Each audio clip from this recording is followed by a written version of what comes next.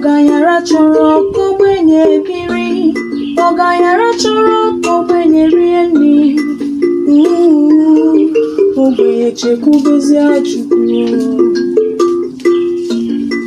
N'uche Chukwu abụzi ka ya eme, n'uche Chukwu abụzi ka ya eme n'ụwa. Ihe o soro n'iru ya si arịbazie. Ogbenye bebe, ọgaranya ṅụrịba, ogbenye ṅụrị, ọgaranya jebe ihe soro ya, mana ọgaranya nwụọ, ogbenye abịa bebezie akwa. Ọgaranya chọrọ ka ogbenye biri, ọgaranya chọrọ ka ogbenye rie nri. Ogbenye chekwubezie Chukwu. Ọ dịrị m mma, ya dịrị ibe m, ọ dịrị nwoke mma, ya dịrị nwanyị mma, na-anọkwa m n'ebe ebere ugo beru. Ọ dịrị m mma, ya dịrị ibe m, ọ dịrị nwoke mma, ọ dịrị nwanyị mma, ụkwa na-asa anya nna m Legality. Ọgaranya chọrọ ka ogbenye biri, ọgaranya chọrọ ka ogbenye rie nri. Ogbenye chekwubezie Chukwu.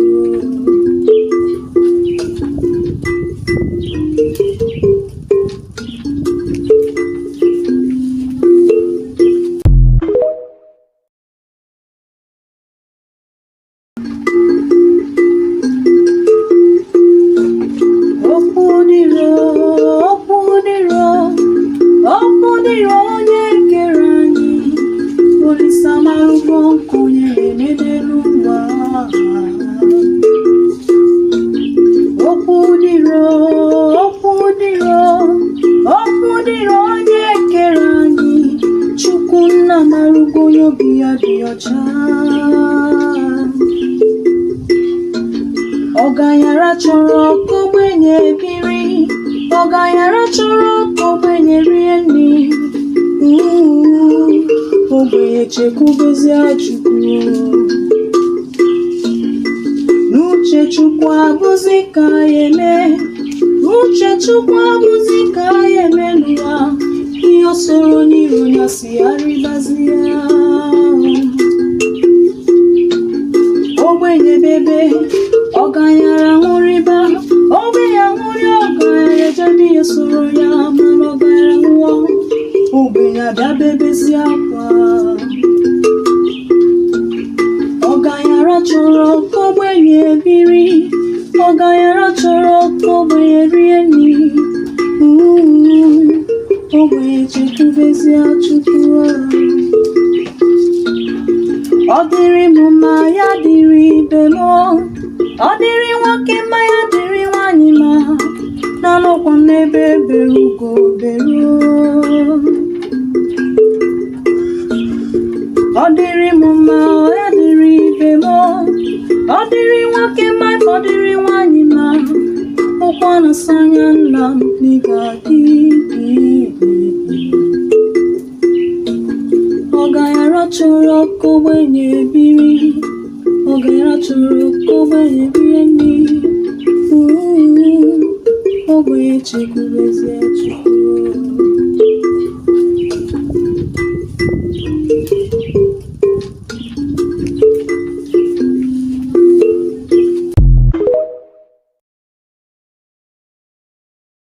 All right, we are going to start. We are going to start now.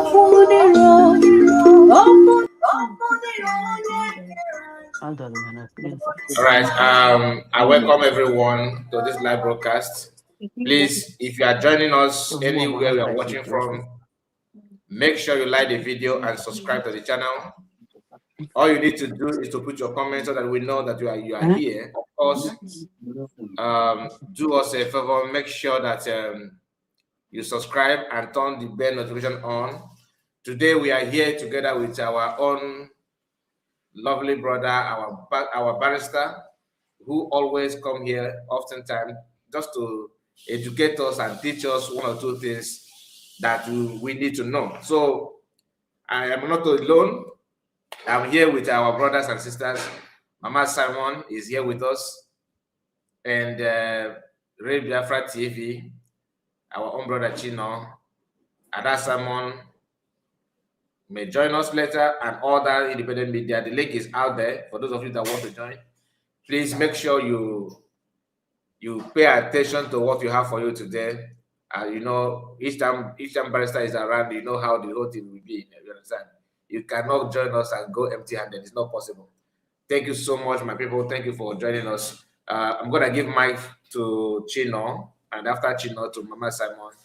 Let's say hi to Biafra before we now call Barrister. Thank you. Yes, so Mazukai, good evening once again from my location. Then Mama Simon, good evening. I want to thank you for always bringing Barrister to give us those things that we are missing in our life, because when all these legal luminary are in the midst of us, I always pay attention. I like to record, because whatever you hear from their mouth is exactly what we are doing, and that is what we need to do for us to achieve what we are looking for on the right and the legal side. Because I always say this word, there is no how illegal win legality. That is how I put the word. So they know that word very well. So I welcome you, Barrister. Thank you so much. We have been waiting for you. Today you are here. Thank you so much. Mazakai, I leave it here. Mama Simon, from my location, good evening to you, ma. You're welcome, ma. Thank you so much. Mama Simon, you are welcome, ma. God bless you. Please have the mic and greet their friends. Ndewo. Na mbụ ekelele m Chineke onye mekwere ka anyị zụkọta ọzọ taa. Kelee our own barrister Akpaza. Chineke gọzie gị, ị ga-adị ka echi maka na echi adịghị agwụ agwụ. Maazị Kai, ekelele m gị, ọ gị shiwere sị ka ọ gbụ. Thank you so much. Our own TV. Chineke gọzie gị n'ụzọ pụrụ iche. Ada Simon. USB is our nation. Sister Margaret, you are always there for us. Ana m ekele gị n'ụzọ pụrụ iche, afụgo m gị. Na-ekele Exodus, ọzọ ka eme Kai nwoke yiri nwaanyị, ama m na ekelele m gị. Aga m ahapụ gị isi nyere ahịrị, ma ga-agbawa a na-ahapụ ike gbara ahịrị nyere ahịrị, a na-agba isi ọkpụ. So eweli iwe. Ekelekwala m Pastor Rose na ndị niile ka ga-abịa abịa, ma Rose ama m na ụnụ niile nọ n'ụzọ na-abịa, biko na ụnụ bịa, maka ndị Igbo sị na ọ na-awa anyụkọ mmamịrị ọnụ ya agba ụfụfụ. Ụnụ niile machanụ m ama ịma aka akpara bele ya akara gawa. Asị m ka m ekele ụnụ n'ụzọ pụrụ iche. Ọ bụ Mama Simon Ekpa, Stella Ebiam. Thank you so much. Thank you, everyone. God bless you.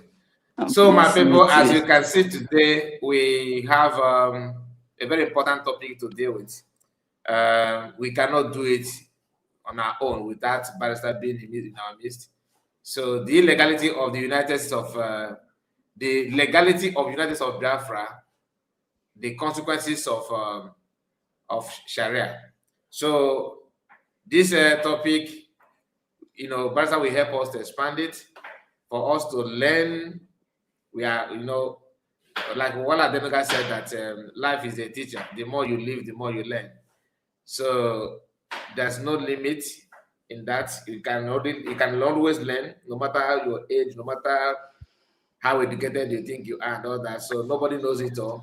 So we are here together with our own barrister, the barrister that always help us, always answer us when we call, always ever ready barrister to teach us one or two things. And it's not just your book church man equal barrister. Some of us are thinking no church that book church that bell. You know be church that not be church that bell lawyer, please you. How can capilaka with people original one with everything agreement, yes, not be small thing. And barrister, we're always happy to have you. Thank you so much for joining us.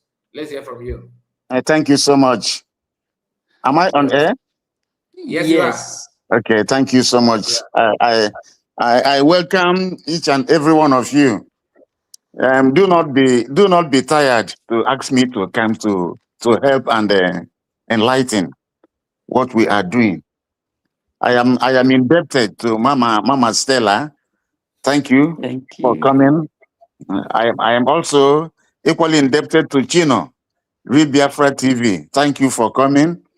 And any other Ada Simon and any other person, Rose, Ezedo, all of you that have been coming. And I think I had Sister Margaret there. Thank you so much. Yes, thank you so much. And brother Kai. Kai is just like my if I call him my son, I'm not mistaken. It's No, a you are not. yes. So I, at times when I am in my room here and I'm hearing a noise. What's the noise here? Don't worry. Our sister just joined us. Okay.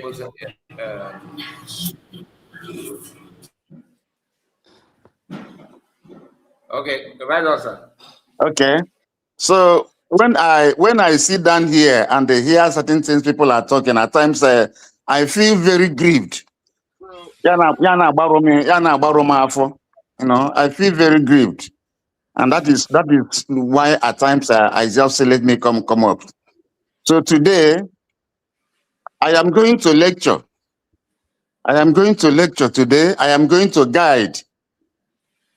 I am going to point out the way. I will point out the way today so that anybody after today, if anybody still says that you are in doubt, it means that you don't love even yourself. You don't love even yourself. If after today you say you are still in doubt, it means you don't love yourself. You don't love yourself. And you don't love your family. You don't love your children. You don't love your posterity. So I am here to point out the way today, to lecture and to guide. And because of that, I would want you to tag Metusela. I think that's what you call him. Hello. We can hear you, sir. We are hearing. I put my mic because I don't want any noise. Yes. I want you to tag Metusela and tag him. I want him to hear what I'm saying. I also want you to tag this lady. What do you call that lady? The lady that Achalugo. Yes, Achalugo. Tag him. If you can also tag the one they call punk woman also. Nneka, Nneka. Okay, if you can tag her. Tag also the one in Canada. No, tag them. Yes, tag them. They should hear what I'm saying. They are all Igbos. They should hear what I'm saying. They're all Biafrans. I want them to hear me. The reason why we go to school is to improve ourselves. That is why we go to school. That is why if you're a father, if you're a mother, when you have children, you send them to school for them to learn so that they can become better persons, better individuals, and better citizens. So I greet once again all the citizens of the United States of Biafra that are within earshot, that are hearing me. My greetings to you. And may God bless you, all of you that are hearing me. And I pray that after hearing me, put what you have heard into action. I want to remind you that nation, the freedom, or seeking for your freedom, or fighting for your freedom, or seeking to be a nation is not a child's play. It's not a child's play. It is a very serious matter. It's not a child's play. So freedom fighting it's not a child's play. It's just that, because people have their phones, people have platforms, and people, those that made themselves available when Mazen Nnamdi Kanu started broadcasting, everybody trooped in, both those that are that have good intentions and those that have ill intentions, both those that should be there and those that shouldn't be there. Everybody trooped in.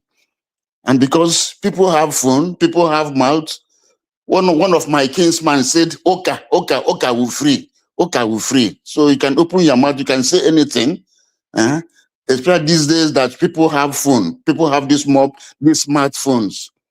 But when what we are doing is not a child's play, it's a very serious matter, because it is something that will affect you. And even after, when you have passed on, it will affect your children. When your children have passed on, it will affect their children. It will continue to affect generations yet unborn. It will affect posterity. So that is why I want everybody to pay attention, because what we are doing is not a child's play. People should not see we are doing freedom, we are doing freedom fighting. That is like we are talking about serious things. We are talking about life and death. That is what I want my people to know. Fellow Biafrans, lovely citizens of the United States of Biafra, I come with open heart and with a heart full of love and concern to address you today, to say one or two things today, to give this lecture so that our people will be better directed. Now, you all know that we, after 1914, January 1, 1914, we were amalgamated, Southern Protectorate and Northern Protectorate. The British told the North not to go, because if they go, that they don't have anything, that they cannot stand alone. So they brought us together so that they can use the wealth in the South to keep the North. And that's under that dispensation, it was supposed to last for 100 years. 100 years. 100 years has long expired in 2014, but they are still holding this contraption called Nigeria. There's nobody from the Igbo Biafrans, nobody, none of our ancestors assented to that amalgamation. They didn't inform us. And in contract, you have to inform the person. You cannot do in law, you can't do contract at the back of somebody. No. If you want your contract to be binding on me, I must be present and I must give my consent. I must assent to the contract. But in this case, there's no signatory from any of our ancestors of particular Igbo descent. Our ancestors of Igbo descent that assented to that amalgamation. Because of the force of arms, the British brought disparate people together, people with diverse cultures, people both the progressive and the unprogressive, both the barbaric and the non-barbaric. They brought python, brought lions, brought goat, brought sheep, brought all these things together. That is what the British did. And that was why they said, if after 100 years it did not work, that those people can go their separate ways.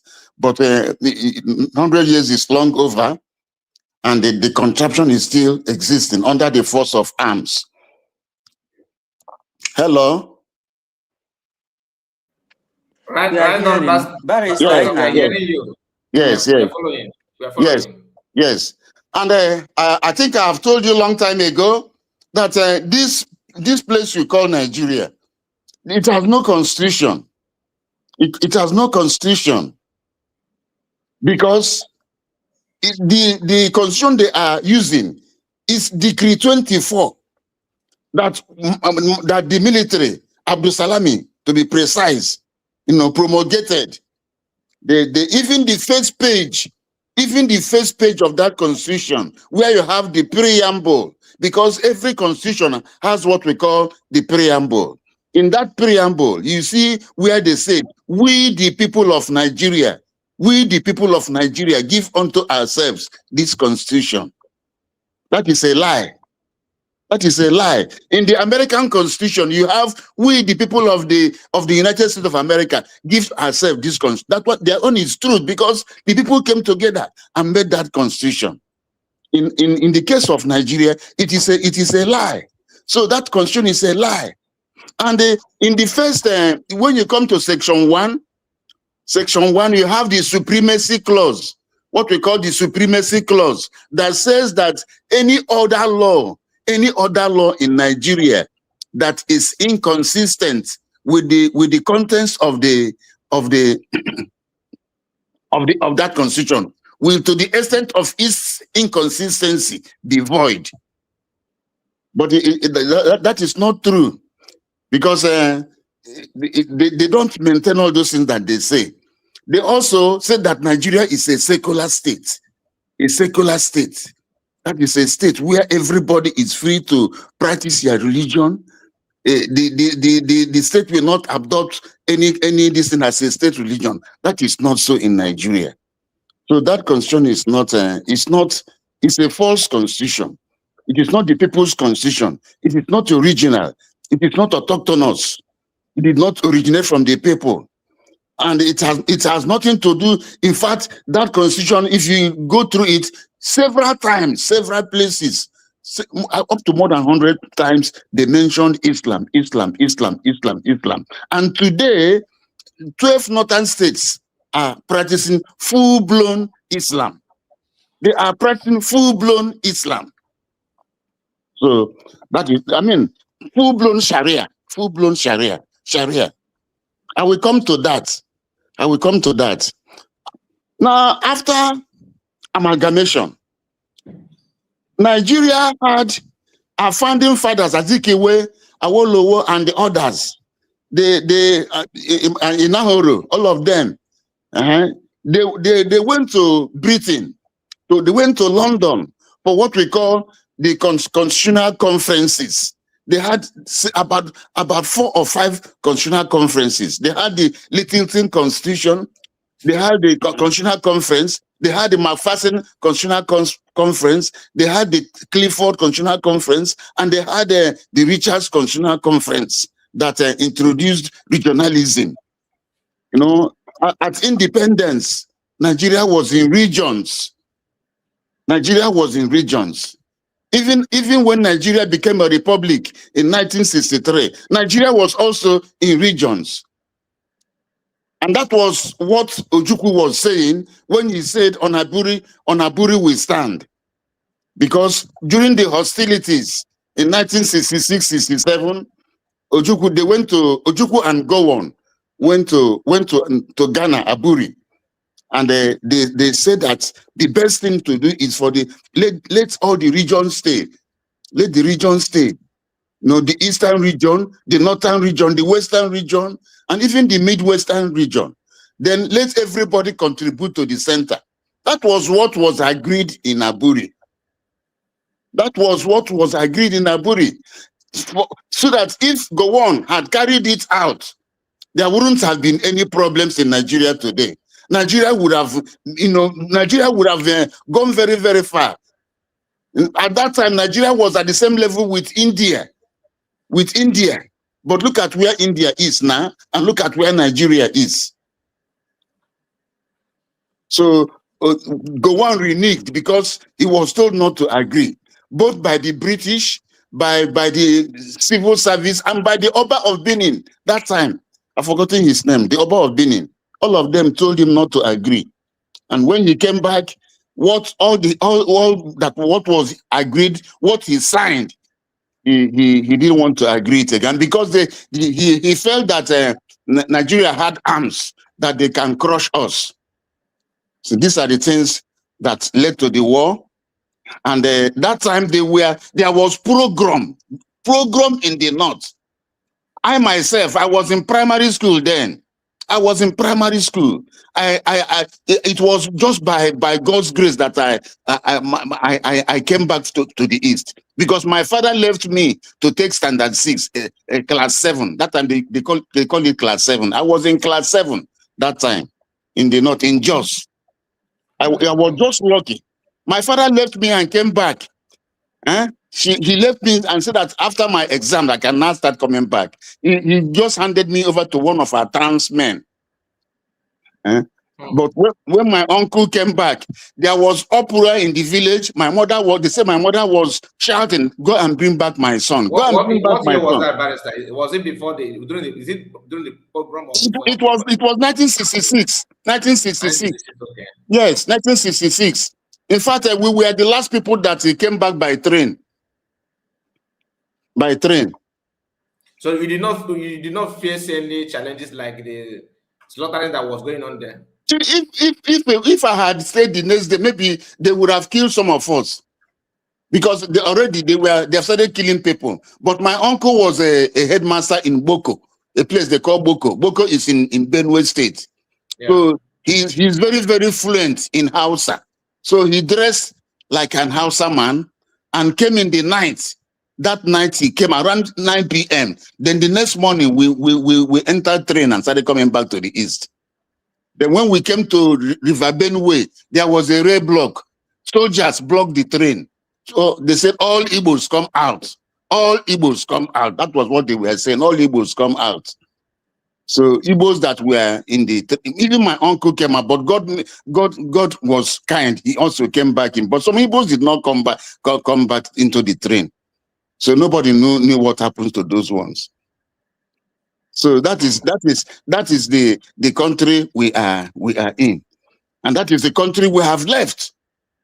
So those constitutional conferences, the reason why I am citing these constitutional conferences is for us to come back to IPOB. Now, those constitutional conferences, Littleton Constitution, McPherson Constitution, Clifford's Constitutional Conference, Richard's Constitutional Conference, all of them was to prepare Nigeria for independence. That was what they were going to London several times. So from that 1914 to 1960, that was what they were doing. They were going to London for Azikiwe and others. They were going to London for conferences. Yes. But those names that are attached to those constitutions, are they British names? Or... Yes, they're British names. They're all British people. Okay. Yes. All of them are British people. You see? Sorry, I have to take you back to your time in the North during that before the program. Yes. So when you came back, then the killing increased, right? Or has they started killing people before you come back? Well, but even before I came back, they have started killing people in some parts of the north.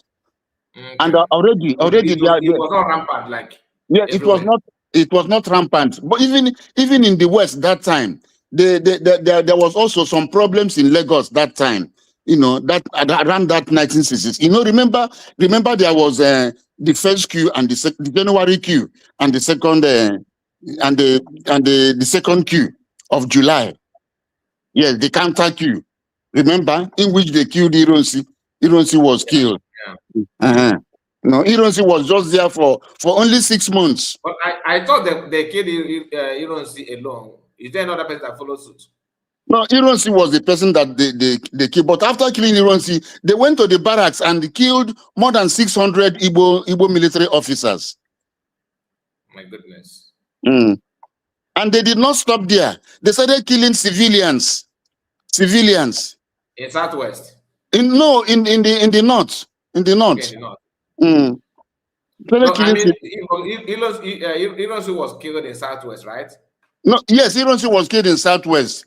But so he's the only person that killed in Southwest. Yeah, he went to Fajuyi. Fajuyi was the governor of Southwest. Of the Western region that time. I think Adekunle Fajuyi also. He was the governor of Western region. They came to his house. Before that time, it was Theophilus Danjuma. That was Agu Ironsi's his aide-de-camp.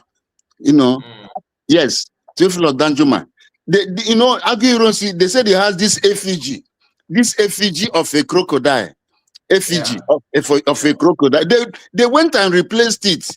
they replaced it. I don't know what he was doing. He didn't know when they took the original one and placed the wrong one for him.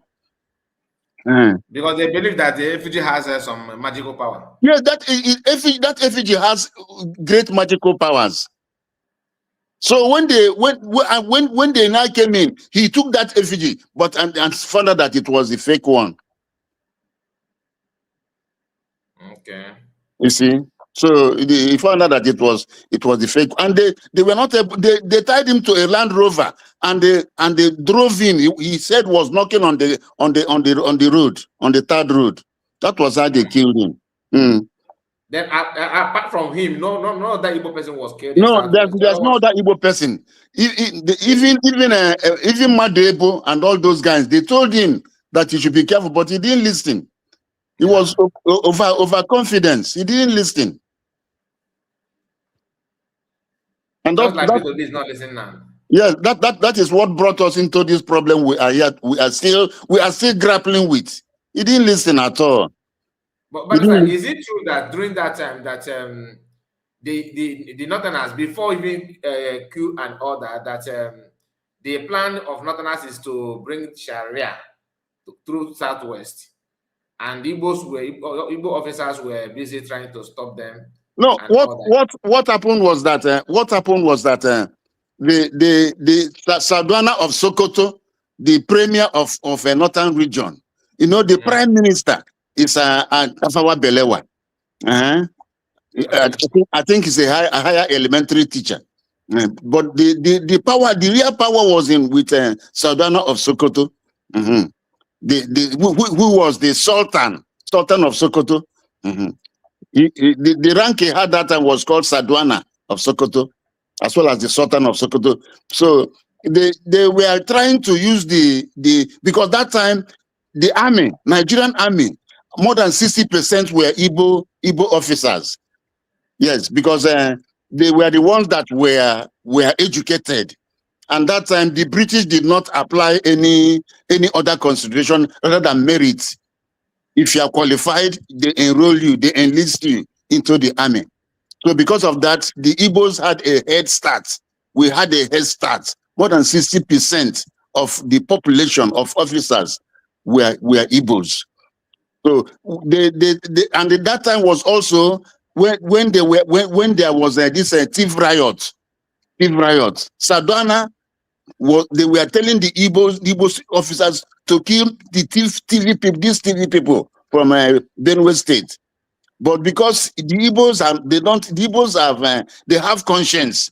The Igbos that were in charge then, they were not carrying out those orders. They were also trying to use the army to repress the West, to kill Yorubas. The Igbos also stopped it. You see, it was because of that thing that was the genesis, what led to that first coup. What led to that first coup?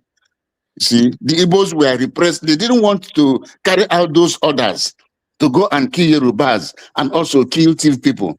So the first coup now came up. It was also the Igbos that quelled that coup. Ojukwu and Ironsi. They're the one that stopped that coup. Yeah, but they said that they said that what like the problem they have with Ironsi is that he refused to prosecute those officers that carry out the coup, because there are many Igbo officers. So they were expecting him to put them in prison or maybe buy them, something like that. Those people the coup was quelled and they were arrested and put in prison, but they were not killed. After all, there was this Ademo Yega that was also a Yoruba man that was in that coup. You see, that was not the reason. They wanted to, because you don't see, because those few coups they have killed Sadwana of Sokoto, they have killed Tafawa Balewa, and there's some people in the West, So that was their grounds. That was not because Ironsi did not imprison anybody or did that. That was their grounds. They said that since they killed those people and nobody was killed in the East. Nobody was killed in the East. So it was a selected killings. No, but that was not the case. The person that they sent to the east was not able to carry out his duties. But Nzogu went to the north. Nzogu, no, went to the north. And during that time, one of the reasons also that what gave rise to that distance, Nzogu found out that because he is very literate, he is literate in Arabic. He found out that already Sadona was planning to have a Sharia that time, to have mass killing that time. So because he is in the intelligence unit, military intelligence, he was heading military intelligence. He found out that there was plans to carry out Sharia that time. To carry out, and that was why they were trying to use the military to influence the military to do certain things that were unprofessional, and which Igbo officers refused. So the question of heroism, it was just a counter coup to kill him because they felt that their leaders had been killed. That was what happened. Okay, so Biafra, just throw more light on this legality of United States of Biafra. Yes, I'm coming to my distance. I'm coming to that. Okay, so I've told you about the constitutional conferences that now gave rise to independence in 1990. Yes, all those constitutional conferences that they were doing that time, it was in preparation for Nigeria to be independent. And when they felt that they had concluded everything, they gave Nigeria independence. Nigeria's independence would have been in 1959, but because the North said they were not prepared, it was shifted to 1960. And that first election that they took, it was Azikiwe that won that election with 2.4 million votes. Yes, APC, this MPC got, and that is Sadona and the MPC, Northern People's Congress, they got 1.9. Awolowo got 1.4, Action Group. But because they didn't want to give us power, they gave it to the Fulanis because that was their plan.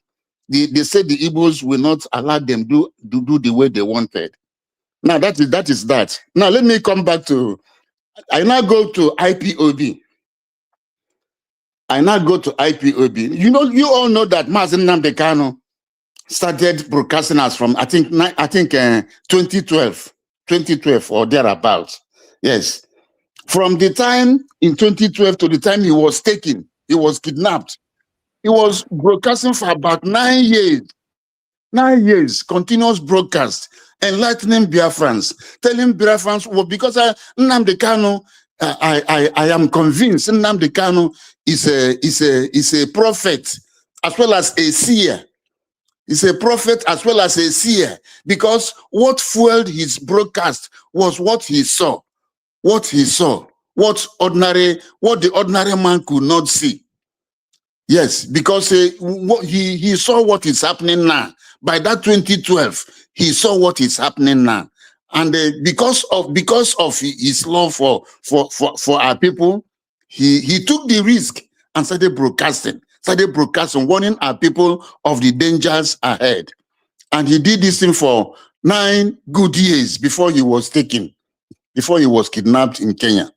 And, he was kidnapped in Kenya. And it has been revealed now that he drove on the road. The Ethiopian driver drove him on the road from Ethiopia to Kenya. He was hiding. He was running for his life when he left Germany. The Ethiopian government could not protect him any longer, and he decided to go to Kenya before they took him.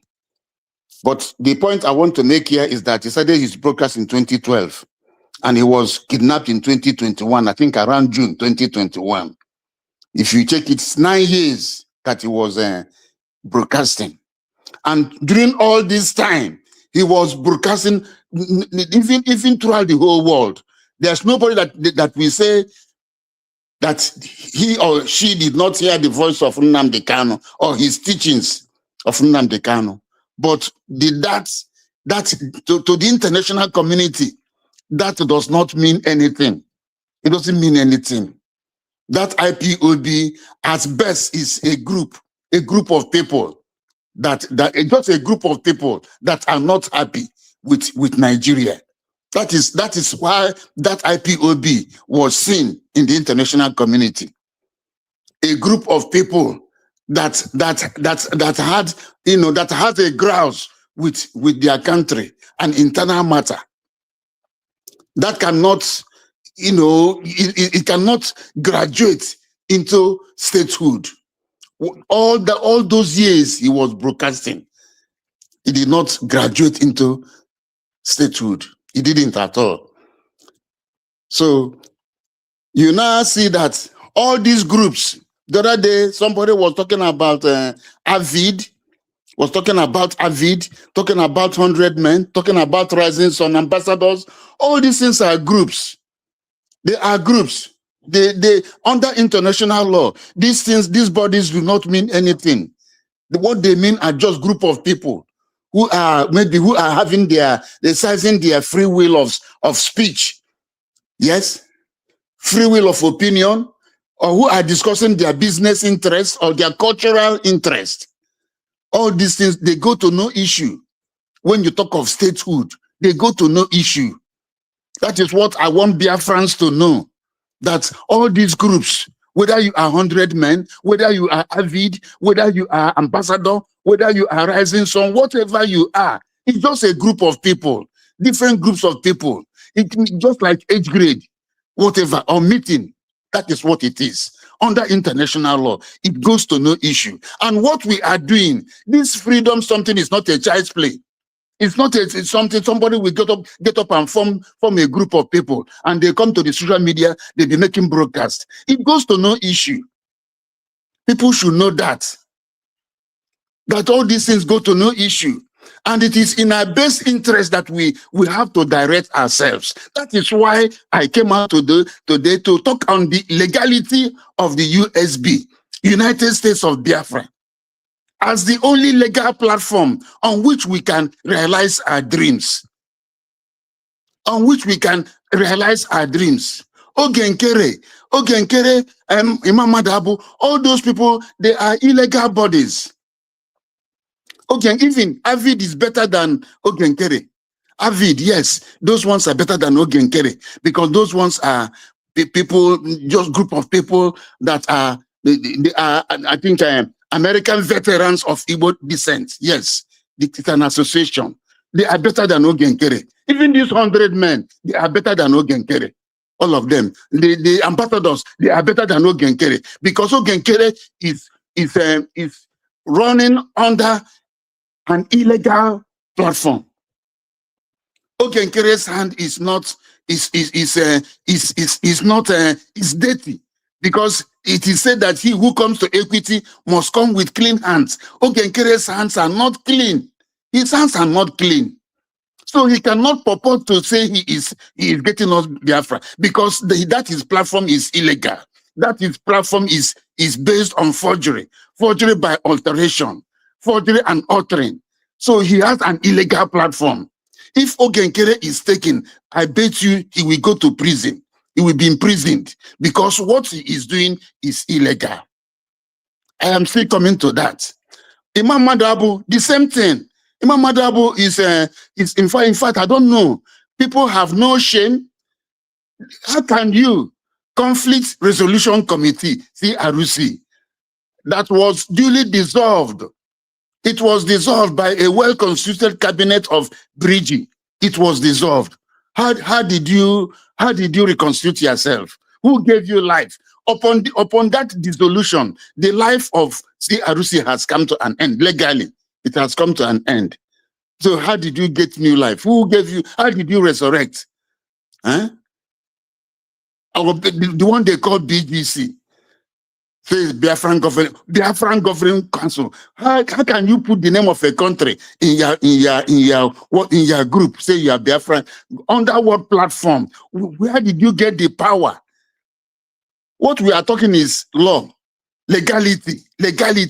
Because under international law, whatever you are doing must have a legal platform. We are talking about legality. So Ogenkere, Imam Madabu, in fact, they are just a bunch of people that are masquerading. Maybe they have their own interest. whatever they are doing. Those things, whatever they are doing there, they go to no issue. Whatever Genkere and Imam they are doing, they go to no issue.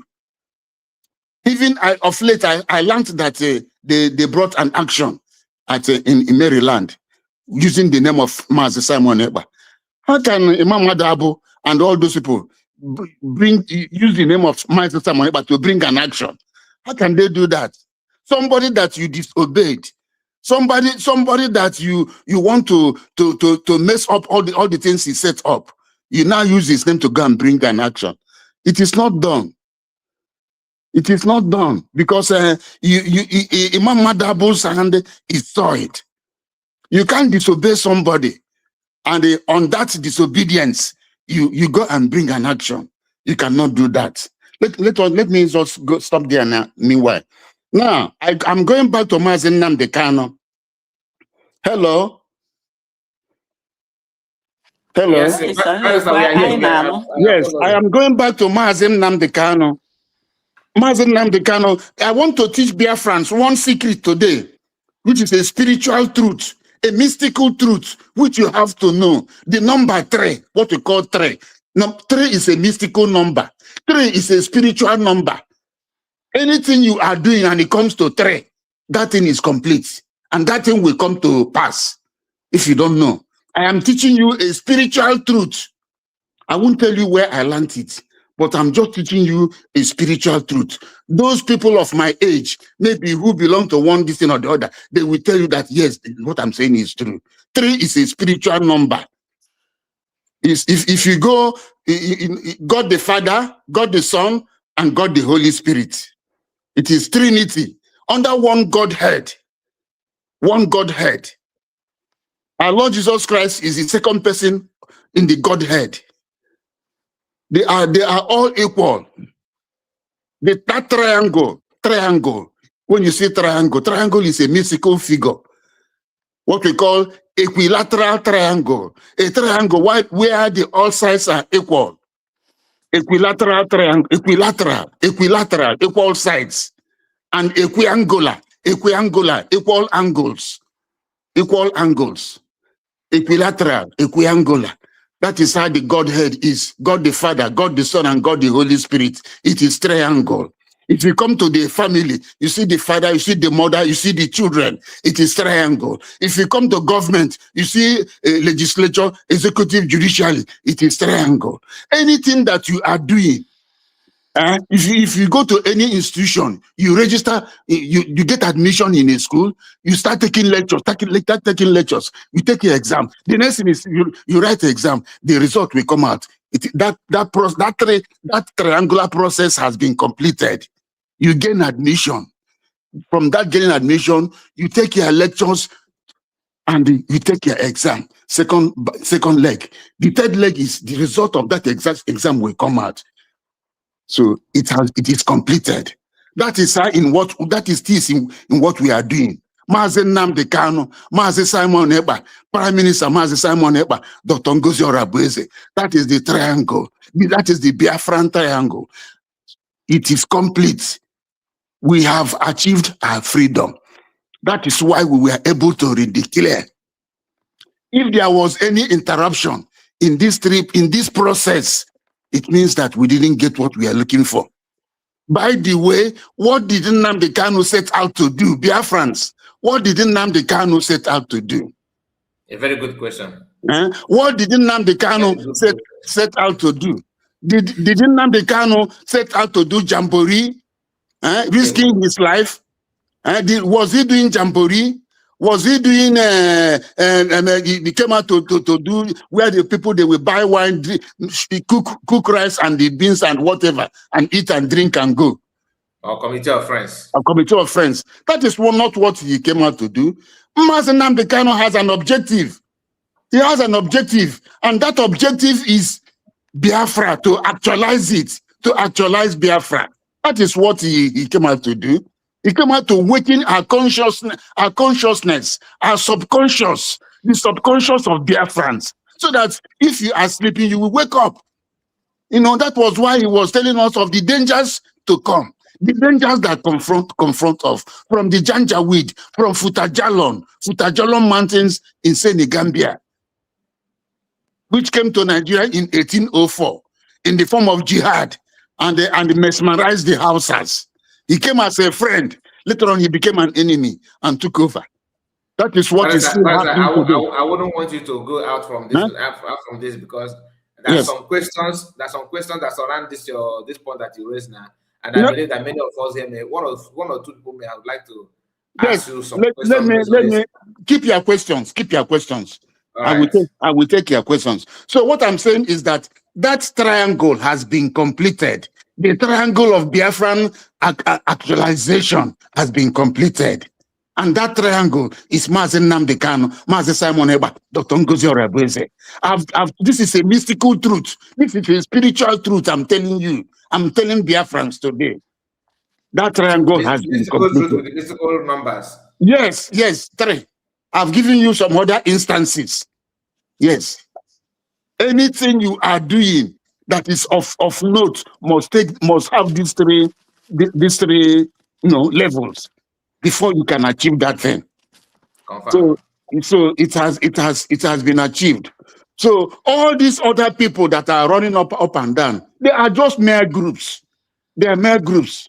Now, before Nnamdi Kanu was taken, Nnamdi Kanu made a pronouncement. He said, Biafrans, go and follow Mazi Simon Ekpa. I think he said something like that. 100%. You must follow Simon Ekpa. Listen his programs, share his accordingly, that he is taking this struggle to a new dimension. You must listen to Simon Ekpa and follow his programs. He is bringing a new dimension. Yes. That statement has a lot of connotation, a lot of significance, a lot of spiritual significance. That statement is the handing of baton. He handed up, in a relay race, you hand over the baton. That was when he handed over the baton to Mazi Simon Ekpa. Ndị Igbo na-achị onye iberibe ama manụrụ gịnị nkụkwa. Yes, ị ga-anọ nga ha na-eke nkụkwa, ga-anọ nga ahụ na-achị ọchị. Ịma na-ekecha na ihe niile ekere eke. Ga-anọ nga ahụ na-achị ọchị. You'll be laughing. You'll be laughing. When you get home, your mother will ask you what happened there. Guess in a minute, that's the way you won't be. That was when Mazi Nnamdi Kanu handed over the leadership of IPOB, whatever it is, of the Biafran struggle. That is when he handed it over to Mazi Simon Ekpa. Some people that are not able to comprehend what you're saying with twist is that you are actually saying that Mazi Kanu has been relegated to nothing, that he handed over the power. Don't worry. I am coming. Anybody that has questions, let them bring it today. I will answer their questions. Now, we are going to make the link public, okay, so that anybody, because I know we are going. Some of us that are here would like to ask questions. Not everybody, but whoever that won't have questions will jump in, so we cannot hear you. So, Mr. Kai, so let me continue. Now, listen. Continue. Yes, Mazi Simon Ekpa came into the struggle in 2019. I think they were calling him COVID-19. That was what they were calling him. Yes. They called him all sorts of names. So, dear friends, the quest for a nation is not an individual affair. The quest for a nation is not a family affair. The quest of a nation is not for friendship. The quest for a nation has to do with generations and posterity. When I talk of posterity, I mean generations yet unborn. That is what we call posterity. Yes, posterity. America is enjoying today. The people that made America what America is, they are no longer here, but the posterity of American citizens are still enjoying it. They are still enjoying it. If you come to America, if you become 18 years, they say you are an American adult. If you go to any supermarket, they will be dashing you things that you are 18 years. Huh? That is how America is. A very wonderful place. If you people pay the price. People pay the price with their life, with their blood. So Mazen Nnamdi Kanu came and they gave us that awareness, woke up our consciousness. When he knew that they were coming to take him, he handed over the baton to Mazi Simon. Some of you did not know. You don't know that Ekela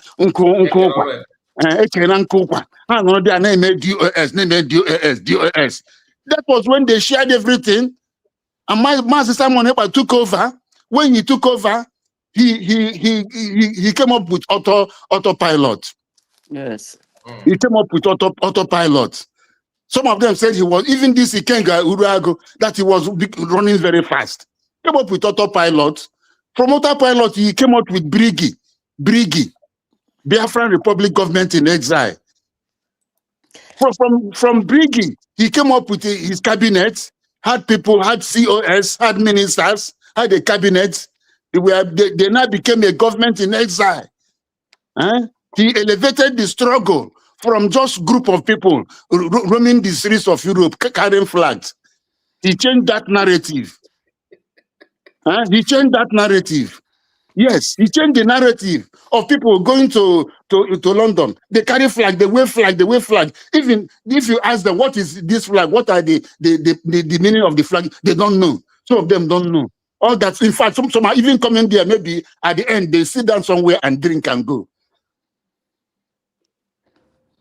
So that is what they were doing. So Simon Ekpa took it and gave it a name. It now became a legal platform.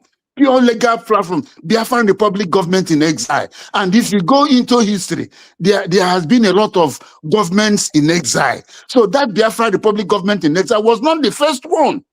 Was not the first one. There have been others. There have been others. Yes. What we call precedent.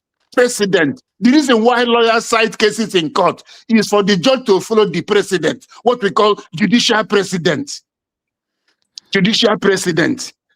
If you say somebody did this, you now tell the court, in this case that you are doing now, this case has been done 50 years ago. Look at how it was handled.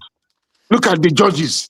We call it judicial precedent. That is why lawyers will continue reading.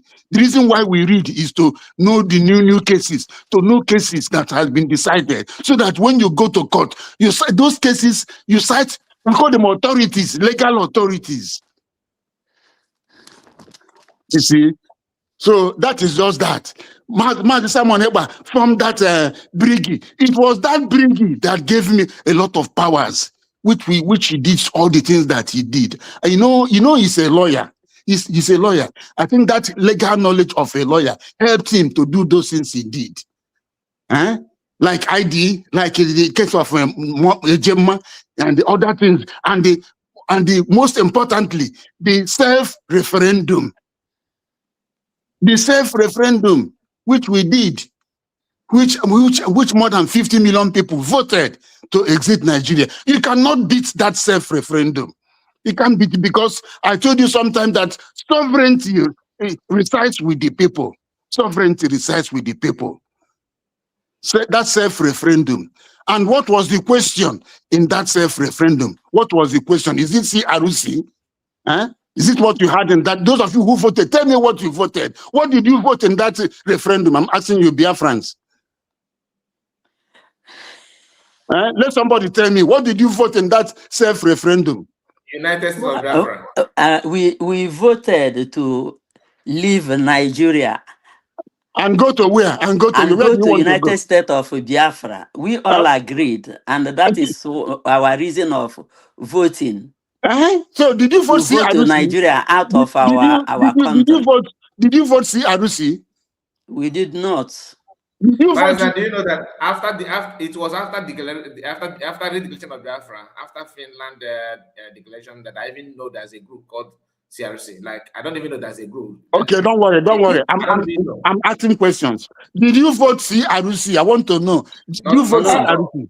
Lawyer, that question, did you vote CRC should go to Imam Madabo? No, wait. I'm asking. And his group. I know, but they have to, because they voted the same thing we voted. Wait. That is why I said you should tag everybody, tag all of them. Did you vote to go to Briggy? No. Huh? No. You voted No. You voted to leave Nigeria to go to USB. Is it not so? Yes. Yes. So that is a legal platform. Sovereignty rests with the people. People, they are the people that have the political power. I told you sometime that equity considers as done that which ought to be done. Yeah.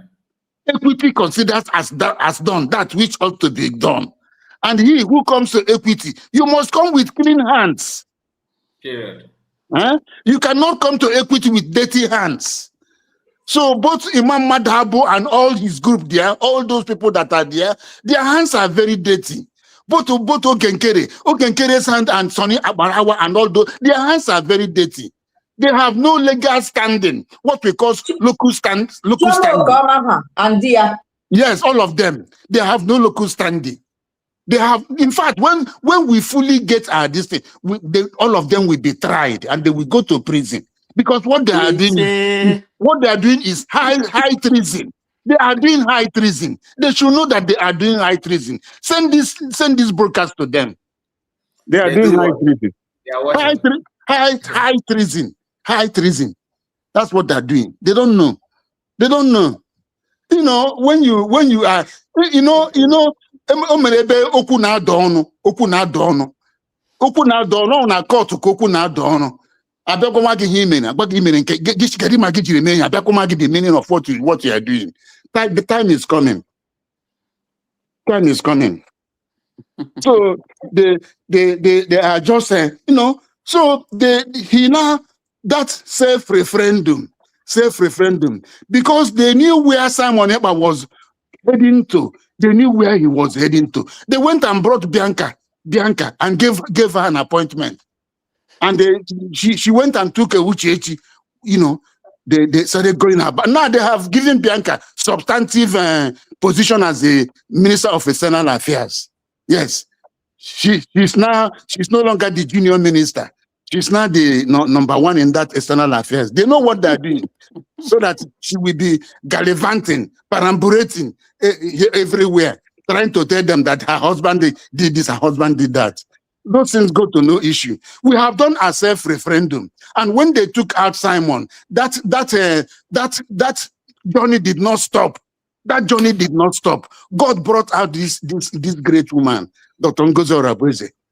God brought her up and gave her the strength, because it is the Holy Spirit. You know, if you are a follower of our Lord Jesus Christ, the Holy Spirit indwells you.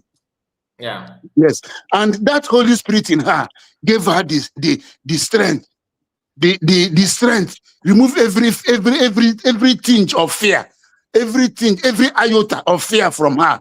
And she went and redeclared Biafra. That was the highest. That redeclaration of 29th November 2024. That was the date we got our sovereignty. That was the date we became a nation as the United States of Biafra. And that was why they restored Biafra on the USB, on the international scene, international map, and the Bight of Biafra, where it was. These things were removed. The Bight of Biafra was removed before. It was removed before, but they have restored it. Yes. So Biafrans should know that you are a nation. You don't mind that Nigeria is still in occupying. They will get tired. And they will live with shame, with ignominy. Nigeria will live with ignominy. So that is what I'm telling you. Nigeria will leave Biafra land with ignominy, because we are a sovereign nation. We have redeclared our nation that existed from 1967 to 1970. We have redeclared it. We have redeclared it. We have taken possession by that single act of redeclaration. Yes. That is, we are now a country, and that was what we voted for, USB. So we cannot, after voting for self-referendum, to go to USB, and we cannot, after redeclaring, we cannot, after redeclaring our nation USB, we now start going back to Brigi. We start going back to CRC. That's CRC. Oh my God. Wonderful. Wonderful. This is madness. This is madness. Even the name Brigi will reject the people that is answering it because they never voted for it. They voted for another thing and they came to disturb the another thing. Let us come to Brigi. Let us come to the only Brigi is that Brigi, that platform which Simon Ekpa registered, that platform with which USB was redeclared. That is the only Brigi. Any person going about now answering Brigi, that person is a rogue. That person is a criminal. Yes, because those in fact, those other Brigi, those other any person answering Brigi, that person is a rogue. It's a criminal. The only lawful. Sorry to jump in. Sometimes I wonder what is like that which gives them that energy to think that people are going to take them serious. What they're doing is just like that. You are a barrister. By every ramification, qualification, everything you have your certificate. You have your chamber. You are doing what you are doing. You are very, very good in your own field. That does not mean that your son or your daughter will not grab your certificate tomorrow, begin to defend anybody in the court. No, that one is it is in me. It's not in any of my children. It's exactly. In me. So they have to go and look for their own. Thank you. These people think that because they are part of Brigi that lead to different declaration that they cannot go back and begin to answer Brigi. In fact, as a matter of law, that Brigi that redeclared USB, that Brigi has fused into USB. Exactly. That Brigi that redeclared USB cannot enter into any legal obligation with anybody, because that Brigi, its existence is now in USB. These are issues of law which people do not know, except to have legal mind, because there's what we call legal mind. The eyes, lawyers see things from the eyes of the law.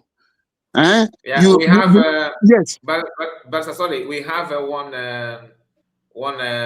flavor here saying that it's a useless group. Which one? You are standing for betrayers like you, useless. You can't even put English very well. Your statement is not complete. I don't understand what I said, but I can feel that. I feel like what you are saying does not mean anything to me. It's a useless group. Which one? No, there's no which one. Then what? He said you are standing for betrayers. I have no word for him. What I know is that whichever group he says is belong. You don't even reply to this one. This one is for us now, not for yes, you. I'm not replying him. I have told Biafrans that. Not for you. Yes. But I want to tell him, Samuel, can you just wait so that once Basa is done, we put link, you come here and tell us who is a betrayer and what you can also define betray. Like somebody, when you say somebody betrayed somebody or a betrayer, just give us a definition of that. Then we cannot go through the activities of everybody for us to know who is actually a betrayer. But I know you will not do that because you are not sure of your criminality. Your own is to steal, rob, and run. You can't defend your criminality. Can you do that? You're going to drop a link for you to come and just be proud of yourself. Not even your camera. All you need is your voice.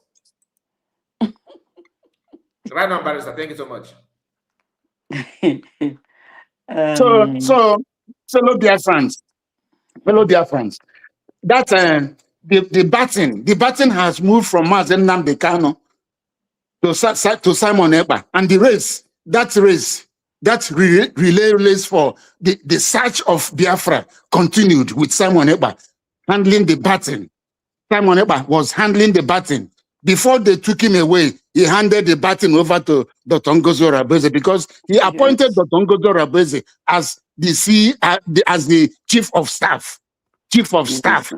All other people that were in that brigade, they were only staff. They are staff. All of them are staff. They are other staff. Both whether you are finance, you are military, whatever you are, all of them are staff. Whether you are 20 or whether you are 30 or whether you are 40, your name is staff. Your name is staff. If they want to make you look more beautiful, they can put one name before that staff. But we are staff. All of you are staff. If you let us say the staff for finance, the staff for defense, the staff for whatever, all of you are staff. That is what you are. But this person is chief of what? Staff. This person is chief of staff. Or una go primary 6. Or una go primary 6. Una ma that when hana about chief of staff. I'm a professor there. Now my here staff. Now my here chief. So I won't go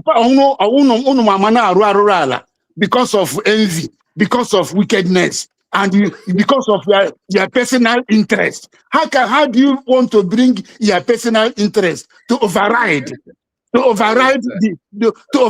interest of a group of people, to override the interest of a race that is looking for survival, the interest of a race that is looking for survival. If I start telling you the history of Nigeria and what the Igbos have suffered in that country, unaga really today. And we have the opportunity. Educated the fools. We have the 21 million on a push. Professor Nadia, the doctor, how many here with chief? We have the opportunity, which is a divine opportunity. A divine opportunity from Martin Namdekanu to Dr. Ngozi Orabeze. And we have redeclared. You don't know what it means to redeclare. To redeclare a state. Do you know what it means under international law? I will come to Montevideo Convention. I'm coming to Aldo. I will come to UN Charter. I will come to African Charter on human and people's rights. I am coming to those ones. But meanwhile, do you know the international significance, the political significance under international law of redeclaration? When you declare yourself to be a state, you are a state. Because equity considers as done that which ought to be done. You are telling the world, I am a state, I am a state, I am a sovereign state. I want to be a state. And they will now come and see whether you have those criteria that make you a state. And that is what will take us into Montevideo Convention of 1933 and other places I would like to just touch.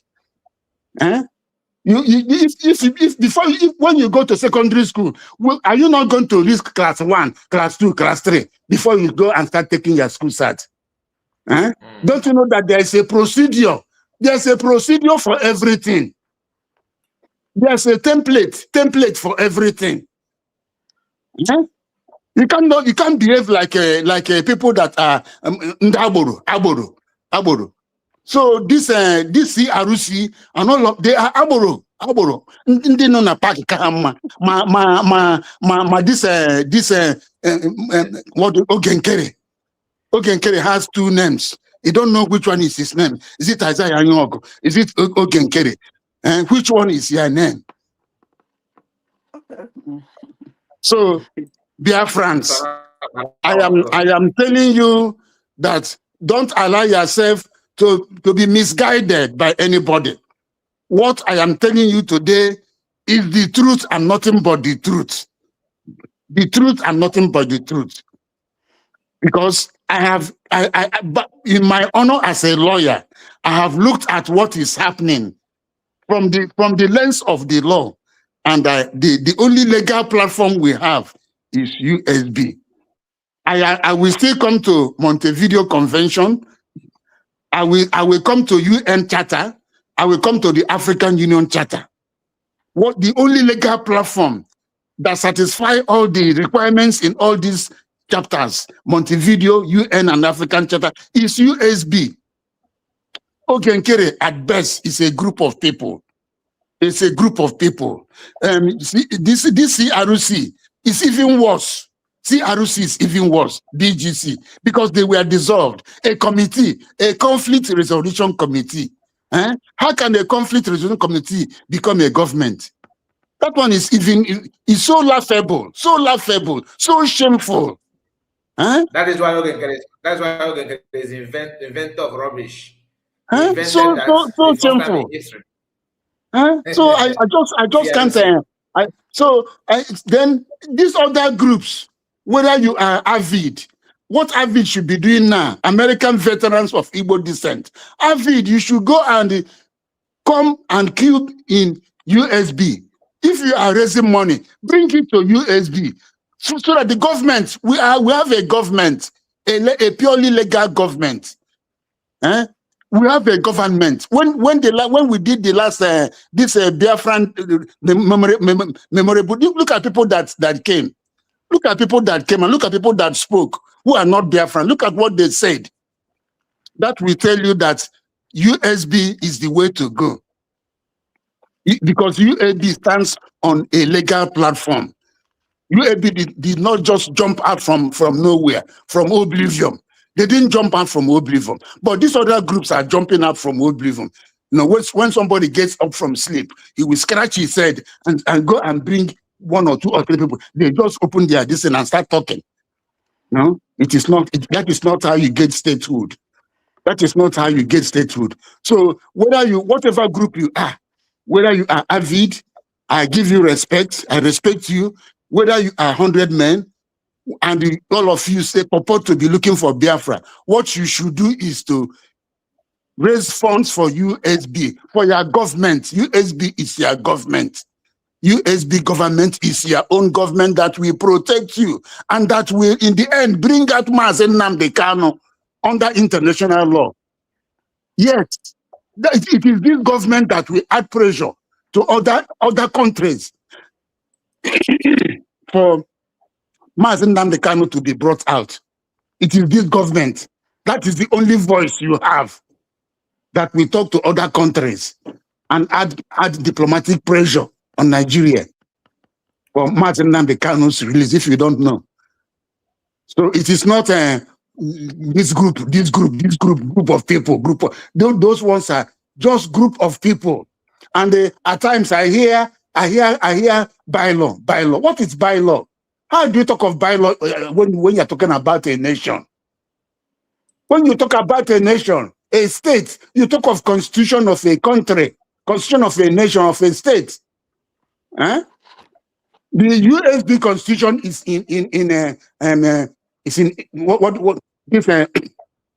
Amazon. In Amazon. Any country, you have if you go to the Gambia, you see their constitution. If you go to Senegal, you see their constitution. If you go to Ghana, you see their constitution. All this, if you come to here in USA, you see American constitution. If you go to Germany, you see the German constitution. All these constitutions are called written constitution. Written constitution, which is a very rigid constitution. They are called written constitution. It is only Britain that has a non-written constitution. They use conventions. Britain has no constitution. They use what we call conventions. Yes, their constitution is unwritten because it's a very old thing. So they now use conventions. But any other country in the world, you see their constitution. They are written constitution. If you go to Russia now, they will give you a paper. You see that this is the Russian constitution. If you go to you go to Hungary, they give you the Hungarian constitution. If you go to Poland, they give you the Polish constitution. If you go to Finland, you will see Finland constitution. You will not see bylaw. You don't talk of bylaw. So stop disgracing yourselves. Stop disgracing yourselves. You're talking of bylaw. Bylaw, are you an 8th grade or what? What are you doing with bylaw? What are you doing with bylaw? Master, thank you so much. Please, I want to borrow a few minutes from you. Let me appreciate the wife. Thank you so much for the super chat. The first super chat you made here, He said, Barrister, God bless you for asking this question. Thank you so much. God bless you and reward you. Then again, you drop another super chat. And here you said, Barrister, we genuine Biafrans agree with you, sir. And again, the third one, he said, we appreciate you, DPM Ngozi Orabeze, for the redeclaration and birth of United States of Biafra. May God bless your name. That fellow Biafrans, you should all be praying for.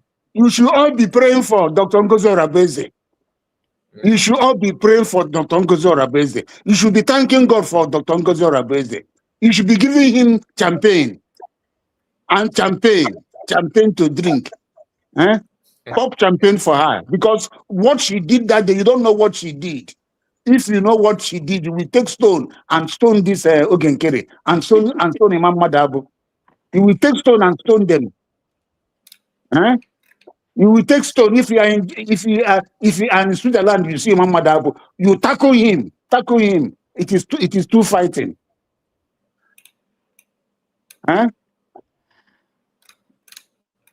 So that is what I'm telling you. Now listen, I want to go to international conventions.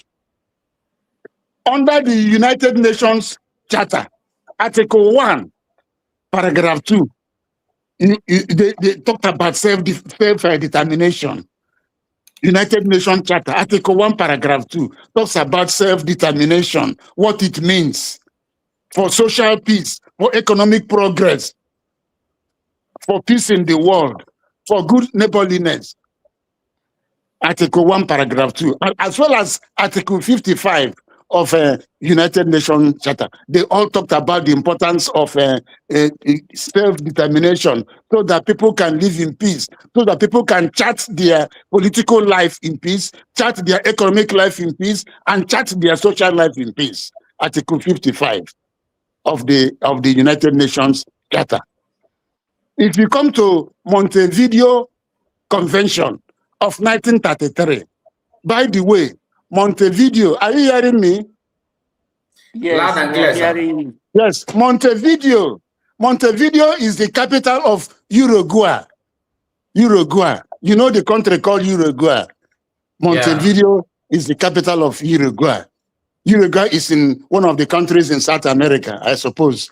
Now, it was at the 7th International Conference of American States that was held in 1933, between 3rd of December to 26th of December, that gave rise to this Montevideo Convention, where they set out the traditional requirements, the international requirements for statehood, for a state to emerge. Yes, that was where they set it out, and that has been the most important document for the rising of a state, that Montevideo Convention, where they laid out four criteria: permanent population, permanent defined territory, government, and capacity to enter into relations. Let me start from capacity.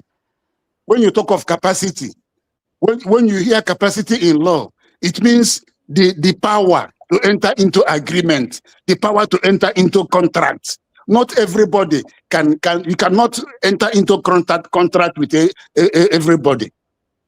If somebody is a minor, you cannot enter into contract with a minor. Any contract entered with a minor is null and void, ab initio. You cannot enter contract with a madman. If you enter contract with a madman, it is null and void, ab initio. Except during what we call lucid interval. That's what we call lucid interval. You can do contract with a madman during the lucid interval. Lucid interval is a time when the madman, his reasoning is intact, when he is reasoning very well. Yes, this madman, they have at times when they are during the lucid interval, they reason well. You can do contract. Any contract we do with a madman during that lucid interval is binding on him. But apart from that, you cannot do contract with a madman. Please, what do you mean lucid interval, please? I don't understand that part. Lucid interval is the period where a madman can reason like a human being. Okay. It may last for 1 hour. It may last for 2 hours. It may even last for 1 day. Then he will go back to his old ways. It is called lucid interval. The law says that if you do contract with a madman during that time, that contract is valid. Are you saying that when Fallback joined hand to declare Biafra in that convention that they were in their lucid interval period? And the Fallback people, all of them, they were in their lucid interval. But after that time, they now went to their distance. So their normal way of madness. Yes, they now went in their normal way of madness. So because they took part in everything that was done that day, and they did not fight anybody. They didn't abuse anybody. They didn't break the head of anybody. So they were in their lucid interval. So that redeclaration is binding on all of them. It's binding on all of them. No matter the madness they are doing now, that redeclaration is binding on all of them. So that is just that. Now,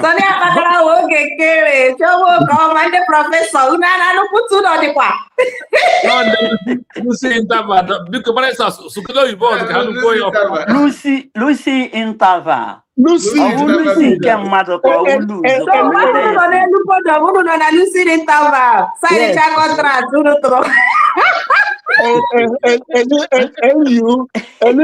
CID. My core on my candidate for me, I can make well upgrade. CID. Lucy.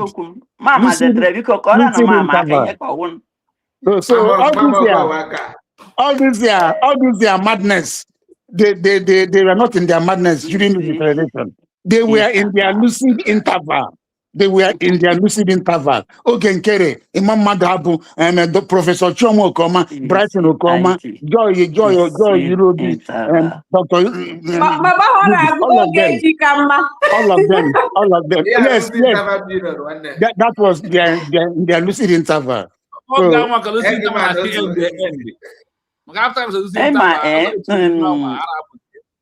Emma, our PM Kuru Maka career agitators. So that is not that, eh?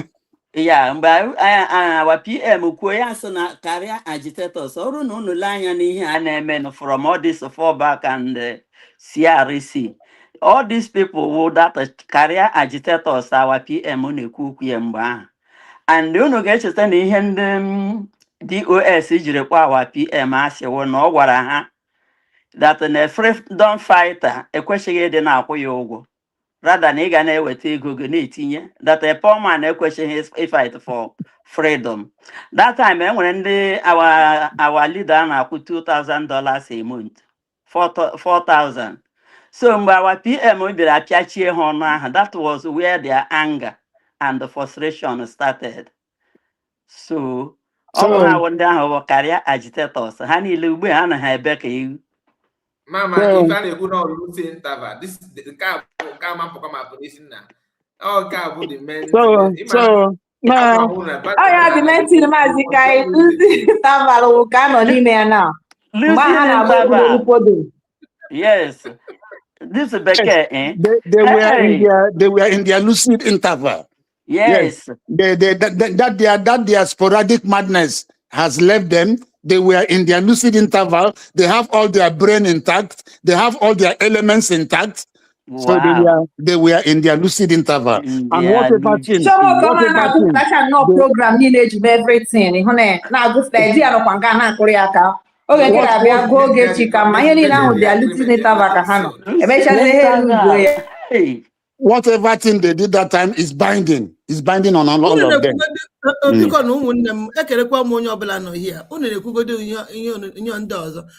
Our bodies taking them again. Thank you for being here. We really appreciate you. Thank you so much for giving us your time once again. Thank you, my comrades, my able comrades.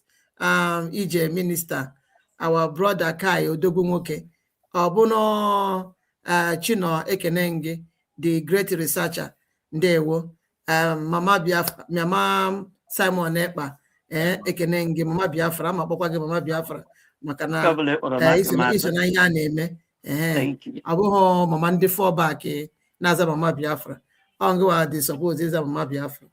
And then our DPM were original Mama Biafra. The Mother General. General, you know. So thank you so much, everybody. Our viewers, I thank each and every one of you. Thank you for joining. Thank you for liking, sharing, and your comment. Thank you, our brothers and women, for your wonderful super chats. Ijina, why are we here today? Thank you so much. May God bless you. Thank you, everyone. Please, as you are joining, make sure you like, share, and continue to comment.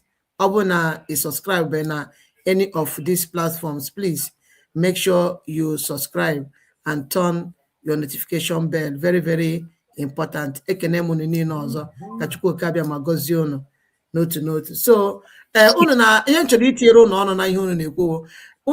Unu chefuru Madam Lasuba mgbe enyere ya ID card ya. Unu chefuru ihe mere that day. Hey, origin. Enwetagonu m origin o. Origin Biafra. Origin Biafra. Unu chefuru ihe. Origin Biafra. Enwetagonu m origin. Mana today, how far? Sorry, our DPM. I don't know,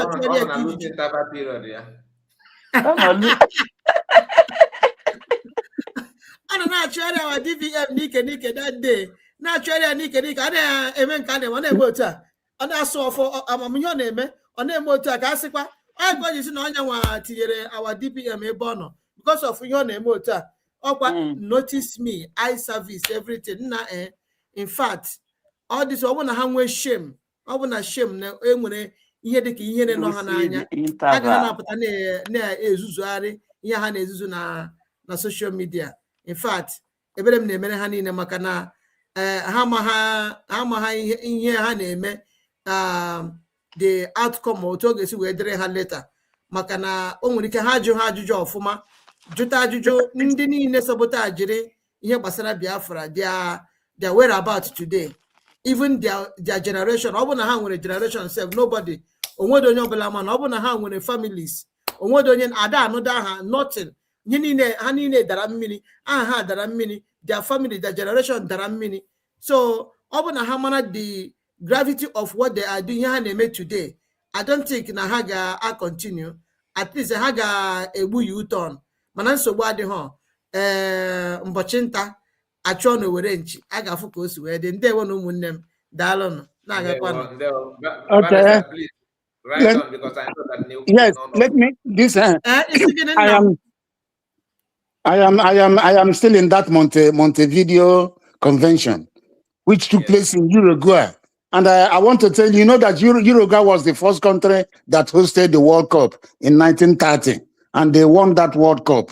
They defeated Argentina 4-2 in the finals. And so that was 1930.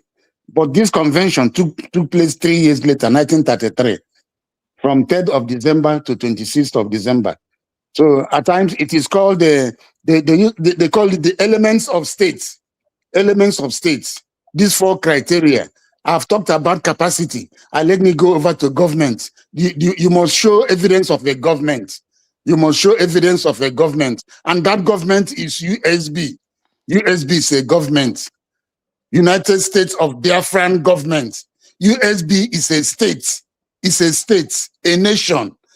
Yes, a newly redeclared nation. What we did on 29th of November 2024 was a redeclaration of a state that was existed between 1967 and 1970.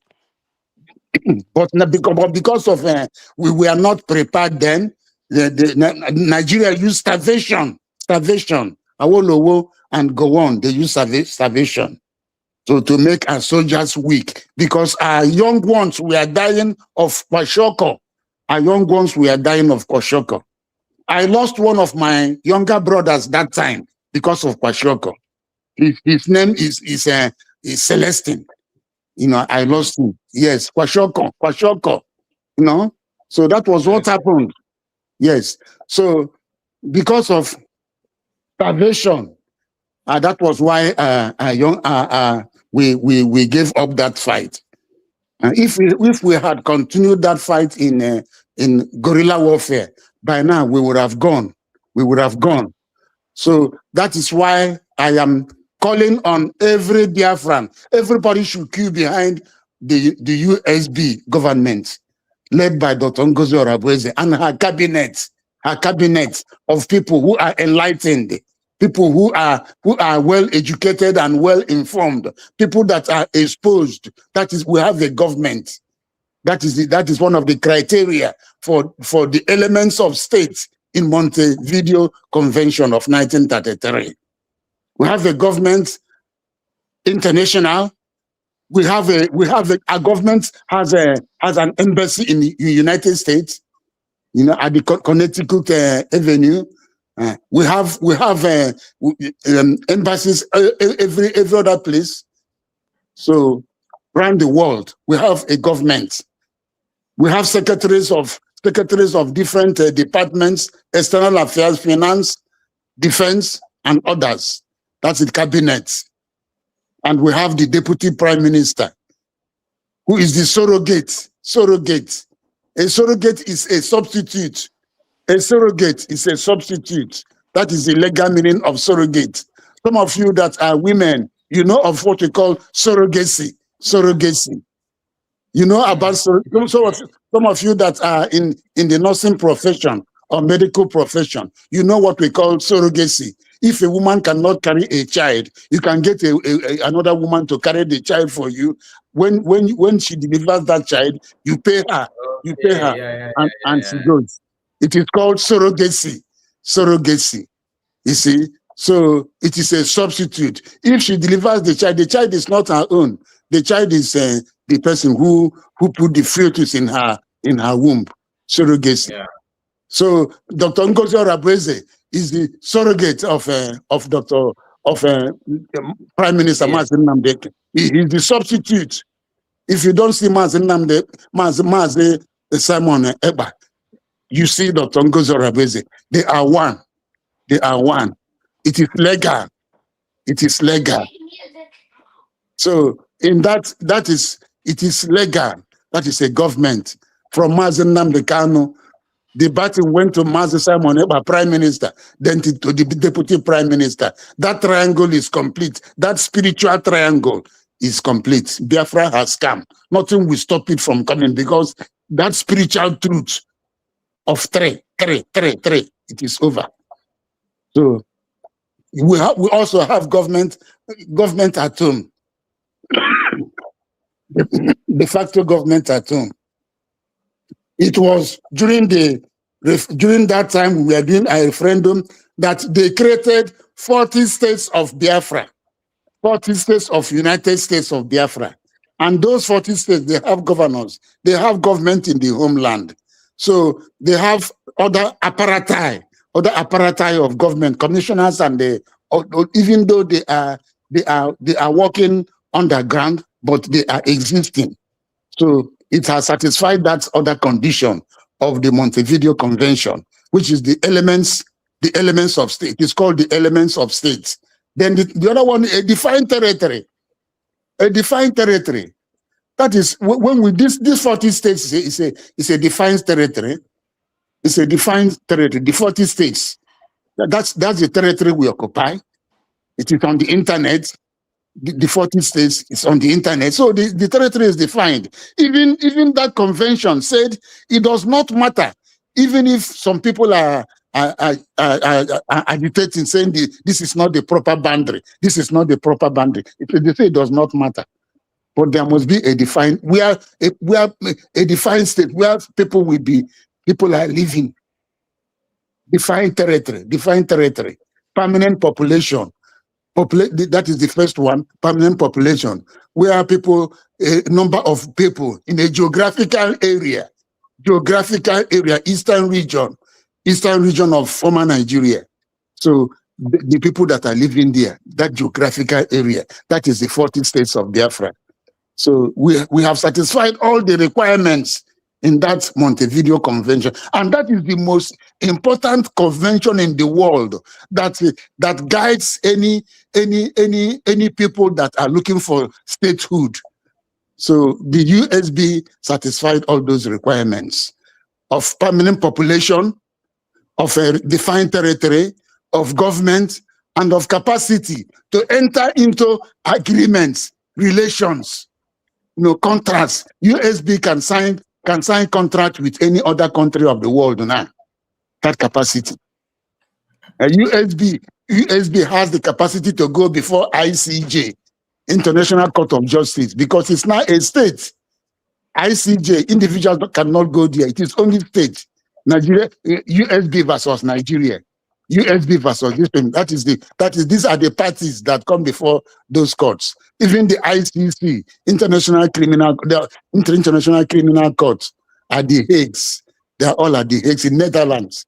So USB can sue any country there. They can sue any country there because we have redeclared. That is one of the advantages of that redeclaration. The significance of that redeclaration is that we can now function as a state.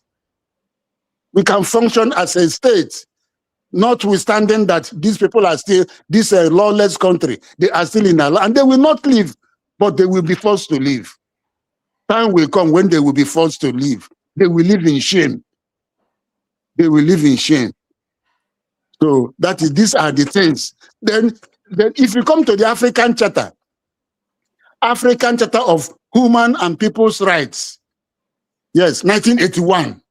I think June 27, 1981, Nigeria has ratified that charter. Nigeria has domesticated that charter in Nigeria's laws. Yes, Nigeria did it in 1983. Yes. And if you go, you can cite that African charter in Nigerian courts. It can be cited, what we call cited, C-I-T-E-D. You can cite it in Nigerian courts as an evidence, as a law that supports self-determination. Yes, it can be, this charter can be cited. It is Article 20, where we have the right to remove any oppression. We are being oppressed in Nigeria. You have the right to remove it. You have the right for self-determination and other things that go with it. They are all there. They are all specified there. You can Google it yourself. Remedial succession. Yes, you can Google it. Yeah. Yes, so these are the things. So that all this Ogenkere does not. Ogenkere is not a group. It's just a group. This DRC, they are all groups. They don't have any. They don't have. They are just mad people. Mad people. They're just mad people. You see. So the only time they had their brains on them was that day Biafra was redeclared, when they were in their lucid interval and they did what, but now they have gone back to their madness. So Nigerians, Biafra should discountenance them. Discountenance, okay, don't give him a second thought. Discountenance him. Time will come when we will bring him before the law court, a court of competent jurisdiction, and ask him questions. The same thing with all of them in CRC, Imam Madabo and all those people. Yes. I heard somebody talking about appeal, that they pay tax for appeal. Who told you that they used to pay tax for appeal? Where did you learn that one? Huh? Nice. Where did you learn that one? Who told you that? Somebody was saying it, and which platform was that? I think a platform of Methuselah also. Somebody was saying that kind of this. That they used to pay tax. Who told you? In every court, I've told you sometimes what we call court of first instance. A court of first instance is a court where you can sue, where you can just walk up and say, that before they accept that bill, that you must pay. It is not true. They have rules of which tax are you paying? They have rules of court. You have rules of court. You just comply with the rules. The rules 90 days. You prepare no, what the guy was saying that, you know, there's a tax that they said that yeah, people need to declare. it is not true. It is not true. Are they the You only want to country use that that has? to bash USB government. So Are they the only country that has a judicial system, that has a legal system? If you go to study law, one of the year one courses is what we call the legal system. You study the legal system of particularly your country, and they can make references to other countries. So in any court, there's what we call the rule of court. All you need to comply with is the rule of court. If you want to file any process, any court process like that appeal, which is a court process, you go take it to the registrar. They assess it. Then you pay. You pay the whatever they have assessed, and that is just that. Nothing like tax. What does he mean by tax? Or he's calling assessment tax. Assessment is not tax. Even if somebody, you want to drive out a tenant from your house, after preparing the writ, you take it to the court, to the registrar. The registrar will assess it, summons, mileage, all those things. After they'll assess mileage, they will assess summons, they will assess service, they will check the number of people. They will add it together and tell you the amount you have to pay. You pay it, and you get a court bailiff. The court bailiff will take that process that has been filed. Then they will go and serve the person you sued, the defendant. That is how it is done everywhere. From the High Court to the Court of Appeal, which is an appellate court. From the Court of Appeal to the Appeals Court, which is the Supreme Court. It's also an appellate court. Once you have finished filing your brief of argument, appellant's brief of argument, you go and file it. Your grants of appeal and the grants of appeal and all those things. In this case, Nnamdi Kanu, they asked about 22 grants of appeal and issues for the courts to determine. Okay, Simon Eber has his own. Nnamdi Kanu has his own. Nothing like you don't pay any tax. So they should stop deceiving people. Last time they said they are going to get a lawyer. If you are not called to the bar in that country, you cannot practice in that country. You can't practice in that country. You can't practice in that country. Okay, Barrister, do you mind to entertain question? Yes, I can take questions now. But I've not come to Sharia. Remember? No, you will. Those of us that are here in the studio will ask you question if there's any. Then just one question. Then after that, you continue with Sharia. Then after Sharia, they will now put a link for those of us that on comment section that would like to join us to ask you. Okay, it's all right. I'm all right. I'm here. Ask questions.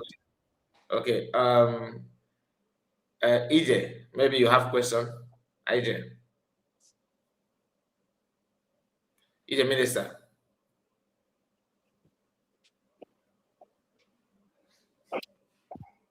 EJ, are you there? Okay, let's Chino, do you have any question for Barrister? Yeah, I just want to ask one question because of he mentioned about courts and the task, because this is what they are raging everywhere and how to make our people. So, Barrister, does it mean that in appeal court, let me ask this way, do you need money to go to appeal court? If your case requires that you must appear on appeal court, do you need any money to register to appeal court? And if he does need money, can you give an example of how much somebody need to have before you can go to appeal court with your lawyer?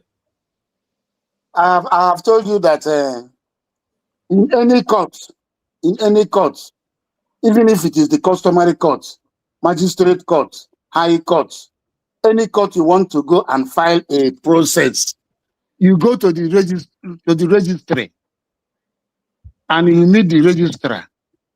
The registrar will assess that thing you want to file. If somebody is owing you, maybe you say that you want to recover debt. You want to recover debt. If somebody is owing you, let us say 5 million or 10 million, somebody is owing you and you want to recover it. You go to the high court and you file it. The court is going to assess you you know, they have a way of assessment. Maybe every 1 million, you pay this amount. Every 1 million, you pay this amount. Every 1 million, you pay this amount. It is called assessment fee. Are you getting me? Yes. It is called, we call it filing fees. We call it filing fees. Yes, filing fees. Then they will, from that thing you filed, they will check where the defendant is the person you are suing. They will check where he is living. They will calculate the mileage. They will know the mileage. They will put the mileage. They will calculate the cost for service. They will put the cost for service. If there are 5 or 6 defendants, they will calculate. That is what they do. It's a common practice. It is called filing fee. Apart from that, there's nothing else that you have to do. It is the same process at the Court of Appeal. It's not that the Court of Appeal, you will get so many copies. You will get, if it is in the High Court, you are suing 2 people. If you are suing 2 people in the High Court, you are going to file, you will file 5 copies. 5 copies. Those 2 people you are suing, they will get one copy. Yourself, you will take 1 copy, and the 2 other copies will remain in the court's file. Are you getting what I'm saying? Yeah. Yes. Then in the Court of Appeal, I told you guys sometime that Court of Appeal, anytime the Court of Appeal is sitting, they are going to be 3 people, 3 justices. They are called justices of the Court of Appeal, not judges. They are called justices. We use judge for the High Courts, and justices for the Court of Appeal, and justices for the Supreme Court. So in the Court of Appeal, because there are 3 judges, and when the court is sitting in its full session, in the full session of the Court of Appeal, there will be 5 justices. But ordinarily, they are usually 3. But when they are sitting in the full session of the Court of Appeal, when they want to consider constitutional issues, any constitutional issue, anything that has to do with the Constitution, the Court of Appeal will sit full. 5 of them will sit. So in that case, each of those justices will have one copy of that thing you want to file. Are you getting me? Then the people you want to sue, they also have their copies. At times, they ask you to file about 20 copies of that thing you are filing. At 20 copies, 21 copies. Then you produce those things and file it. They do assessment, and you pay filing fees. The same thing in the Supreme Court. You know, like what Mazen Nnamdi Kanu, if they are going to do whatever they are going to file so many copies of that thing. Someone is going to file many copies because it is now Court of Appeal. Apart from that filing fee, there's no other fee you have to pay. Okay. Now, another question I want to ask is this. We'll talk about Nigeria. And because of my time, I leave very soon. That's why I want to ask this question now. Then, do you look at it this way? Let me ask this question this way. If Nigeria stand in Aburi Accord, can any state in Nigeria being governed by Sharia law that is trying to maneuver all over the Nigeria as a country, if Nigeria stand in Aburi Accord, can Sharia law maneuver the way it's trying to maneuver Nigeria territory all this time around, this 2026? Now, listen. That Aburi Accord, it was the agreement that was reached between Ojukwu and Gowon when they went for Aburi in Ghana. Aburi is a state in Ghana also. Yes. The state. When they went for Aburi, the place they had that is called Aburi. So that Aburi, what they agreed there was for confederacy. Regional government.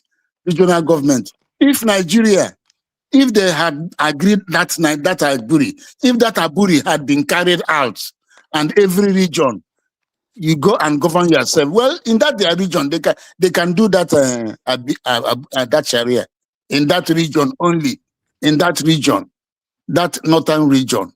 But since that Aburi, they didn't do that Aburi. They didn't. That was what led to the war. They didn't carry out that Aburi. So they cannot do it. They cannot do it in a federal Nigeria, in a Nigeria that they say is secular. They cannot do it because Sharia is a very dangerous system of Islamic Islamic religion, Islamic government. They cannot do it. But now they are doing it in the north. 12 states of the north are being run by Sharia, which means Nigeria has divided without their saying it. And it was Obasanjo that allowed this thing to happen because Sani Yerima, governor of Zamfara state, was the man that started this thing in 2000. If it were an Igbo state that started that, Obasanjo would have brought the army to come and crush Igbo land. But he didn't do it because he was afraid. Okay. Now, my last question for today is this. Now that USV has been redeclared and all these groups that are moving around to USB declared, and they have many of them has USB ID card. At the stage where we are, do USB has right to issue them to return those ID card?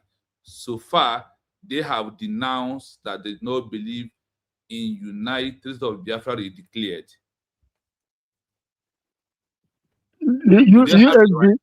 USB cannot ask them to bring. They are Biafrans. They are just, what they are doing is madness. You know, all those groups that are going about, they are just mad groups. They are mad groups. That I don't. Their intellect is not intact. They are fundamentally Biafrans. So USB cannot ask them to return it. They still use it, even though they have their intentions of whatever they want to do. They are just mad groups distracting us. That is why we should not pay much attention to them. And the world is not paying attention to them. What all of us should be doing now is to continue to massively give our support to the USB government, because that is our country, that is our nation, and that is our government, and that is the only lawful platform that can speak for over 80 million Biafrans. That is just that. Okay. Then final one. In legal tense, what is transition in a legal tense? What is transition? Transition means movement from one government to the other. Transition, movement. Moving from one government, one administration to the other, it is called transition. That is what transition means, yes. Okay. Thank you. That is my few question. Then, Master Guy, please, because of my time here, I'm going to make my final summit where I will be on the background listening fully. My final summit is this. You know, when Obato Obie and Master Nandekanu had an interview, like you asked us about, Master Nandekanu said that the word that said that we must share his program according and follow him. That word must, among all the Biafran broadcasters then, none of them, as Master Nandekanu said, you must share his program. Now, after that word, there's another word. He said that he has come to bring a new dimension. You know, in this sense of new dimension, there's something that I found out on my own. The new dimension I see this time around, that is only USB government in exile. Because why do I say so? I take my time to do my findings. Ojukwu failed to introduce government in exile to us, which could have been ended in Nigeria a very long time ago. Owazwike never knew officially what is called government in exile. Then Mazi Nnamdi Kanu understands government in exile, but because of those that surrenders him, he cannot. That's why he said that a time will come when Biafra will give a mandate to form Biafran government. Now, when Simon Ekpa, he said a man who went over to Obia for the first time I'm hearing about Montevideo Convention was from Simon Ekpa's interview with Mazi Nnamdi Kanu. He mentioned about government in exile. Now, on the government in exile that Chukwuemeka Onogojuku failed to bring, then Mazi Nnamdi Kanu really has in mind because of what?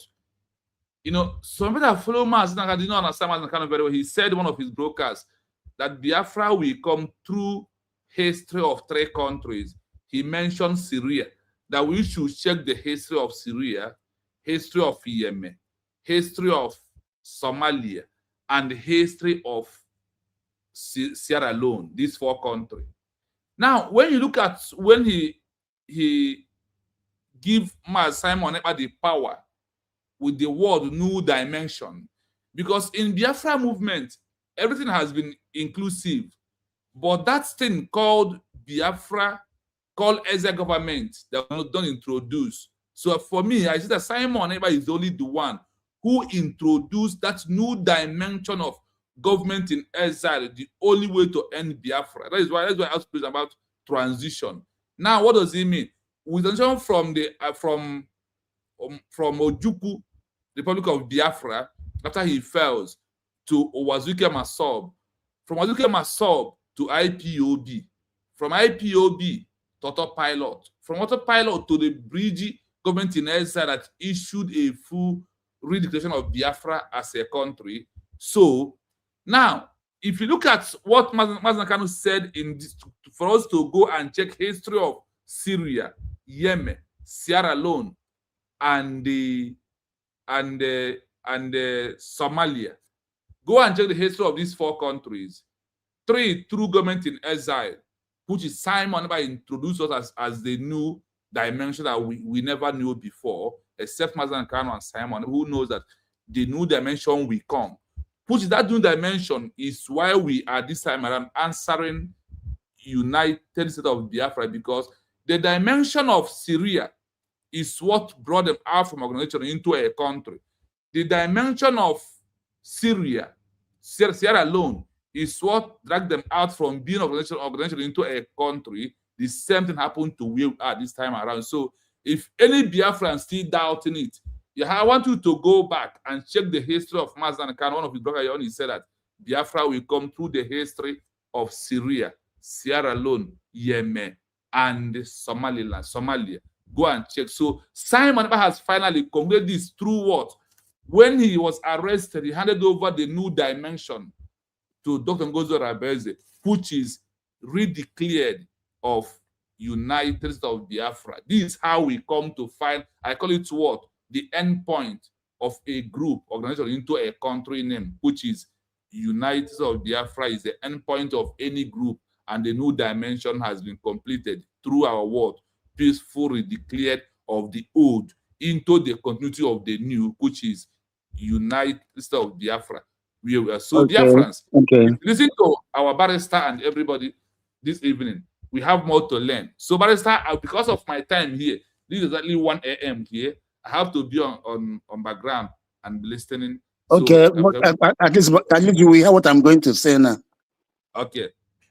Now, there was no,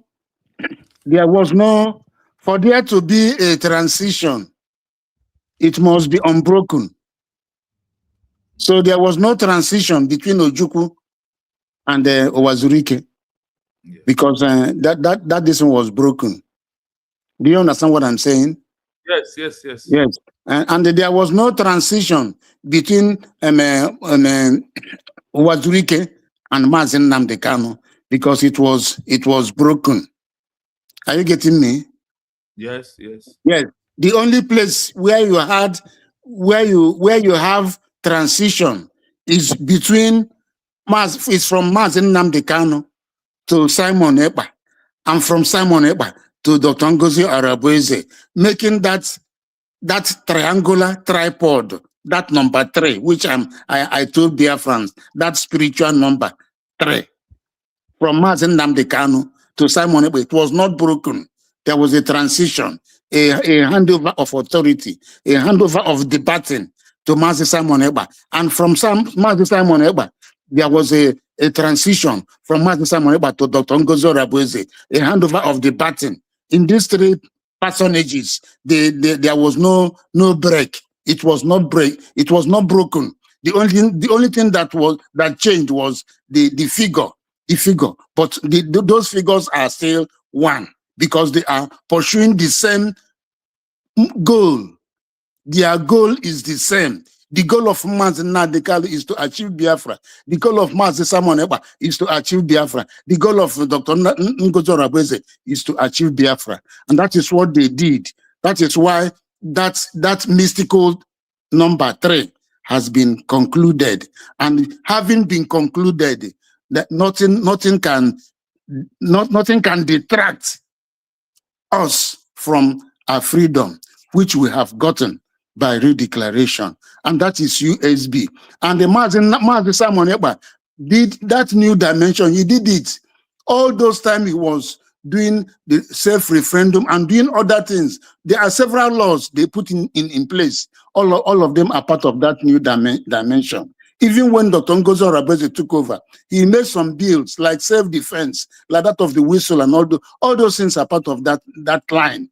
So these are the 3 people Biafran should be talking about. Anybody that is talking about Mazi Nnamdi Kanu should also be talking about Mazi Simon Ekpa, the Prime Minister. And anybody that is talking about Mazi Simon Ekpa should be talking about Dr. Ngozi Oraveze. But another point that I want to make here is that in the quest to achieve a state, in the quest to achieve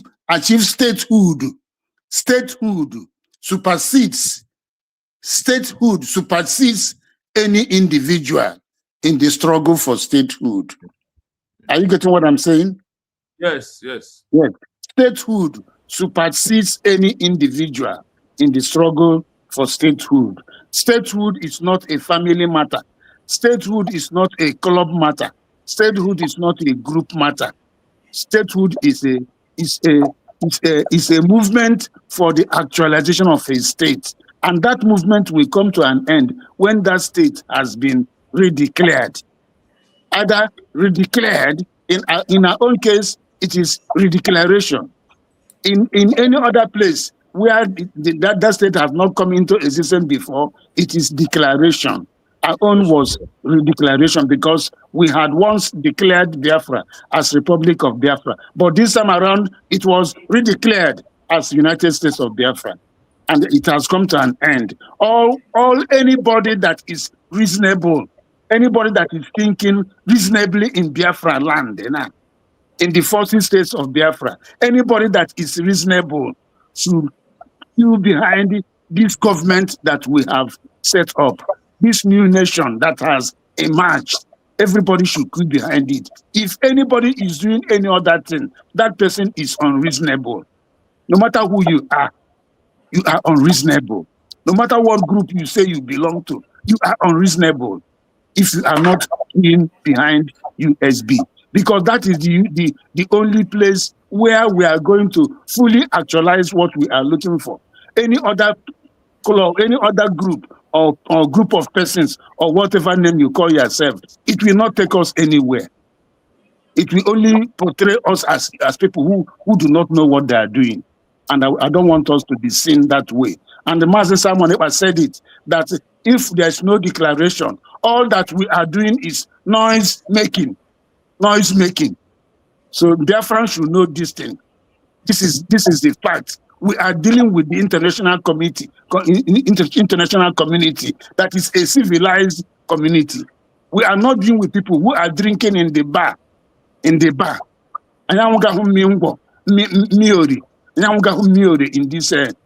Biafran struggle. So all these group, they should stop it.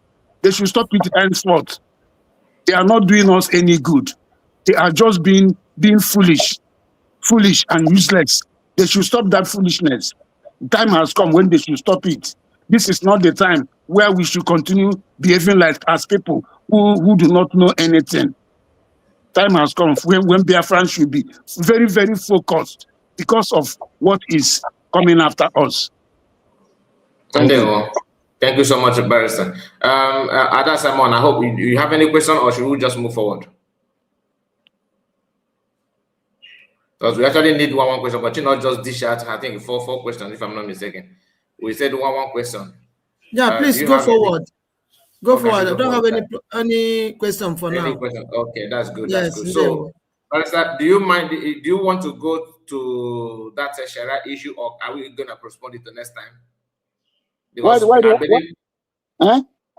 I believe some people may like to call in to ask questions because of the time we have to manage the time. Unlike the one, I don't want us to go to 4 hours, 5 hours that we normally do.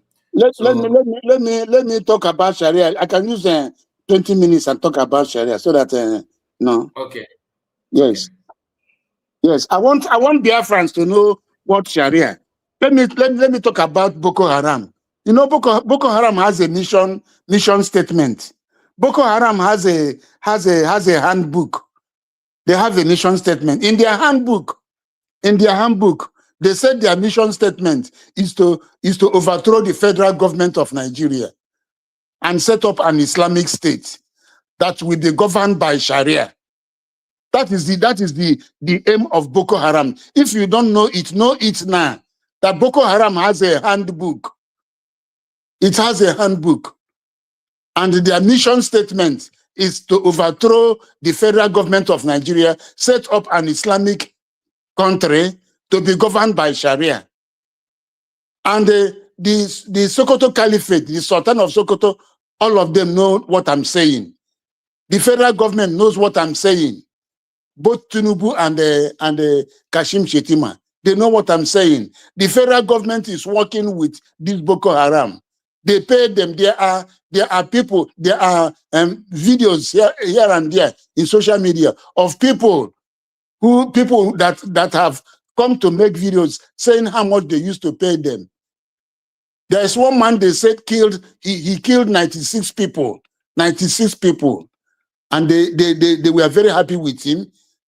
They gave him 3 million, and they paid them now. Those in Zamfara, they paid them 50,000. Those in Medugri, they paid them 70,000. And those of them in their camp who were not able to kill as much as 20 people, they just stayed there and they discharged them. So people should know that what is happening now is not a child's play. It's no child's play. It is real. Kunle Olawumi, who is a retired naval officer, he has come several times at the national TV and said that they arrested people who have the intention to Islamize Nigeria, but the federal government does not want to go against them. Even the authorities in UAE handed more than 400 people over to the federal government during Buhari's time. Tinubu has it. They all know them. They don't want to go against them. They don't want to go against them. Some of them are in the Senate. Some are in the House of Reps. Some are in government proper, in the executive. And all these people are working for Nigeria's Islamization. Our people need to hear this truth. If you go to other channels, look around. You go to channels, people that are making these revelations, you see them. That the federal government is complicit. The military, the police, they are all complicit. They are all doing collusion. All of you heard what T.Y. Danjuma said sometime, that the military colludes. All those things are facts. But I don't know why our people don't want to see this thing. They are using election to distract them. They are using P2B to distract our people, telling you P2B will be president, P2B will be president. Biafran should not take part in this election. They should boycott it. They should boycott it. They shouldn't allow any election to take part in Biafran land during this period. Because the more you stay in Nigeria, the more you allow yourself to stay in Nigeria, to allow them to keep on having authority over you, you are signing your death warrant. You are signing your death warrant. This thing Fulani tribe is doing, if it were the Igbos that were doing this thing, by now, the whole of Southeast would have been overrun by the federal government. They would have declared a state of emergency. They would have taken over everywhere. They would have burnt down all the houses in Igbo land if the Igbos were responsible for what is happening in Nigeria now. But because the Igbos are not responsible, they have kept quiet. They have kept a studied silence. All these things are going on. If you come to the Middle East now, all those terror groups in Middle East, both Hamas, both Hezbollah of Lebanon, both the Tutu rebels of Yemen, all of them, ISIS, ISWAP, Al-Qaeda, they are all in northern Nigeria now. They are all in northern Nigeria. After all, it was about 2 weeks or 3 weeks, and Trump took out the second in command of ISIS. But this was a man the federal government said has been killed more than 2 years ago. So they are shielding them. So why I am saying this thing is that people at the homeland, you should know what is happening. Please let people should share this. Let this outing, let it be circulated very well. People should know what is happening. Go and look for guns. Go and arm yourself. Join vigilantes, and so that you can get registered guns. Or join Hunters Association, get registered guns to defend yourself. Because these people, they are not joking with what they are doing. All the terrorist groups, they are all in Nigeria right now. They are all in northern Nigeria, and they are in various forests. The reason why the Yorubas are talking now is because it has gotten to their own area. Now they are talking about. I was listening to one Adiola channel. They're talking about. Hello. We can hear you. We can hear you. We can hear you. They were talking about bringing all the youths in Nigeria together. That Nigeria will not be divided. They won't allow Nigeria to be divided. That is what they are talking. What Yorubas are talking in that channel. We have gone. We have gone. We must stamp our foot on the ground and defend our freedom. This freedom we have gotten. We cannot allow this freedom to slip through our fingers. There's a link that I dropped. I sent to you now on WhatsApp, sir. Maybe after the program, I want to go through it. I don't know if you watched our program earlier today from my Arnold. That's okay. That link, you just go through it and you will see what McCannell said. And everybody, if you can read and write, please try and just spend some time and read that from McCannell. Okay. It's very, very important. This goes to everybody as well. Thank you, sir. Yeah. So the Sharia is the criminal aspect of the government of Islam. No, if you are a lady, you will not go to school. You will not go to school. At 9 years, you will get married. They will marry you off at 9 years. The late Buhari married his wife at 9 years. 9 years.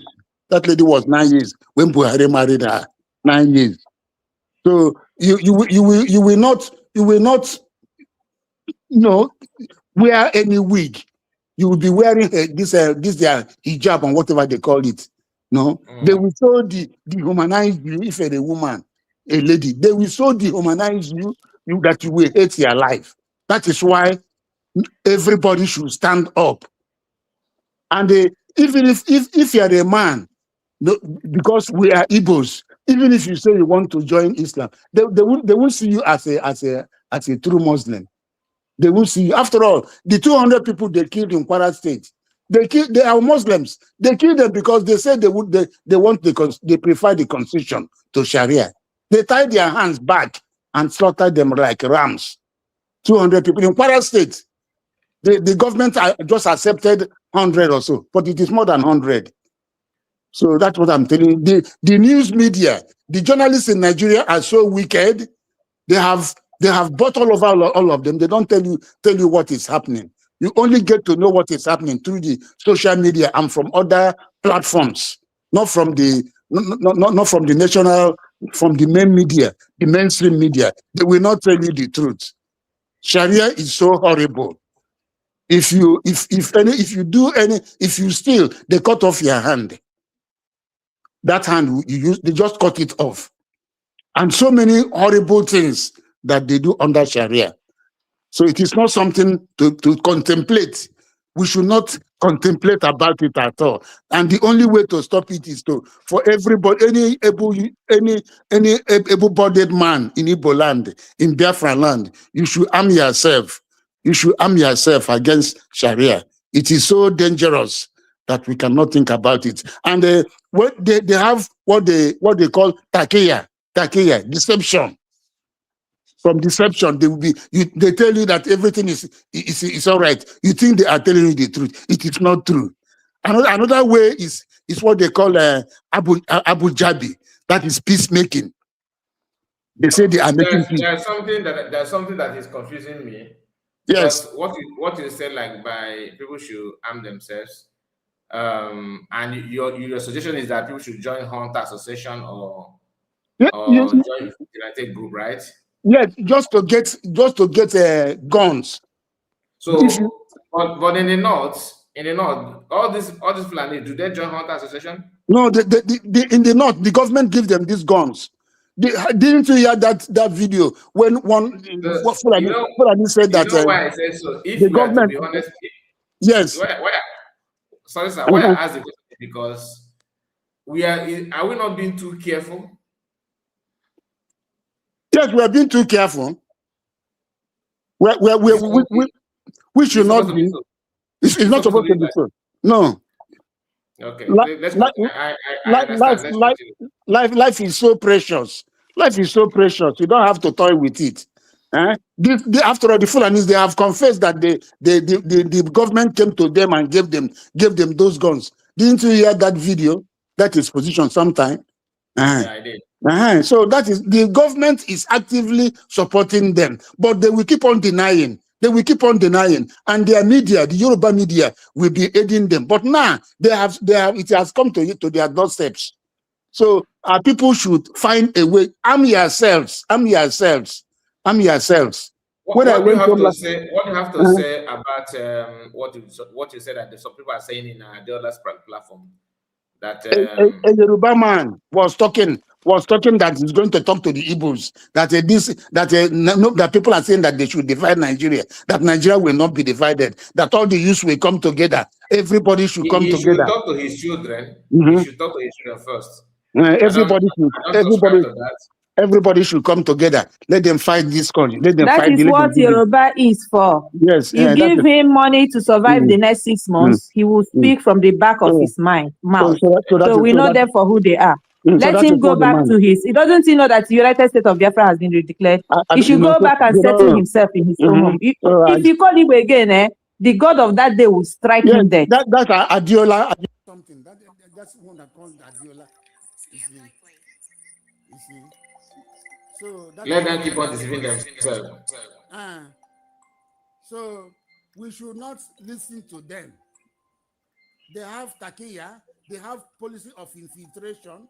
When they say they are doing peace, they will say these people have done peace, that they are now free to join the society. They will go and buy funds for military, but they will take them, put them into me. In fact, I'm telling you that these terrorists are in the government, federal government. They are in Aso Rock. They are influencing policies. They are in the military, top members of the military and police.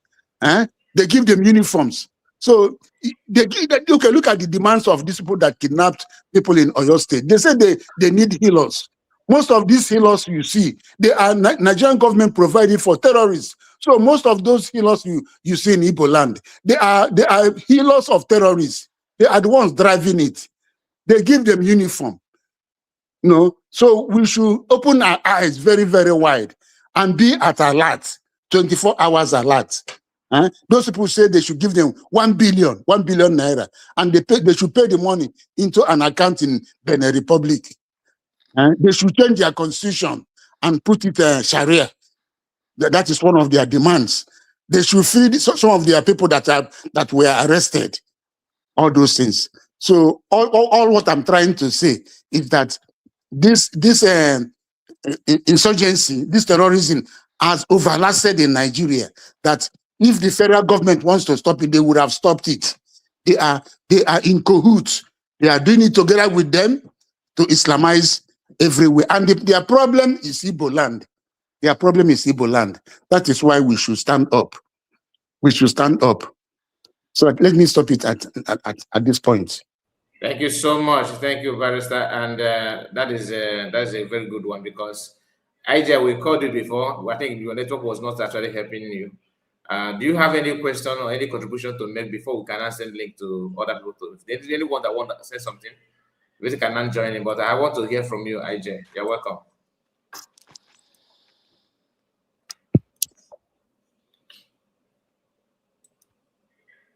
IJ, are you there? You're the minister. I think the same issue again. Network is okay. The link is out on the comment section. Those of you that want to contribute, or maybe you want to say you want to appreciate your barrister, even if you don't want to ask any question, please follow the link and come. We are going to spend maybe next 20 minutes thereabouts. We can now wind down. So that is what I have. But barrister, please, the link that I sent to you, most of the things that you said here, most of the things that you said here about this Sharia and the pattern by which these people are using by which they are conquering us, or the conquest and everything, it is actually well defined in that document from Mark Arnold. Okay, that's all right. I will take a look at it later on. Yeah, please do. So we have Legend in the house. IJ, whenever you are free, let me know, IJ. Legend, put your mic. You're welcome. Thank you very much. And thank you, Honorable Barrister. Thank you, everybody in the studio, the media warriors. I am so grateful to God for today, and to you. I am speaking, being so retrospective about a few weeks ago. I remember that this program was what relegated the confusion, the deceit of is it John Smith or Mike Smith or whatever Smith from America, because I know I was here in the studio, the first program was made, and I was here to ask certain questions. And when either Mr. Kai or who brought the program of this noisy guy, Ajere, I now realize that he saw the clips, or he really listened to what happened in this studio. And he was trying to debunk some, though it was difficult for him because they really saw that the barrister took his time. But what they turned it around was to start, they tried to lampoon him, try to, to ridicule his person and his, office. Because I know that what happened here really hit them so bad.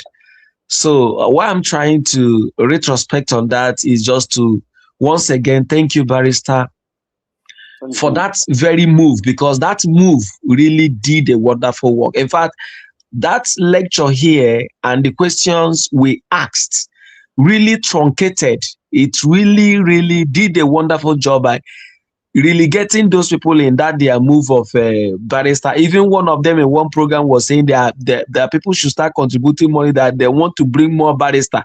I mean, more lawyers, sorry. They want to bring in more lawyers until you come to this platform through Mazi Simon and other media team who came together, and on the course of deliberation, you were able to dissect issues and answer questions regarding somebody from America coming to stand in for appeal he never constituted at the outset.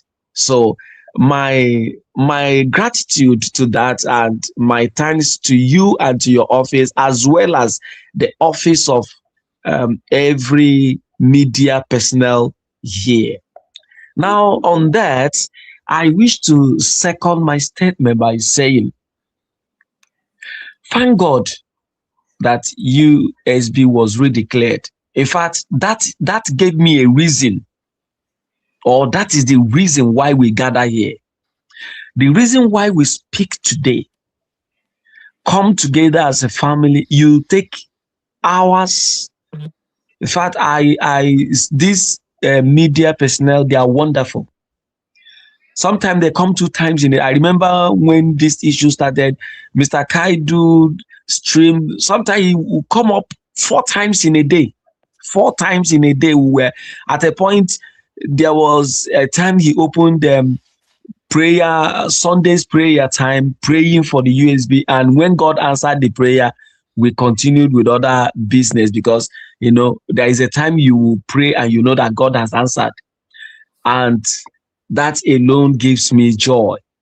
So what I'm trying to say is that the reason why all this, why we talk today, the boldness to talk, the temerity to talk, the facts and figures, why we come here to deliberate on issues, challenge and debunk liars, is because there was a woman who said this redeclaration must happen or nothing. If Dr. Ngozi Orazigbe and few who supported her had not redeclared the United States of Biafra, I tell you, by now we all would have packed home. We won't be here. What should we have been deliberating on? Brigi of Ogenkere, CRC back, Biafra Advisory Council, BGC, everything packed together. Is it what we'll be talking? Nothing. So I am grateful to God, to Dr. Ngozi Orazigbe, and to the strong cabinet she has, who stood by their ground and give us a reason to gather, a reason to deliberate, and a reason to push to where we are. Now, let me quickly ask my question. I wish to say, number one question is, Barrister, is it encouraging? Because yes, I've not had it from USB. These flyers from people that are faceless and people that have face, and they call for protest. Some do call it a riot, but they call for protest or riot, whatever they call it. Is it advisable to embark on? That is one question. Number two, does the government has the power as it stands to challenge anybody who stands to ridicule the government or satirize the government, as the case may be? Maybe someone stand in the studio or by paper or verbal or whatever and be derogatory, defame, reduce the government, maybe by name calling. You should understand what I mean. You are not a thief, but somebody stand before you to call you a thief, a murderer. You have the legal background to understand and interpret better. I am not a lawyer. I only did little of a borrowed land law in my course, and that ends it. So, but what I'm trying to ask, does the government have any stand, any part of the government support them to challenge or bring to book whoever tries to defame, ridicule, lampoon, or what you call character assassination, things like that? When you gather, call a particular government, a set of people, you call them names that are quite unbearable. These are my 2 questions. Remember, I asked about the protest in Finland. Is that advisable? Does it call for? So, and the next is the second that I have asked. And in summary, I want to, with my heart, say thank you once again for coming here from time to time to educate our people. The message is really, really being disseminated. It is permeating through platforms and people are getting the message. At least I know that your message here truncated the issue of Joseph Smith, with which a group of people try to, drain the pockets of our people. So I want to say thank you, and I drop it here as I listen. Thank you. Okay, thank you so much. Thank you. Let me start by saying that, like you rightly said, without that redeclaration, what are we doing here? But by now, nobody will be saying anything. Everything would have quietened down. Everything would have died down. That is just that. That redeclaration means so much. Now, sorry, sir. Even the declaration is what gave these groups to be making noise, because without the declaration, I know that even that of Ogenkere and the rest of them, all of them would have gone. They would have been, taken away by now. They won't be here. Without that, they will say that they have succeeded now, because they were paid to do what they are doing now. They were paid. So now, as for the protests, they say that they are organizing. Well, I wouldn't. It's not the government that is organizing that protest. Why should they go for protest now that the appeal is approaching? What are they going? What will they be carrying? What message are they passing over? It is an appeal. Whatever that the court has to deliberate has been filed. It has been written. Issues have been pleadings have been exchanged. So the question of protest, I don't see any. There's no wisdom in it. That is my own view. And besides, it is not the government that is organizing it. So since the government is not organizing it, we are not supposed to join them, because we don't know their motive. What are they going to? What would they be saying? Now it is only now that that the appeal is coming that they want to go and start doing protests. Yes, it will not influence the outcome of the court's decision. It may even be adverse to it, depending on what they have in mind. That is what I feel about that. On the other one, can you just repeat what the last statement you make, because people are listening? Because at the end of this program, some people might use this. If they didn't get what you said very well, some people will go on their platform to start saying that Ngozi Orabeze paid the agent, have come to say this and say. I just want you to, on a layman's understanding, sir. So many of them do not understand, some grammatical enjambments.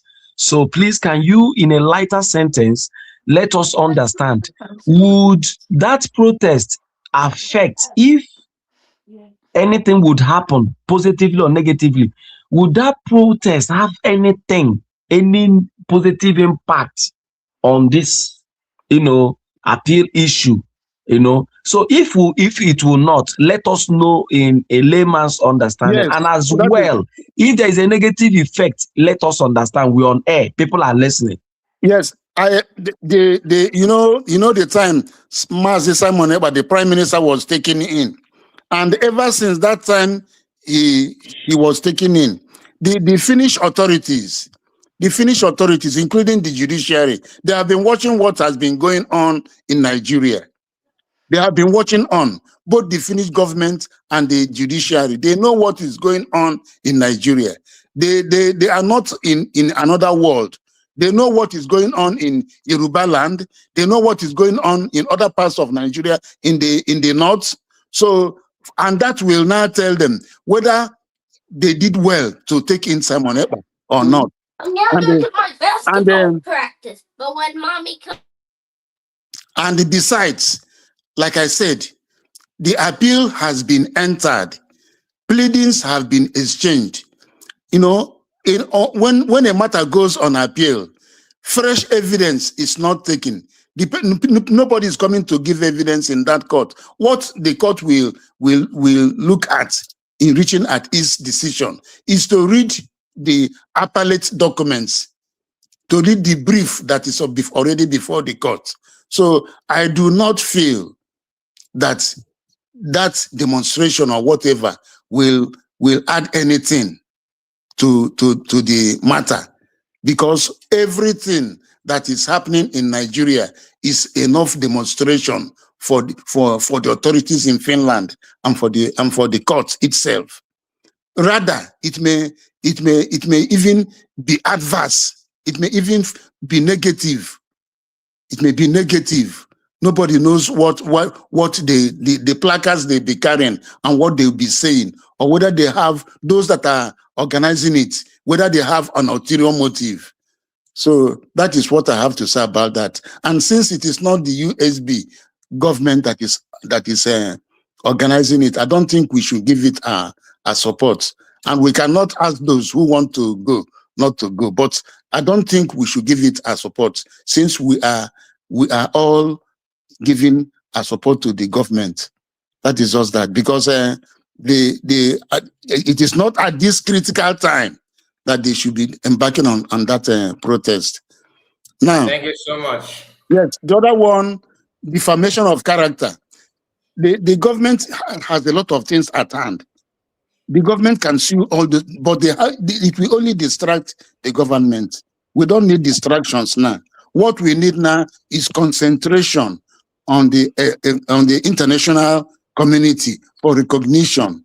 We have to concentrate in fact, concentration on USA, concentration on Israel, concentration on Canada, concentration on Japan, concentration on Germany, those countries, concentration on Ireland, those countries that likely have our sympathies. We should concentrate on them. We should also concentrate on African countries, those countries that recognized us before. We should use them to reach other countries, both in Africa and elsewhere. That is what we should be doing now. Our march now should be more of international recognition.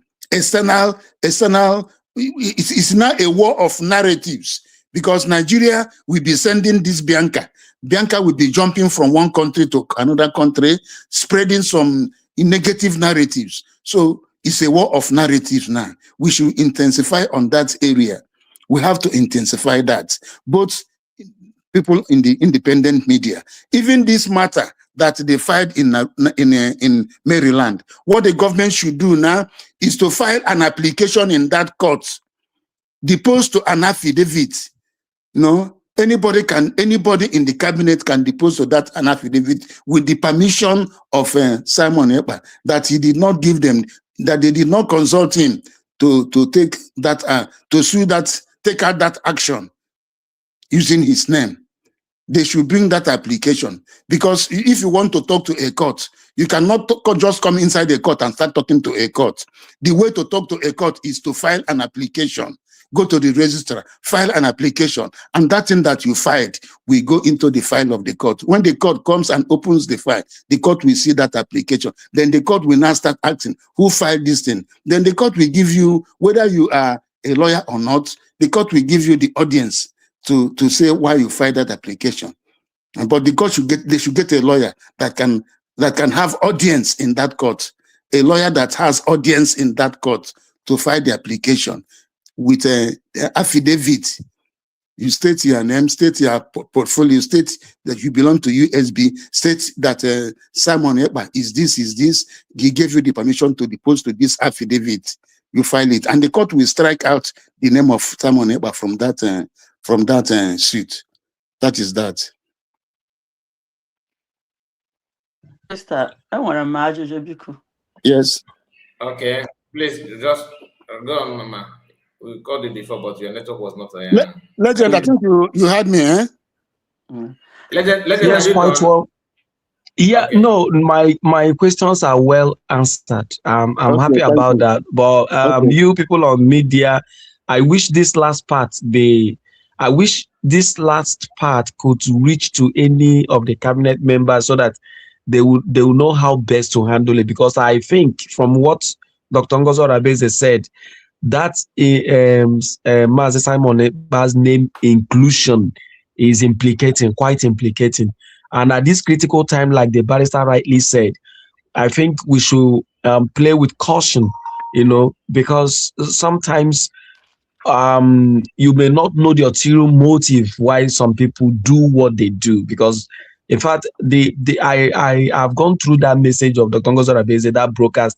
I listened to her more than 4 times to really deduce some meanings from what she was saying, and I got the message she was passing. There should be ulterior. Why now? Why should you do that now? Why didn't you do that months ago, years ago? Why this time? Why now? So I think it's implicating, and they should act fast. They should act fast. So thank you, Barrister, and I wish this message gets to him. The time they should have done this protest is that time they sentence him. That is the proper time. It is not now. It is not now. And this suit at Maryland, the best way to handle it is to this thing that I said. If you just say it, that they should remove his name, they will not remove it. They will not even tell the court. They will not remove it. So the way to do it is there must be an application. When I say an application, I mean a motion. A motion, we call it in Nigeria, motion on notice. A motion on notice is a motion you file and serve on all the parties that are all the people, their names are there. You serve them that motion. The motion, when you file the motion, you depose to an affidavit. Say your name, say what you are, say that you have the permission of the Prime Minister, Simon, to depose to this affidavit that he did not give, he informed you, and that you verily believe him. Anytime you say that he informed you, you will put the words, I verily believe him, that I did not give my consent to the people that took out this action.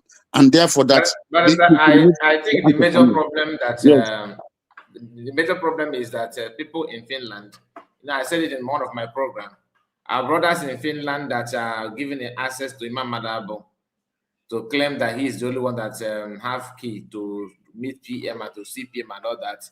They have done so many. They have damaged a lot of things in the name that they are helping PM. Most of them are not even.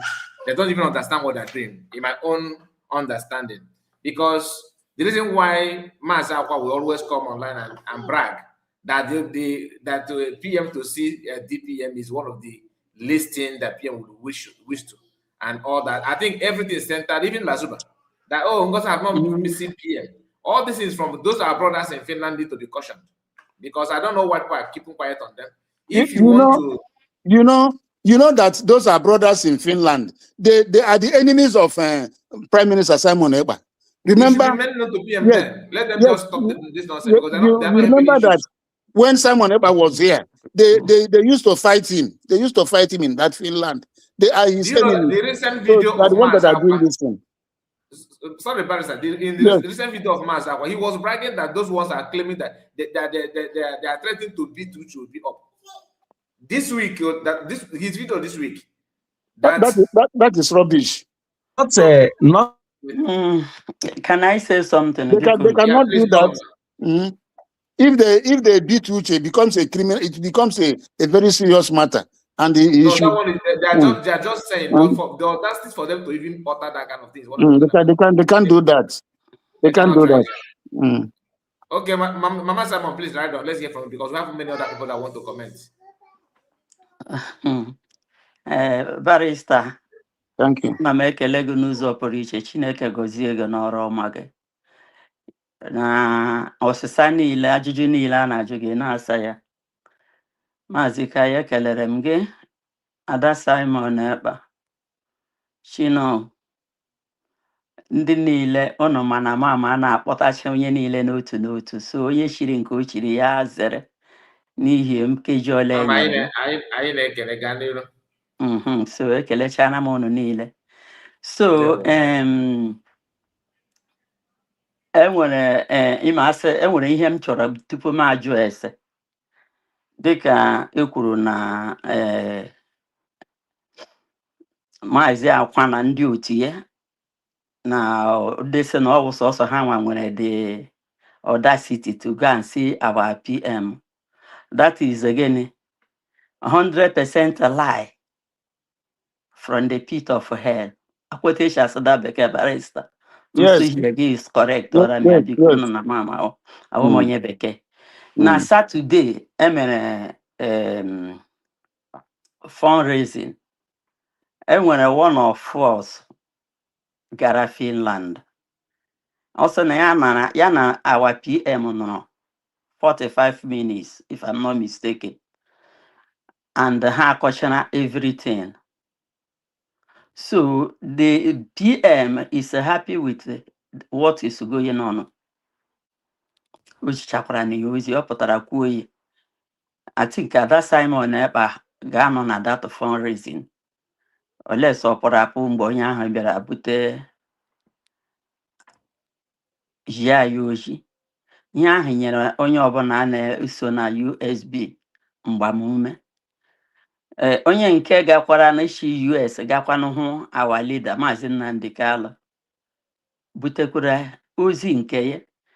So ihe niile like mgbe ụfọdụ mama na-asị no matter how angry the gods are, that a lion can never be used for sacrifice. So all this fall back, fall front, all this ịdị niile hụrụ na-eme ihe niile. Ọ dị ka ebe eji igidere agwọ ga-egbopụ ya isi. Mgbe ahụ igbupụrụ agwọ ahụ isi, ọdụ ya na-efe ebe niile gbara na-efe kpakakpaka, isi ahụ igbupụrụ na-efe kpakakpaka. Onye ọbụla ọ tatara, ọ dị poisonous. So ihe niile ndị a na-eme na ha ahụ na there's no way Dr. Abeze and her cabinets and the way meaning Biafrans, the supporters, etigo ndị a mgbada nwere anwụ n'isi. Ọwụlali Oluwale Lolo Nneka enwe ego ahụ ọ natara. The money asanwụ ya afọ because ndị Biafra emene gịnị ekele anya sị ha na Biafra enwere etudo awụdo kemgbe ahụ ndị na-eso Dr. Abeze and the United States of Biafra ndị kwadoro ya. There are a lot na-aga na-awụghị ihe a na-apụtacha na-ekwu. Ịma the first time, second ihe mere during our leader ihe niile ọ na-ekwu a na-asị ụfọdụ ma ya sị ọ na-agba olu ike onweghị respect ọ na-eme ka ọ na-eme ka ọzọ. Our PM asị woto ma ndị ebe ọbụla echiri ha egbute else ebutere Gowon. O ruo na nke na Dr. Abeze asị na ihe mere ndị agaghị emekwa ya again. Maka Dr. Okpara asị first fool is not fool, second fool na be proper foolish. So here some of our people who need DVD they play they show. Mana tupu United States of Biafra apụta goshi something, that thing is done and dusted. So ọ gbara ha gharị and ọwụkwana ihe niile ka a ga-apụta n'efere mba ụwa na-akọrọ ndị chọrọ ndị na-ama ha maka who no. So ajụjụ ọzọ m chọrọ ịjụ dịka PM ekwuole maka appeal case hearing ya ga-ebido 4th, 5th, 6th and 7th. Dịka na kembuzo ahụ a gara enwere ajụjụ ka m jụga gị ihe barista na nke izuzu ahụ emere m ya na program si na ọ ga-amasị mmadụ masị Chineke si mbọsị aha wa PM ga-aga kọtụ ka enwe ndị Biafra ga-esoro gaa kọtụ that day. No, although na mama ha ma European otu esi emebu ya in those days far back 80s or otu esi eme ya na otele mgbe mgbe agbọbịa ana m ekpuchiri m gawa kọtụ gị ga-hearing na ahụ ihe na-eme. So onwe mgbe akpọlite APM's case jụọ ma o nwere ndị witness Biafrans ebili ọtọ raise Biafran flags n'ọdị amara na o nwere ndị yela ha so maka na ọ wụchi ahụ n'uche m akpọrọ ya nke mbụ ahụ enwedo onye Biafra nọ na ọsọsọ ndị bịara gba testify against him. Many feel na ọ bụrụ na nke ugbu ọ ga-adị mma ka dịka anyị na-ekwu okwu na-eme announcement ka anyị emere m ya eme adị ama ama ka ndị nọ dịka ndị nọ ma France ma Italy Germany ebe niile nwere ike iji tren gaa Finland all these European countries ma ọkwana ndị ga-agbatali tiketi ka ha gakwa Asia ahụ that days a ga-akpọ PM dị na ọ bụrụzie na akpọlitekwe PM ndị Biafra erezo their flag ọ wụdị bịa kwuwe chọchọchọchọchọ abịalite nga ahụ asụdọkwa m unu kwu chọchọchọ na-ewekwala iweta m chiri kwuo so ewelite flag Biafra ahụ yes na ndị abụ ndị so ihe a na-eme m so ka m ajụọ gị ya ọ dị mma ka ọ dị contradicting. Thank you. Thank you so much. And can just quote small thing about all this false claim. These people that are claiming that you can only see the prime minister through them. What are they to the prime minister? What are they? Under what platform are they claiming that? Or this is an illegal platform? Can you claim here? This platform where they are disobeying the prime minister. This platform, this godforsaken platform, is that what they are using to claim that you must see them? What's right? What platform is that? Somebody that you were dissolved. You came together, you say you are governing council, you are advisory council, you are this, you are that, you are CRUC. That is rubbish. They have no right. They have no right. And let me also say that is it flyer or whatever that Dr. Ngozi Robese brought out, asking people, anybody who wants to visit the prime minister can go and fill it out and do. That is the proper thing. That is the proper thing. And even in my office, before you see me, you must fill a form. You must fill a form. And then my secretary will bring it to me. I will look at it and see whether I will admit you or not. That is how it is. If you want to go and see commissioner of police, when you get there, you must fill a form. If you want to go and see any high-ranking government officer, you must fill a form when you come to his office. You cannot just come and walk in. It is not done. It is not done. So all those people, this useless woman, she's a foolish woman. She doesn't know anything. That is why I'm saying that because we are doing Biafran struggle, anybody can come in and start talking rubbish. People can come in and start talking rubbish. It is not done. So if you want to see Mazi Simon Eba, the Prime Minister Simon Eba, you fill a form. They take it to him. Then he will screen the form and see whether he has to admit you or not. That is not that. Then the other this thing you said. And Minister, please, can I say something? Okay, you can. Sorry, point of correction. Sorry, the paper our DPM web is not for the visit of our PM. How that evil woman 1 year brew as propaganda. The paper is not for people to start filling it for the visit of our PM. No. So she cannot read what was inside the paper. The paper was the court case of the fallback groups abo the chomo common idea and ha gbara akwụkwọ ha gbara Azaya Nyog Maryland criminal gang. Yes. So the evil woman, Madam Lasuba Pota, because she cannot read what was inside the paper. So she now mistakenly said that she was now carrying the propaganda that it was a paper to sign before you can see Obatobie. So that paper was something altogether, it's another thing altogether. So our PM did not bring any tape. Our DPM just say, if you want to visit our Obatobie, just go to the website of that prison and then you fill that form. Then you can see anybody can fill the form and visit Obatobie. That's just what our DPM said. Okay, she did that's not all right. post any paper. Yes, okay. She did not post any paper. So that evil woman just saw it. Because of her hatred on our DPM, She don't even know anything. Yeah, and she not even tell people to read out what was written inside that paper, you know. And then she came out and started castigating our DPM and calling her all sorts of names and saying a lot of evil things against our DPM, whereas the paper was have nothing to do with the visit of our PM. It's a different thing altogether. It's a different thing altogether. Yes, that's why I want to correct it to you now. That's all right. That's all right. It's good. Yes, and as you have also heard about it. That's how other people that heard about it will also think that it is true. You see now, but we did a program concerning that. We did an exposition concerning that evil woman and everything that she said. And then that was when Biafrans now said, oh, is that really what happened? Because you know that people asking understand?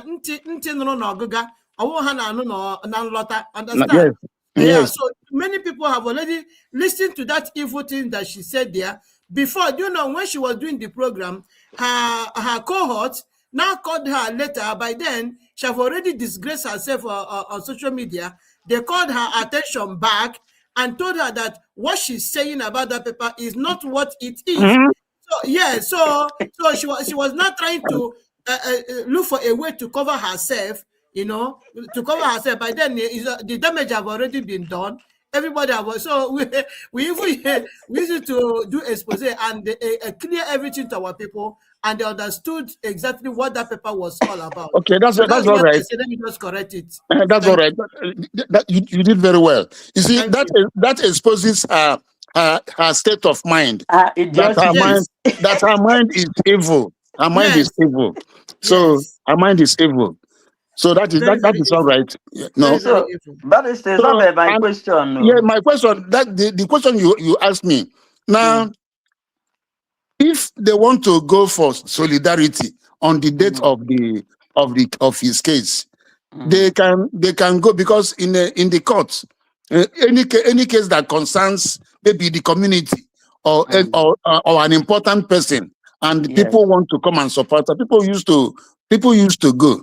You know, they can even dress if they had a uniform, they can put on their uniform, but they may not go there with flag or whatever. Yes, they may not go with flag, but they can put on their, if they have a uniform, if they have a vest, they can put it on and sit quietly, except the court asks who are these people. Then they can now talk. One person can talk that they came to give solidarity to their prime minister. That is what they will tell the courts, that they came to give solidarity to their prime minister. But they shouldn't go there to make any noise or to cause any problems.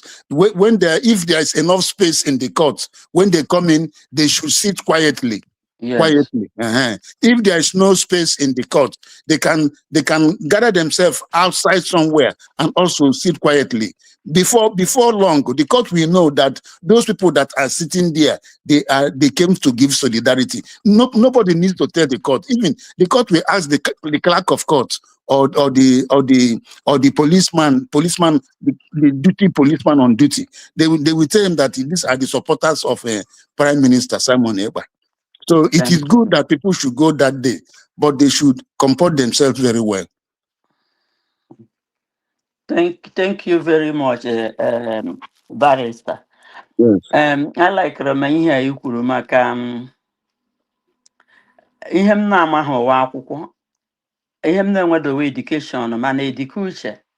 Ihe m na-akọrọ ụnụ 1985-86 enweghị ihe m na-eme, mụ na ada nne m bi n'Aba. Ya gawa ọrụ, o wee banka, ma akwara njike gawa kọt, buru oche n'ọga nshi kọt 1 mba aga kọt 2. So like ana m na-agwa people so have some experience are not learned from school or higher education, rather from experience. So some things what I learned from experience, not from school or from anybody. And I always say that my English is a street English. Wherever I go, I pick one Like today now, I'm ofu from barrister. Eshim ga-ekwu na o nwere ike ya dabaga nga m kwesịrị ịka ya nka ya. Onye nọ nga ahụ sị na this woman dịkwa too much. So thank you so much.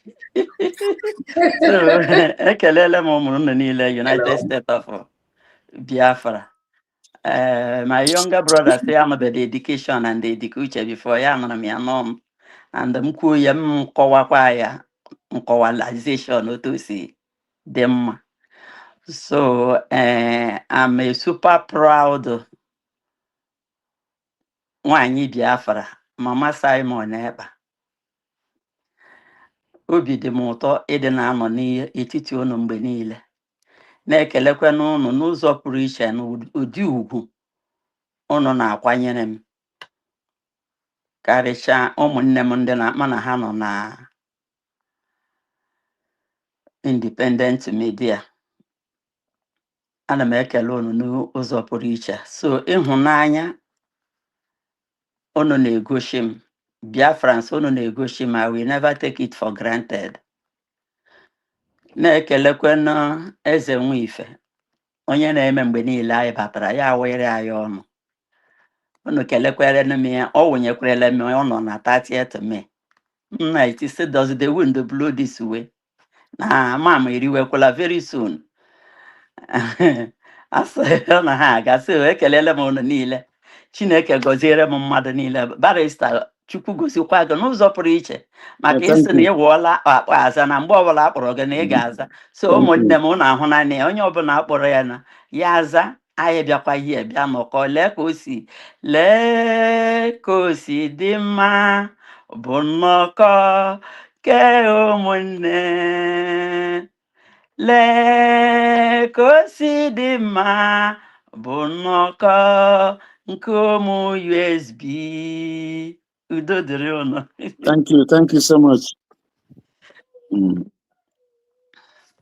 Thank you. You're welcome. Okay, let's hear from Rose. Rose, unmute your mic.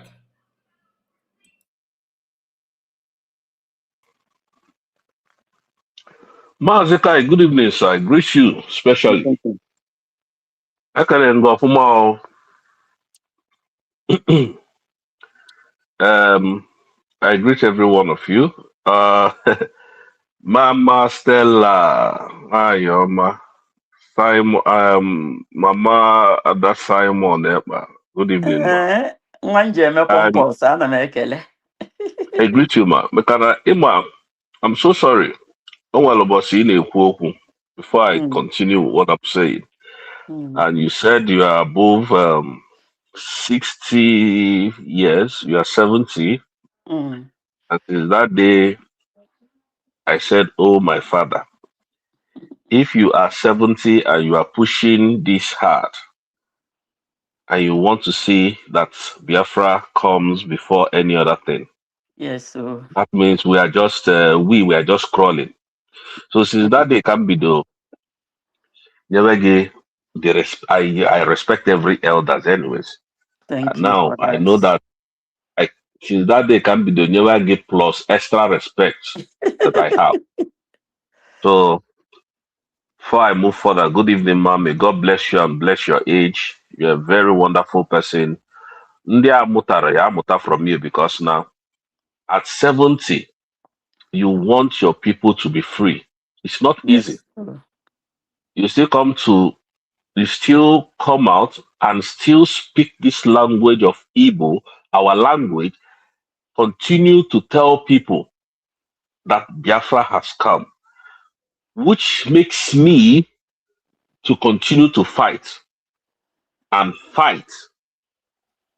to let people know that indeed Biafra has come. Yes. So people like you are motivating us. People like you, when I look at you, you give me the joy that I always look for elsewhere, for fighting for this Biafra at your age. Thank you. Thank you so much, ma'am. We appreciate that. You know, people may say age is just a number, but I can tell you that at your age, you are strong, you are pushing. Indeed, age is a blessing. It's just not a number. It's God's blessing. At 70, you are not saying you are out with us, fighting it the way it is. So thank you so much. I appreciate you, ma. Thank you. Thank you. Ime na Chineke kwụghachi gị onye unu niile were ogologo ndụ na ahụ isi ike ji ọnụ mma unu na ụmụ unu ga-eri ihe niile kwụsị ịnwụ na Mediterranean Sea desert ihe niile ihe ọjọọ niile a na ụmụnne anyị na-ahụ. We must fight to the end.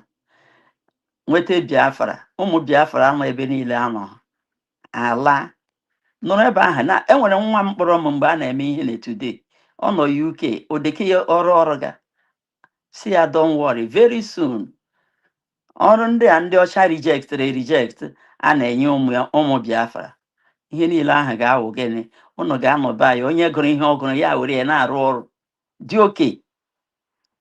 So Udodi, thank you. Emere m ga-appreciate unu niile, all of you. Adam very unu na-eme m eji m unu eme pompous. Thank you so much, I appreciate that, man. Yeah. Yeah, Kai, I greet you special. And then Kai, yeah. I know anyway, this one about bedroom talk. Later we'll discuss that. Barrister, I greet you specially because a barrister and I'm money in a data. How can second check good evening, that's why I saw you up. So but you're welcome. Thank you. You're highly welcome.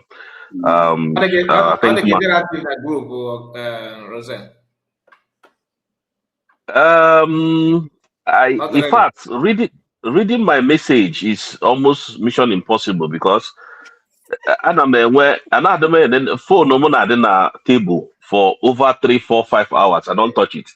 I always have my AirPod and then walk around and then do 1 or 2 things. I don't even touch my phone until maybe my parents. Yeah, so my parents time to call me. I'll just go and check if they're the one calling or not. After then, I don't even go to my message box. But that's okay. But I prefer calling because now once my AirPod is on my ear, I can always speak from my AirPod wherever I am because I don't really sit on my seat for too long. Anyway, that's it. Barrister, good evening. This question goes for you. This question goes to you, directly to you. Barrister, it's practically what I want to do, and I want you to throw more light at this. In court, verbal statements, can it be converted to, can you use the verbal word as an evidence in court to swear an oath and give positive evidence to the judge? Is that applicable to everything you do? That's number one. Let me answer you. If you are a party, do you know? I think you know what I mean by being a party before a court. Yes. If you are a party before a court and you are called upon to give evidence before that court, you enter into the witness box, what we call the witness box. When you are in the witness box, they will ask you whether you want to speak in English or you want to speak in Igbo. And they will ask you whether you're a Christian or whatever, in Agomo or when you say you're a Christian, they will give you Bible. Then you will take an oath using the Bible. Then after you have taken an oath, you will now give evidence, verbal evidence from that witness box. That is how you give evidence before the court. Either yourself as a party or your own witnesses. Because if you have a case in the court, after you have finished stating your case, you have a right to call witnesses to come and tell the court. That is your own witnesses.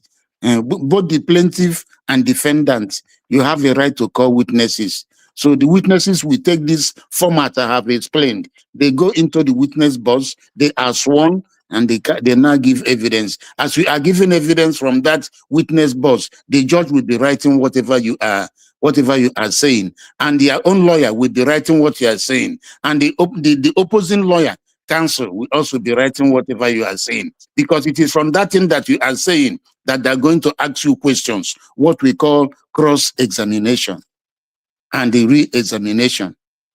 Thank you. All right, thank you so much. The cross-examination, I think, comes before you might have submitted all your evidence in documents by written evidence, or should I use the word written evidence? So if you have submitted written evidence, can you now come and now say, oh, I want to, because there's in courts, I believe that there is what they call ports, and that ports sometimes it's always open, and when the ports of testimony, when the port of what is it called now? Let me remember it. When the court of witness box is closed, yeah, once it's closed, now can you give additional statements? Can the judge allow you to give additional witness after that box has been closed? Can it be reopened at any point in time? Yes, if you have there are usually in any court, there are rules of court. If you want to reopen your case, you can apply to the court. If for instance you have finished giving evidence and there's something that you omitted, your lawyer will apply to the court, telling the court that there's something that his witness did not remember or did not say. If the court permits, then they will recall you. It is called recall. It is called recall. But usually, if it is a superior court, if you want to recall a witness, you file an application, and the court will go through it and recall you. You come and give your evidence. That's how it is done. But if you have written documents you want to rely on for your case, those documents come in when you are testifying. When you are testifying in that witness box, your lawyer will bring the documents one after the other and give it to you and ask you, are you the one that filed this document? You say, then you will not tender it. It becomes an exhibit. It is only when that document has become an exhibit that your lawyer can now ask you questions on those documents. Okay, let's assume I'm already in the dock, which is either the dock or it is not dock. Dock is if you are an accused person. Dock is if you are an accused person, they stay in the dock. That is if you committed a crime, the place where you will stand is called the dock. But if you barrister, there is dock and there is other one. There's dock and there's witness box. Witness box. Dock, for instance, if somebody committed armed robbery, they will call your names. Okay. Once they call your names, all of you will stand in that dock. In that dock. Oh, okay. Yes. So now. Once in any criminal case, the accused persons will stand in the dock, whether it is fighting, whether it is stealing, whether it's anything that is a crime. When you are called up in the court, the place where you are going to stand is in the dock. You keep on standing until the case is finished. You will not, except the court says, give them seat to sit down. Okay. Now I see what you're saying. All right. So now, what we are doing now, can we use it as an evidence in court if matters arises from any angle? What we are doing here now, and then somebody decided, oh, you people told lies over this and over that. Can we raise this? Can we use this as an evidence in court to maybe put down someone? I don't quite understand what you mean. Okay, what I mean is this, yeah? Yes. Like what we're doing now, can it be used in court as a legal tender? Against us? No, not against us. Against someone else. Maybe somebody is trying to tell, put up a story that we didn't say here, and then we decided to say, oh no, that's not what we said. Go back to the video and watch that video, and then at the end of the day, can this video be presented in court as a legal tender? Now, listen, when you know this, whatever we are doing now, it's in permanent form. This video can be produced in court. The video can be as an evidence. Yes, in court, but because it is in permanent form. Are you getting what I'm saying? Yeah. You can produce the video and play it, just like during that time, and they were trying him. You know, they were producing his speeches. Video evidences. Yeah. They were showing those things, but it depends on what they are showing it for. It depends on what you are showing it for. Are you getting me? If, for instance, they are bringing it for defamation of character. They have to. The person who is bringing it will have to prove how that video was defamatory. You know, defamation of character is not easy to just bring something. Say somebody has defamed you. There are ingredients to that matter, a civil matter. There are ingredients to it. You have to prove it. Are you getting me? But there's what we call justification. If what you are saying is the truth, that is a complete defense for you. It's a complete defense. Yes. And another one is if you are making a public comment, what people are just discussing that thing, you also make your own comment. Nobody can bring any action against you. Okay. Filing an action against someone who is always, defaming you on social media. If you decide to take that person's matter up, yes, you can use as well what that person used and defame you. If somebody is defaming you in the social media, if somebody is defaming you through his platform in the social media, you get that defamatory speech or whatever he has said, you get it and file a case of defamation of character. And in this case, it is libel. You know, defamation of character. Defamation of character is two. It is of two prongs. That is two branches. One is slander. When somebody, so slander is spoken word. When you call somebody, Iwonyoshi, you an idiot, Iwonyoshi. You know, if you call somebody Iwonyoshi, because Oshi is stealing, and Oshi is a criminal something. If somebody is truly an Onyoshi, or how to say a thief, it is a crime. It's a serious thing. If the person takes it up, you have to prove whether the person is a thief or not. Are you getting what I'm saying? Thank you so much. Yes. Let's stop. The other one is libel. Libel is when it is in a permanent form. When if it is written. It is written. When you want to sue somebody for libel, what you have to do is to get that document with which the person libeled you and present it before the court. All right, thank you so much, Barrister. You have been able to answer all my questions. The reason why I ask you these questions is just for you to explain it in public to our people, because I know a whole lot of people are listening to us now. The reason why I said I asked these questions is for you to educate the public, because there is this woman you just mentioned before now that is always calling USB a terrorist organization, a terror. You know, I came out one certain time and then put out some forms there that they should come and tell us the reason why they went to Finland, and if they are able to tell us the reason why they went to Finland, and they convince us that they went there to terrorize Finland. They will be able to. I'll give them 3,000. Listen, yeah. listen, So now, listen. Excuse me. I think you have your USB identity card. Do you have it? I've actually requested for it. Yes, so it should be with me in a couple of months. Now, if you have your USB identity card, it means that you are a citizen of USB.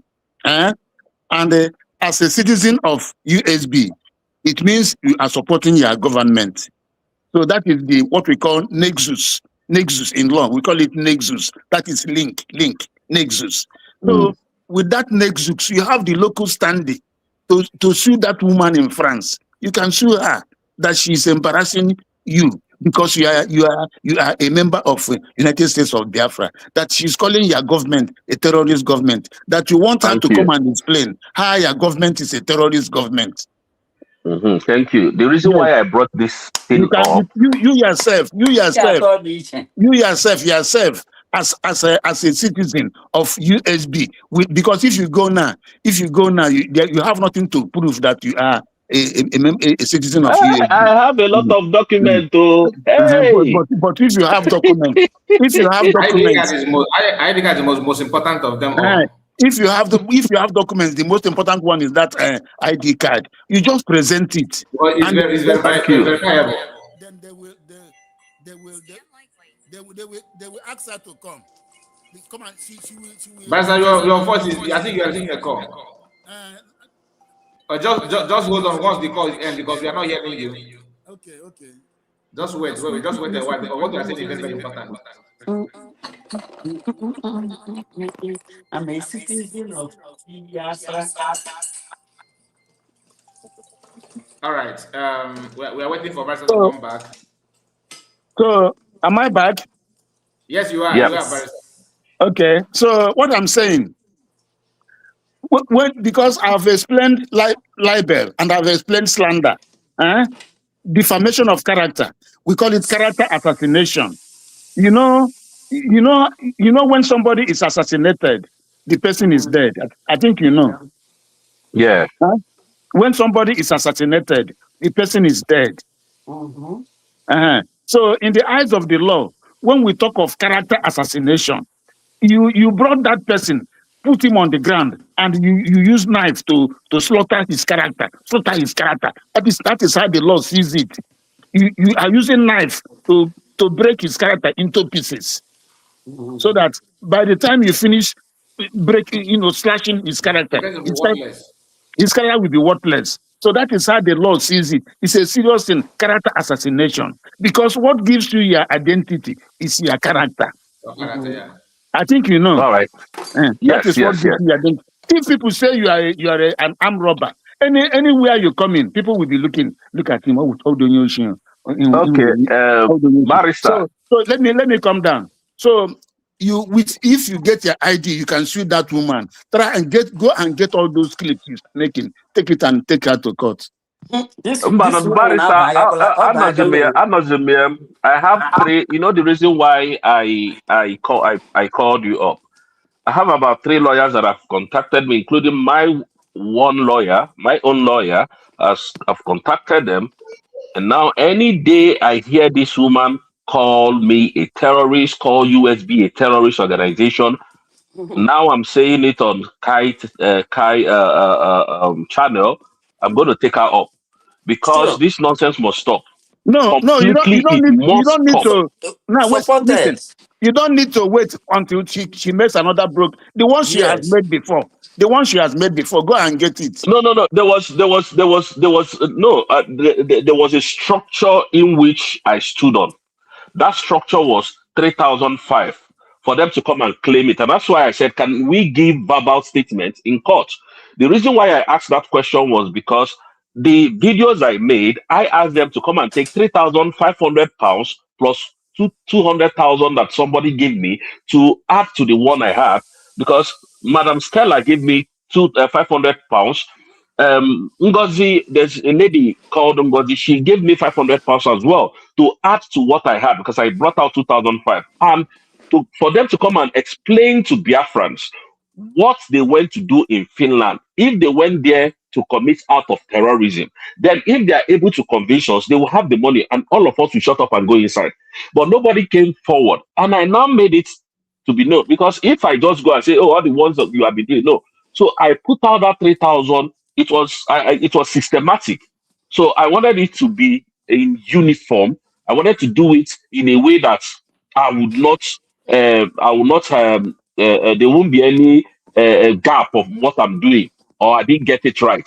So what I did was, okay, on so date, if nobody comes out to claim this money, all of them should go in and rest. The next person that speaks about this government and calls me, Rose, a terrorist, I'm going to take that person up. So I think I built a platform on that, and I did a whole lot of video for good 30 days on that, or should I say 28 days. Nobody came forward, and then I closed that chapter. Now I'm waiting for them. Anybody who comes out and calls USB a terrorist and gets me involved or insult Simon Epa or Dr. Ngozi Arabweze, to God, I will take them up. And this is the reason why I ask this question, so that our brothers and sisters will hear it, that I'm not joking. And I'm not joking, honestly. Maybe at that time, I will get you involved as well. I'm so happy. Rose, you see, you have been maybe you have given them an escapist route. They may not say those things again. Yes, they will say it again, because they have known that you are serious now. They will say again. But I can swear that she will say it again. Good. Okay. I can If swear not, that get the ones they have been saying. Go and get the ones they have been saying. You don't need to. That's that. Okay, you know what? From now to today is Friday. Today is Thursday, right? So yes. Friday. Okay, from now to Sunday, she will say it more than 3 times. It's a guarantee. Okay, there's no problem. I'm telling you, because she's just like you said, she's her own Lucio the. Our own Lucio driver is always on and off. He's not even far. You will see it today now. She will say it this night or tomorrow. But what she may not bring. Can I please ask a question? Please, no, I'm sorry for. He gave me a snap because when they go, he gave me a snappy. It's just a little question to barrister. I'm not used to asking questions. But anyway, sorry guys, I apologize. All I know is that now, other Ramaya Janatarenga, Oja here now, Oja Mina Luno. Then Obu no coil is ya onye okoil la Jimmy. Naje with the ID card ya. Super dear, mobile no or the also. And my question goes like this. Nnamdi Kanu's case. At some point, he was discharged and acquitted. And was it a mistake that the lawyers continued the case, or should they have stick on that judgment from the appeal court, or based on stay of execution, federal government filed in? That's number one. Secondly, remember, this is my first question. The second one. I think, can I come in, everyone? I think you need to replace the first question, because the Barca is not in charge of Masakano's court case, and there's some kind of some secrets that are not actually in public about that decision, what happened. Because if you watch the interview of one of the, I think the one they called, what's the name of that barrister that appeared on Master Prophet and Aloy, no, not Aloy. They call him Mandela. Maxwell. No, Maxwell. Mandela. Yeah. Is it Mandela? Yeah, Mandela. Okay. Yeah, there was a controversy on why that happened. There's some confusion about that issue, about there's something that the US are propagating that it is what happened, whereas that is not what happened about that issue. So I don't think Barca is in position to answer that question. You can replace it Okay, but with he can answer on a It general basis, was not discharged and what's acquitted. That was on what. Please, also, Master, just hold on. I'm asking for knowledge, and I know there might be whatever they are saying and the shenanigan that was going on, but on a normal settings, how is it supposed to happen? If it's like if what we heard or the story we are using, if it was like that, then second one, for the fact that everybody knows that Nnamdi Kanu was sentenced to life imprisonment with a law that doesn't exist, and it seems so normal. What is the judiciary stand like all over, based on lawyers and judiciary on a country, in a country that such thing can happen, and they still uphold it? Like, what are the implications and the chances of Mazi? Like, this is where I'm confused about the whole thing, because it seems like an abnormal thing is becoming normal. So, but I'm not a legal person, and I believe that most of us here are not as well. So we want to actually I want you to explain it on. You can explain it based on my first question and It's all right. second It's one all on right. the Let plain me level, and at the same time on let how me it's let me supposed to. on points of law. You see, first of all, let me say that Mazi Nnamdi Kanu's matter is not an ordinary matter. Mazi Nnamdi Kanu's matter is a political matter. Mazi Nnamdi Kanu is a political prisoner. He's a freedom fighter. If not, the federal government shouldn't have gone to Kenya to kidnap him, because there is a fundamental principle of law that every matter that comes to court must come through due process. Due process. That is, you must fulfill all the conditions necessary, all the conditions precedent. They must be fulfilled before you bring somebody to court. You cannot, it is wrong to go and kidnap somebody and bring him to court, because you committed an illegality and you want the court to confirm their illegality. It is not done. That was why the lawyers were raising the question of the court not having jurisdiction. It was based on that. Because if you want to bring somebody who is outside, you have a process, what we call extradition procedure. Extradition procedure. You go to court, you file process, the person will come, you argue it and all those things. That is just that. Now, let me go straight to that. When the court says discharged and acquitted, it means that the person has been set free. The person has been discharged of all that particular offenses for which he was brought to court. Usually, it is usually said discharged and acquitted. Both of them usually go together. But at times, some court can say discharged, but not acquitted. If they say discharged but not acquitted, it means that the person can be rearrested and brought back. But there are some pronouncements like discharged that also amounts to acquittal. That of Nnamdi Kanu is one of such pronouncements where discharged amounts to acquittal. But because Nnamdi Kanu, the government doesn't want to live in Nnamdi Kanu.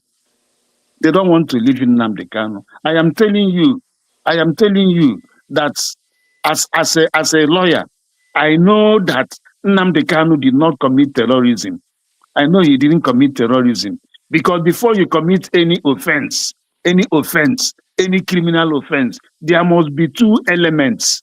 Two elements must be present, and those two elements must be proved beyond reasonable doubt. Those two elements that must be present, they are called the mens rea and the actus reus.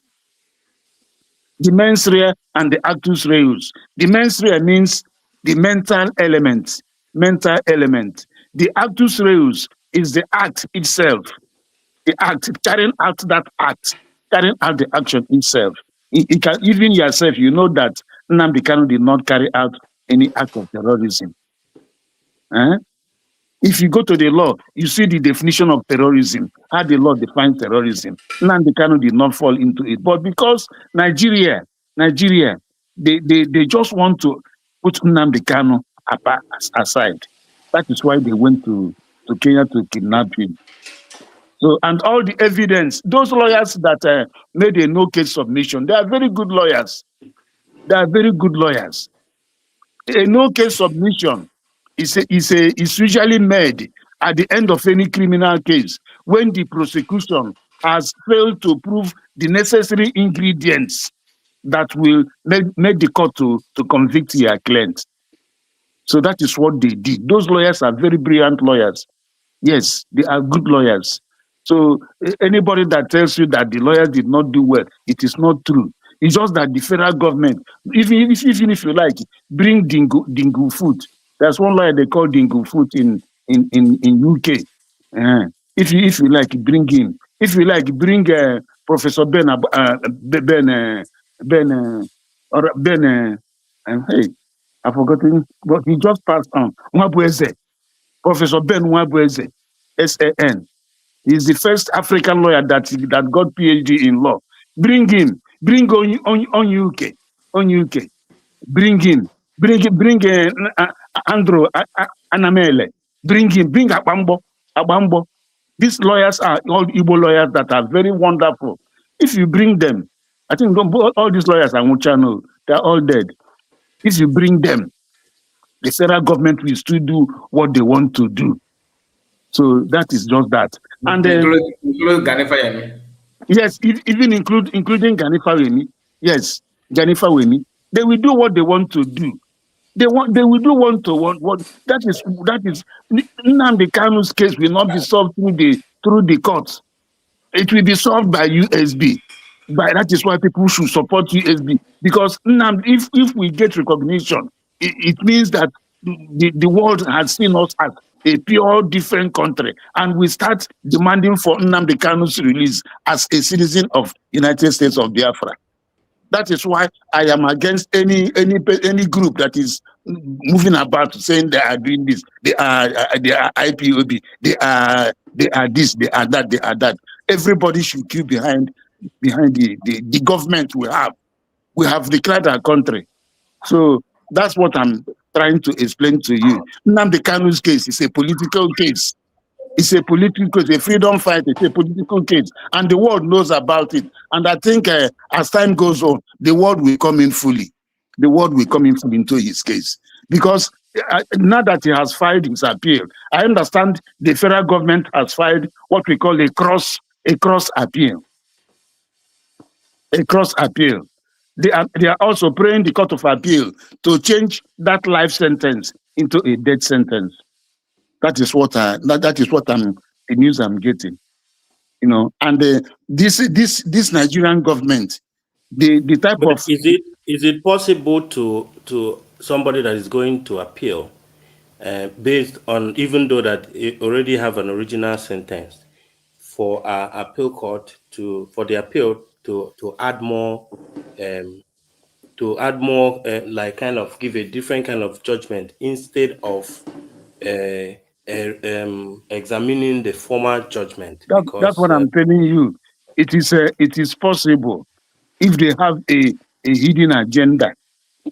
Because if you listen to Malami, when they brought in Nnamdi Kanu, Malami was speaking in Hausa, but many people hear Hausa. He said that if they had known, they would have killed Mazin Nnamdi Kanu in Kenya. They would have killed him. But God, no, Barrister, I want you to explain to us the what is somebody appealing, like after you have a judgment and they Appealing give after you time. now, Okay, appealing what after is you it have a to appeal? judgment. Appealing after you have a judgment means that you did not agree with the judgment of that court, of the trial court. You didn't agree. That is the meaning. You didn't agree. You felt that there is a miscarriage, what we call miscarriage of justice. Like in the case of Nnamdi Kanu, there is a miscarriage of justice. That is why you are appealing. But because of preconceived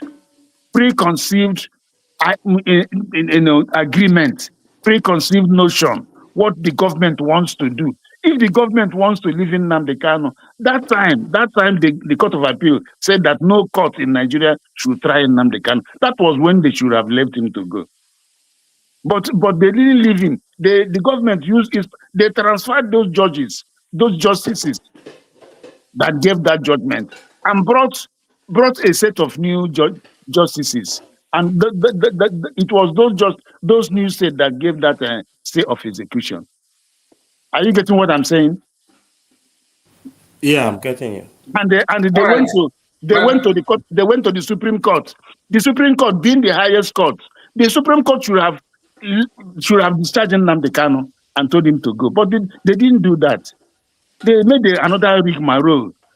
They made a rigmarole that he should go back to the trial court. All right. According to what you are hearing, and thank you so much, Barrister and everyone. We are hearing that why Isocha is calling still in her program as we speak. I don't know if that is true. That she's still calling USB government and Ngozi Orebeze, those names and all that. So that's by the way. Ocean Master, let's hear from you. Please help us with your time. Thank you. Thank you very much, Mazikai. Thank you for this wonderful program. Barrister, I say you are highly welcome back. Thank you.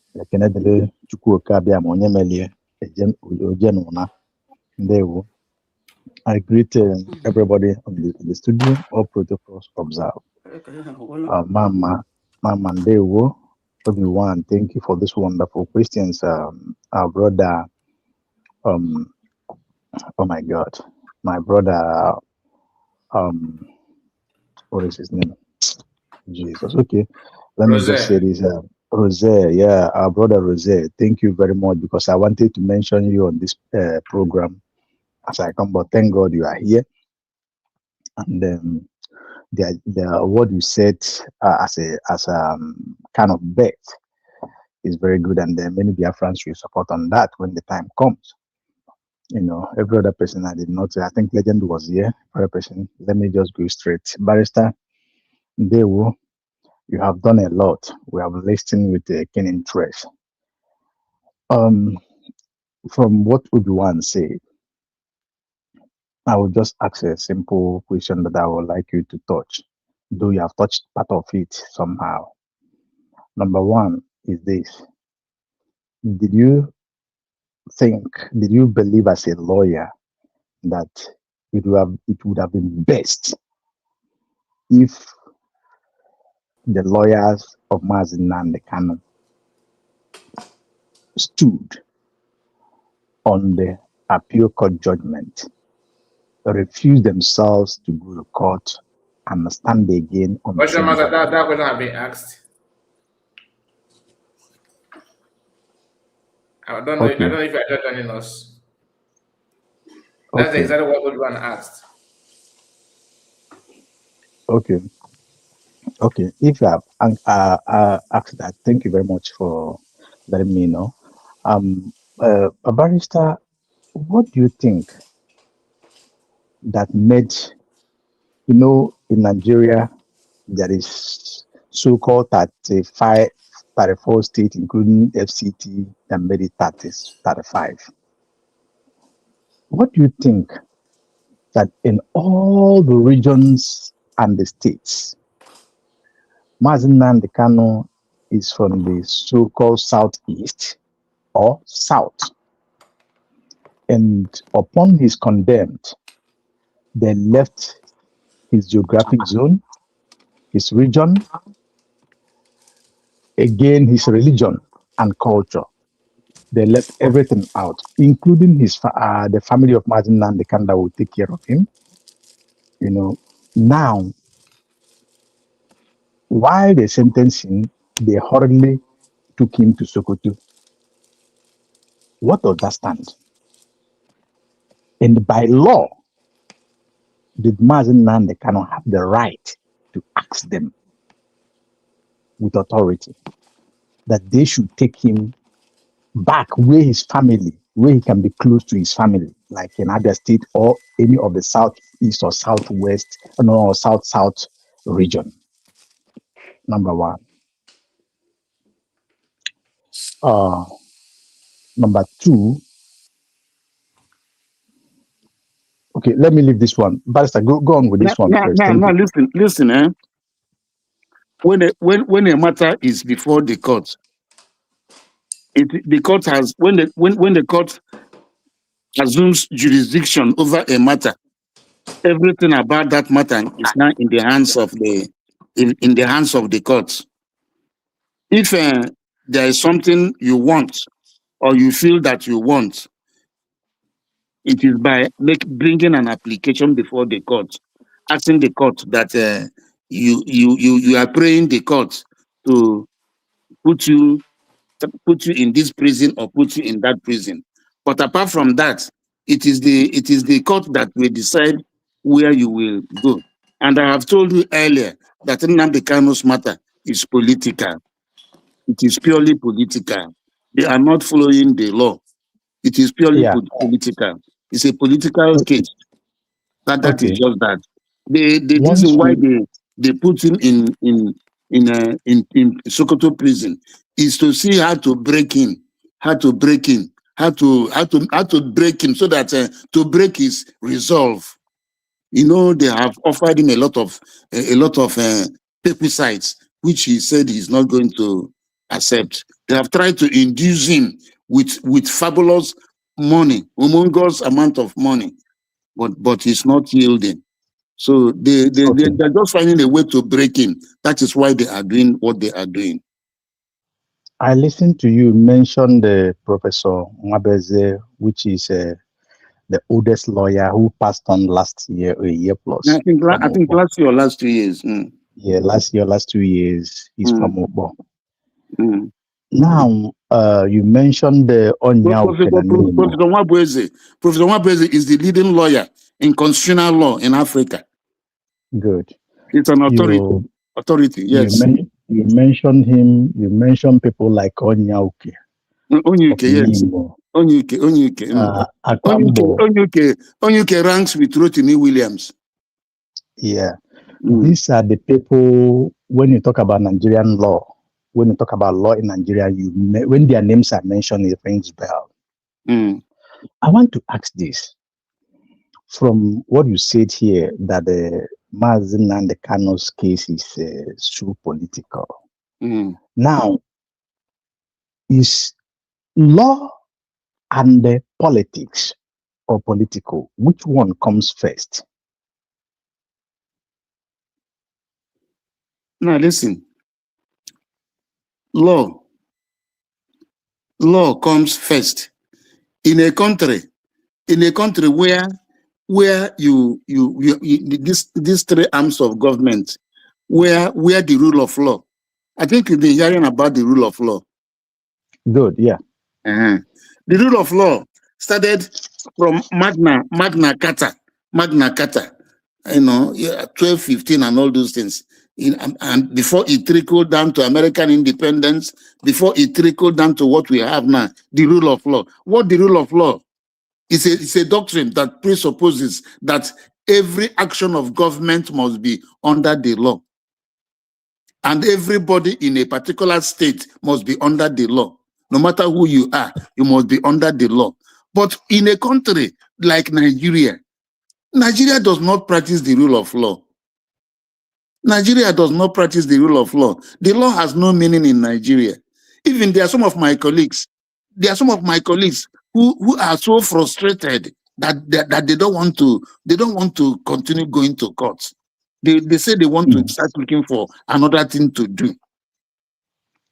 Are you getting me? Yes. I heard you very well. Because like somebody like me, I cannot bribe anybody. I was called to bar. I was called to the Nigerian bar in 1991. And throughout the time before I came here in 2020 with my family. I have not entered the office of any judge to bribe him. I cannot do that. Yes, I go to court with the facts of my case. I prepare my matter in the office, prepare my case in the office, and I go to court with it. And I stand, even I have a reputation that when I'm coming to court, most of those judges say that this man is coming to court today. They prepare for him. So I don't, because of what is happening, the state of Nigeria now. Nigeria is so corrupt now, extremely corrupt.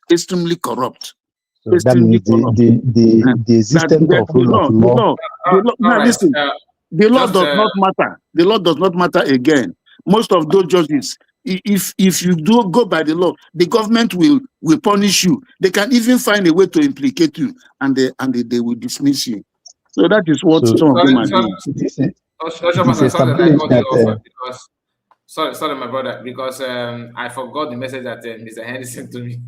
Due to moderating this kind of program is not easy, to be honest. So he sent me a message and I forgot that, and he's here. Let's hear from him direct.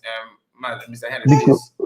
Can drop on this in before it goes off my mind. Just do this, and then Barrister can take it on later. Okay. Yeah. So Barrister, so this means from your submission here that the rule of law is non-existent in Nigeria to some extent. Yes, now, it's not. I live in the Western world for a number of years, and with some experience, some level of experience. I don't know if this is an international law or it's just law in the Western world, that when a man is condemned, when I use the word man, I use it for both men. Don't use condemned. Condemned is wrong. You know what? Condemned is when somebody has been sentenced to death. That is what. Okay, when somebody has been put to prison. No, when somebody has been convicted, that is the word you should use. Okay, sorry, because I'm not so familiar, so much good in English. When somebody is sentenced, and taken to prison, I know that in most Western world, both in the Europe, when I talk about Europe, I'm talking about both the East, West Europe, and I'm talking about America. It is accepted that the person in court can choose a place which is very close for his family, for his people to have access to him. It exists in the Western world. Now, the other one is this, Barrister. Maybe you have your time to reflect on this, because I want you to understand it the way I'm saying it. We are approaching 2027. Yes, you have made it clear that they want to break Mazin and they can, which I agree with you. But there are too many deep analyses from security experts. What is going to befall Nigeria as a country? And we are observing, and you see the symptom of it going on in Nigeria as it stands today. What about or peradventure that something like that takes on, that Nigeria goes into flame, maybe by any means go to war, or people go out of streets uncontrollable?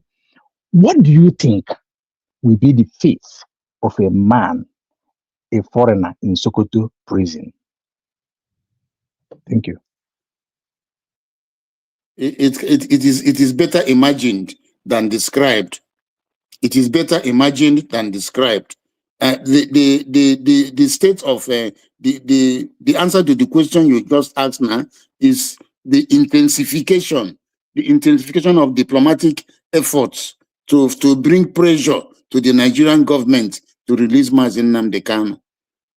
That is just that, because I know that by next year, this election, if they go on with the election, whether we took part or whether we did not take part, there's going to be problem, and it will start from the north.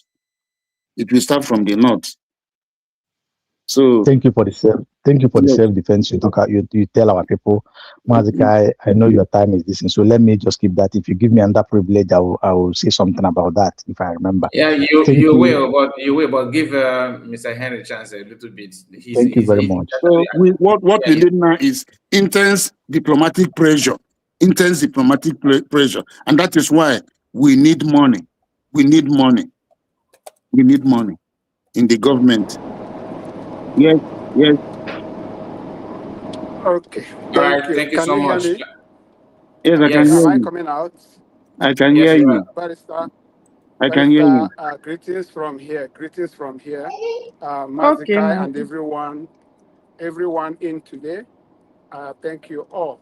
Barrister, I really highly kind of appreciate you, because I've actually observed that it's only in USB and on this platform that we have seen, out of the groups claiming to be fighting for Biafra, this is the only place that we have a legal luminary like you coming on all the time to explain to Biafran citizens the legal aspect of what we are doing.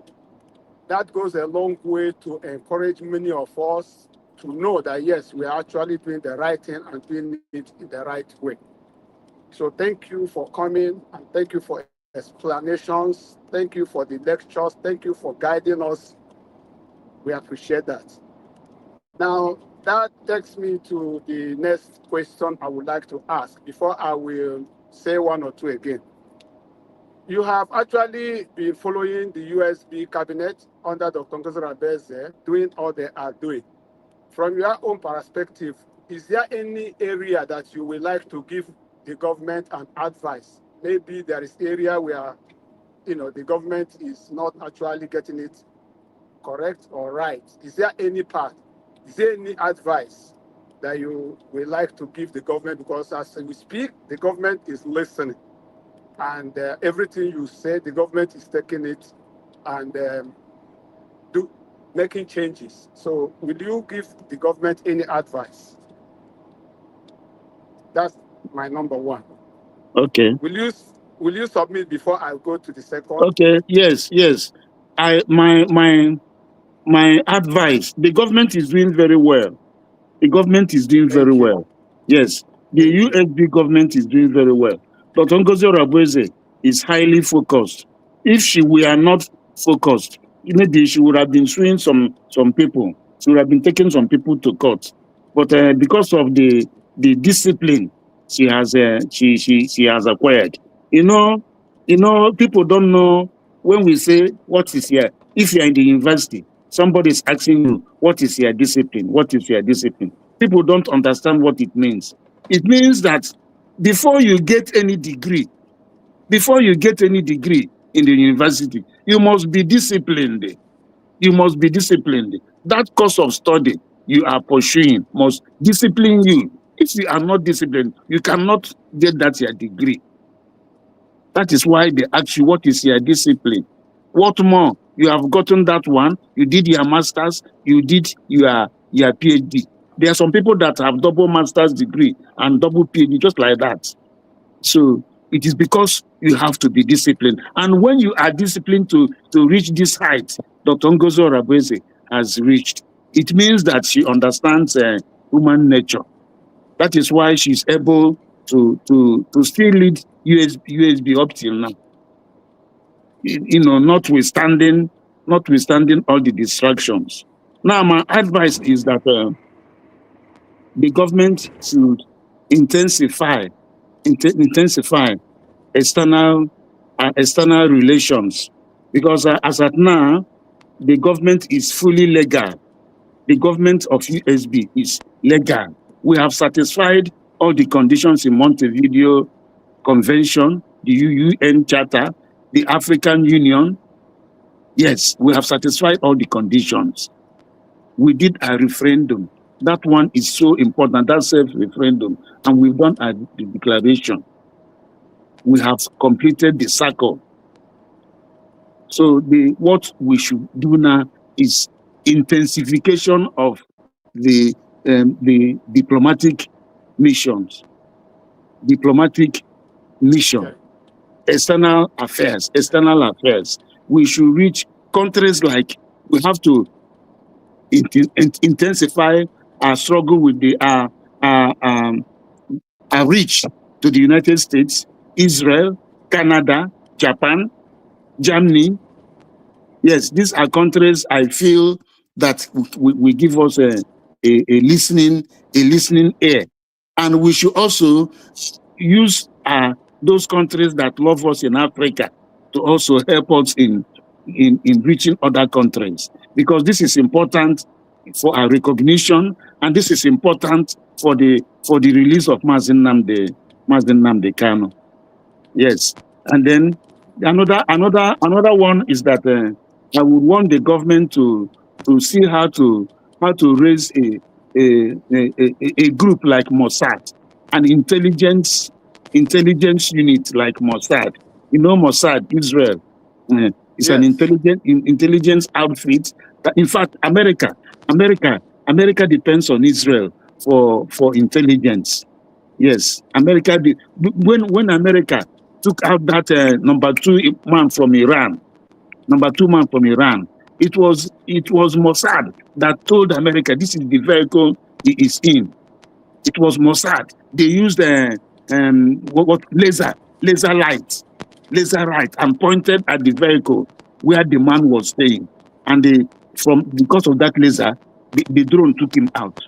So we need an intelligence agency that will penetrate Nigeria, that will be giving us information of what the government, the federal government is doing, so that we can, with all this we should be able to gather their information, and with it we should be able to protect the land of Biafra in terms of security. That is what I feel we need at this time. And another advice I want to give is that all these Igbo groups that are scattered in America and all these other places, the government should write them. They should. Are they not seeing what is happening? Why are they all keeping quiet? The government should write them. They should come and support the government financially. So that is my advice. Thank you, Barrister. Thank you. The government is listening, and then other things I want to point out is that I overheard when you were mentioning the interview that what's the name? 7,000 Teeth, Methuselah. Was one guy was talking. The guy called the university. Many people don't know who that university is. That the person behind that university, his name is Bright, and he used to be part of the cabinet of Prime Minister when the Prime Minister was here. But after the redeclaration, he went the other way with other people.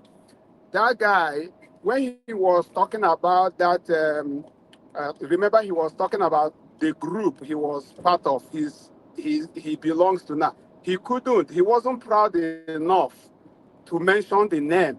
He was only describing it as the group working with the Prime Minister directly. And he mentioned something tax. So that tax he was saying there wasn't the tax of that appeal application, not that appeal, not the submission of appeal tax. He was talking about the tax that appeared in the case of Prime Minister earlier on, that their group are the ones handling the settlement of that tax. I don't know if you all remember that at the initial time when the case was on in Finland, there was also a charges about tax. Barrister, do you remember that? Yes, Or is anybody when here? they talk about, is it a tax evasion also? Yes, tax evasion. So for the settlement of that tax, he was trying to explain that the group he belonged to is the one now handling that tax settlement, which they have not been able to do. over a year plus now. So that was the tax he was mentioning, not the tax of appeal application. Do you understand what I mean now? That was what he's referring to, because he belongs to these people that call themselves whatever, the 100 men PUC, this, that, but he is not proud enough to name them, name the group he belongs to. He was talking Ngozi group, talking Ogenkere group, but he couldn't say his own group because he's not proud to be in that group. But it's too late for him to come back. So that is one thing I want to point out. Then a second thing I want to touch is, I reply that I reply that that tax, you don't need to pay tax for you to file appeal. You don't need to do that. Yes. I made it clear. Yes. All you need to do when you have finished the appellate papers, your brief of argument, appellate's brief of argument, you go to the registrar, they will assess it, and you pay whatever the assessment is. There's no tax attached to it. And Finland brought in that tax because they know that their case against Simon Ekpa on terrorism is so watery. They know that Simon Ekpa is not a terrorist, and that Simon Ekpa has the right to fight for freedom. Because before they arrested him, he was informing the government step by step of what he was doing. So they just brought that tax. They just brought that tax charge, tax evasion. Let us just use this one, assuming that we remove this one. Let us use this one and see whether we can hold him. That is what I feel they did. Thank you. That's correct.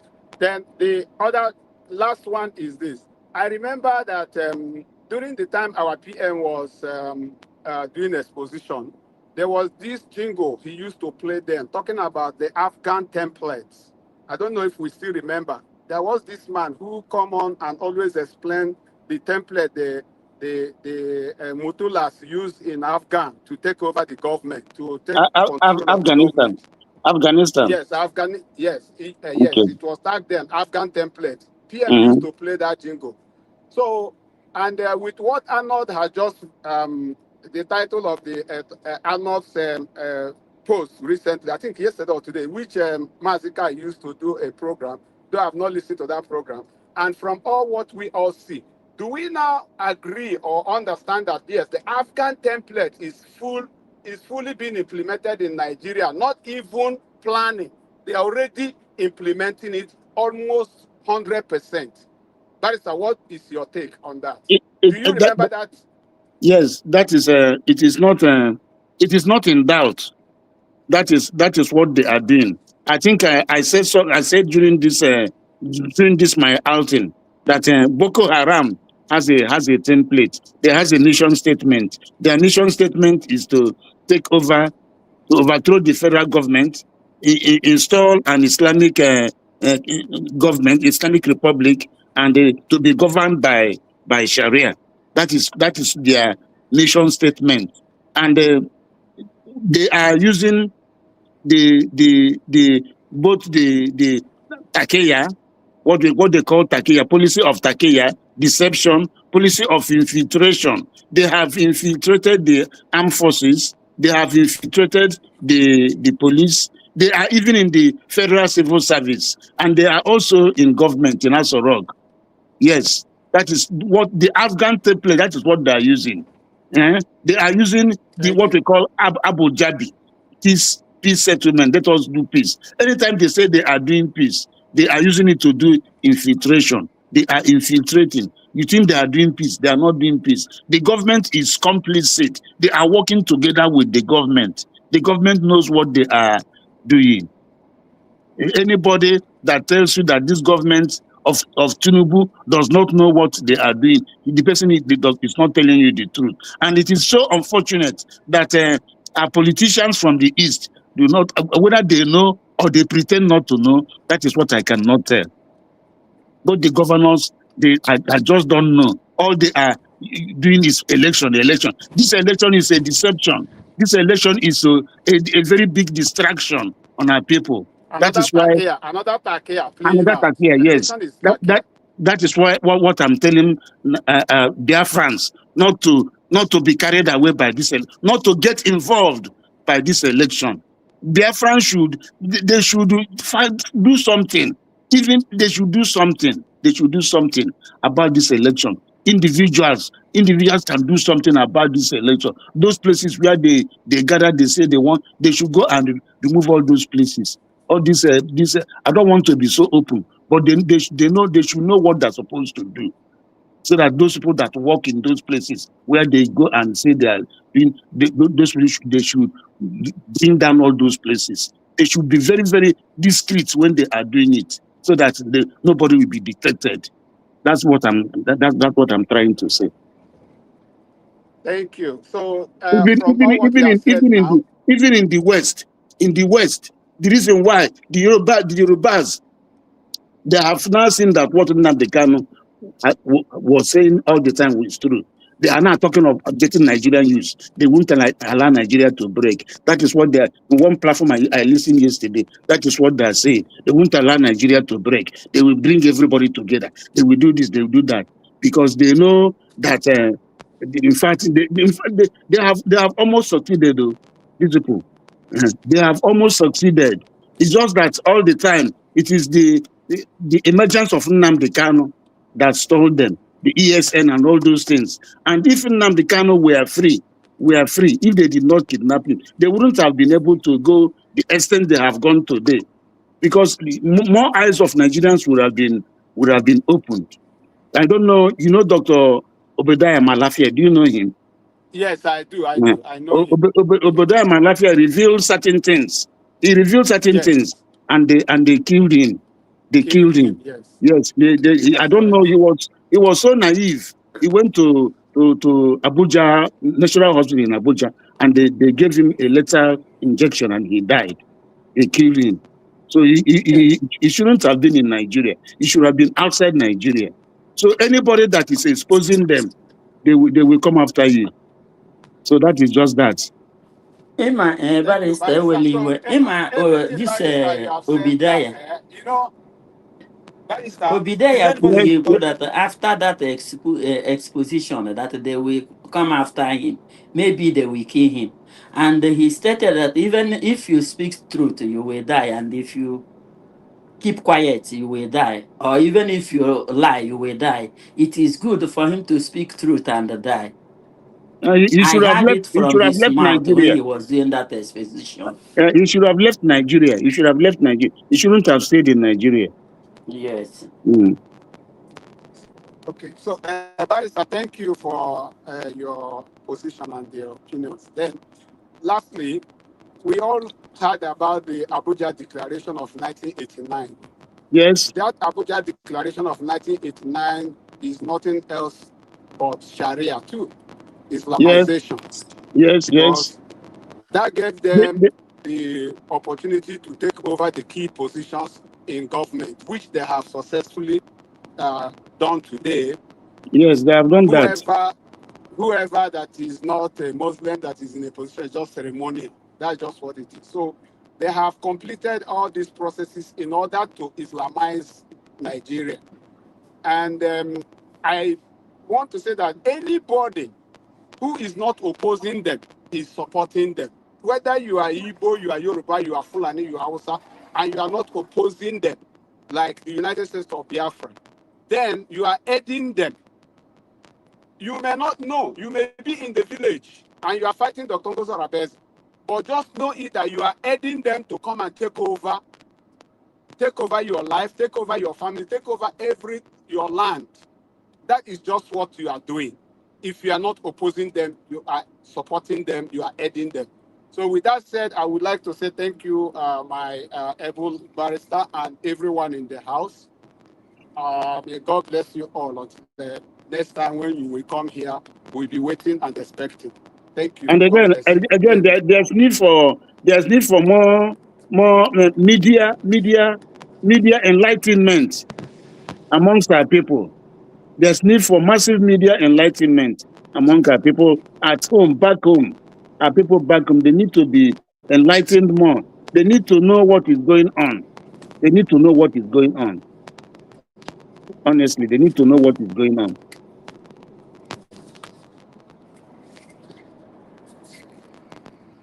So much, Barrister. Thank you. Yes, I am here. Thank you so much, Barrister. Thank you so much, Mr. Henry. God bless you. I'm sorry for not carrying out your instruction. I forgot. I was carried away, to be honest with you. All right. IJ, once again, we are calling upon you. I don't know if you are still available. Yeah, IJ, I am. I am. Finally, you are here. Thank you. I am. Let's hear from Day you. one. Day one. Mazikai, well done so much. My fellow media, independent media warriors. Onye ọrụ nwere ụgwọ. Our barrister, may the Almighty God, Chukwu Okike Abiam, bless you for answering the call at this very critical time. Because we have, Igbos have, in fact, Biafra has many of you, but you are among the courageous ones because you are among those that are created for this time. And for those that are doing their own little bit in the secret also, so far they are doing it towards this freedom. Chukwu Okike Abiam is seeing everybody. We are learning every day. And for all what you have said, it has gone far. You know, that's why they want to stop people to talk. Because the power of the tongue, nothing surpasses it. And that's why the book of God, the Bible says, talk, talk, and talk. Even a deaf man, once that talk, he gets a glimpse of what you're saying, he's going to act on that. God created this earth by the speech, spoken words. As we are told, we are not there. But you also see it to yourself and even within us, that when you open your mouth to talk, things happen. Negative or positive, things happen. So when we become sensitive of how powerful our words are, then we will take over territories. And that is why we have gone this very far. And will continue to go. Nigeria has fallen. It's not just going to fall.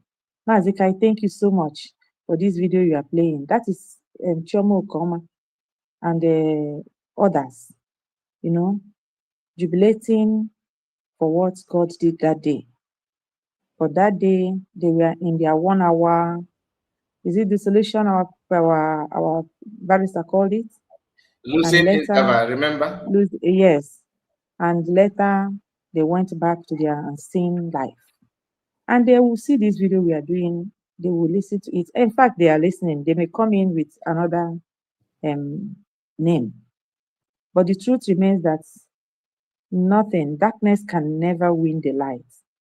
Dr. Ngozi Arabeze, the 3 triangles from our leader to our DPM and our PM are lights. And everybody that associates themselves with USB, that person has peace of mind and is light. If you know how powerful our ID card is, you will use your feeding money to go and get one. I went to the bank today to take a paper for something. And the man saw my this and said, are you a Nigerian? I said, no, with loud voice. I'm not a Nigerian, I'm a Biafran. And the man said, yeah, Biafran. And you people are in the coastal part of it. I said, yes. I said, Biafra was in existence before the thieves came. That was how I mentioned it. The thieves, the British, the supermarkets. He started laughing. Say, wow, Biafran. And he said, let me speak English. And we started speaking English. This is in Spain. And he was so excited. And people there, Savara people, and when they hear Nigeria, they are like excited. They were just like they want to disappear because it's because of them I spoke with that loud voice. Because I have my ID card. Because many places when I say I'm a Biafran, they will ask me, do you have ID card? That's to show you the importance of your ID card. Even the courses I'm doing, I no longer say I'm Nigerian because I don't have anything representing Nigeria. I use my ID card to go. I wish our passport will come quick and we'll make good use of it while we continue. And I know that Chukwu Obioma is rounding this up as quickly as we cannot even believe. Because whether they like it or not, we are here and we are here to stay. Whether they like it or not, the 50 million votes cannot be so. There is no country, no history that has come. When I say come close, it's just understatement. None has gotten to 5,000 to declare their own. And we are talking about millions. So even the pit of hell must respect this. The only problem we have is us to understand where we are and what we are doing, and to refuse to be distracted by those that are paid to distract what we are doing. These people going to their protests and doing all this shenanigan of court and everything, they knew what they are doing. They are paid for this. We must not lose sight. Like the politicians you just said, they know also what they are doing, because with all those their empires and everything, they still refuse to give up. Because when they give up, look, many of them that bought houses in Europe, they are leaving the houses because they don't know how countries are run. When they bought all those expensive houses that the owners of the country cannot buy, because they know the implication, because the tax you will pay in your life for that is better you are not born. They will not buy it, they will build it for African leaders to come and buy. Then when they buy, they will realize their stupid mistake, and many of them, they will leave it, they will forfeit it, because it's not their hard-earned money. These are money that God has given a country to build generation upon generation, make children happy. They are there. Look at what is happening in Nigeria. African countries, African leaders don't want to talk about it. I don't just understand where their brain. I mean, somebody can love money, but you cannot love money to the extent that you are seeing something abomination that not even one can touch you to just speak up. But I know that this day the Bible is being rewritten. There is nothing that is happening today that has not happened before. And the same way the victory came before that time, this time around is even coming faster. The only people that can stop that victory is I and you that understand the game of the demons, that understand that it's the light and the darkness that are fighting. That's why we must continue to pray for every leader that are standing on the side of light, which they are not even 2%. But thank God for the children of God like us that has woken up on the time that we are destroying millions of their darknesses and billions of their dark, because that is the promise of God, that one of our light would destroy them in millions and billions. And the kingdom of darkness, they are running helter skelter, even as we don't even take note. But I tell you, they have fallen, and let everybody pray for President Trump, Dr. Ngozi Orebeze, our leaders. They are not going to do Mazi Nnamdi Kanu anything. They can only continue to waste their own time. That which he desired, we have gotten. So there is nothing changing that.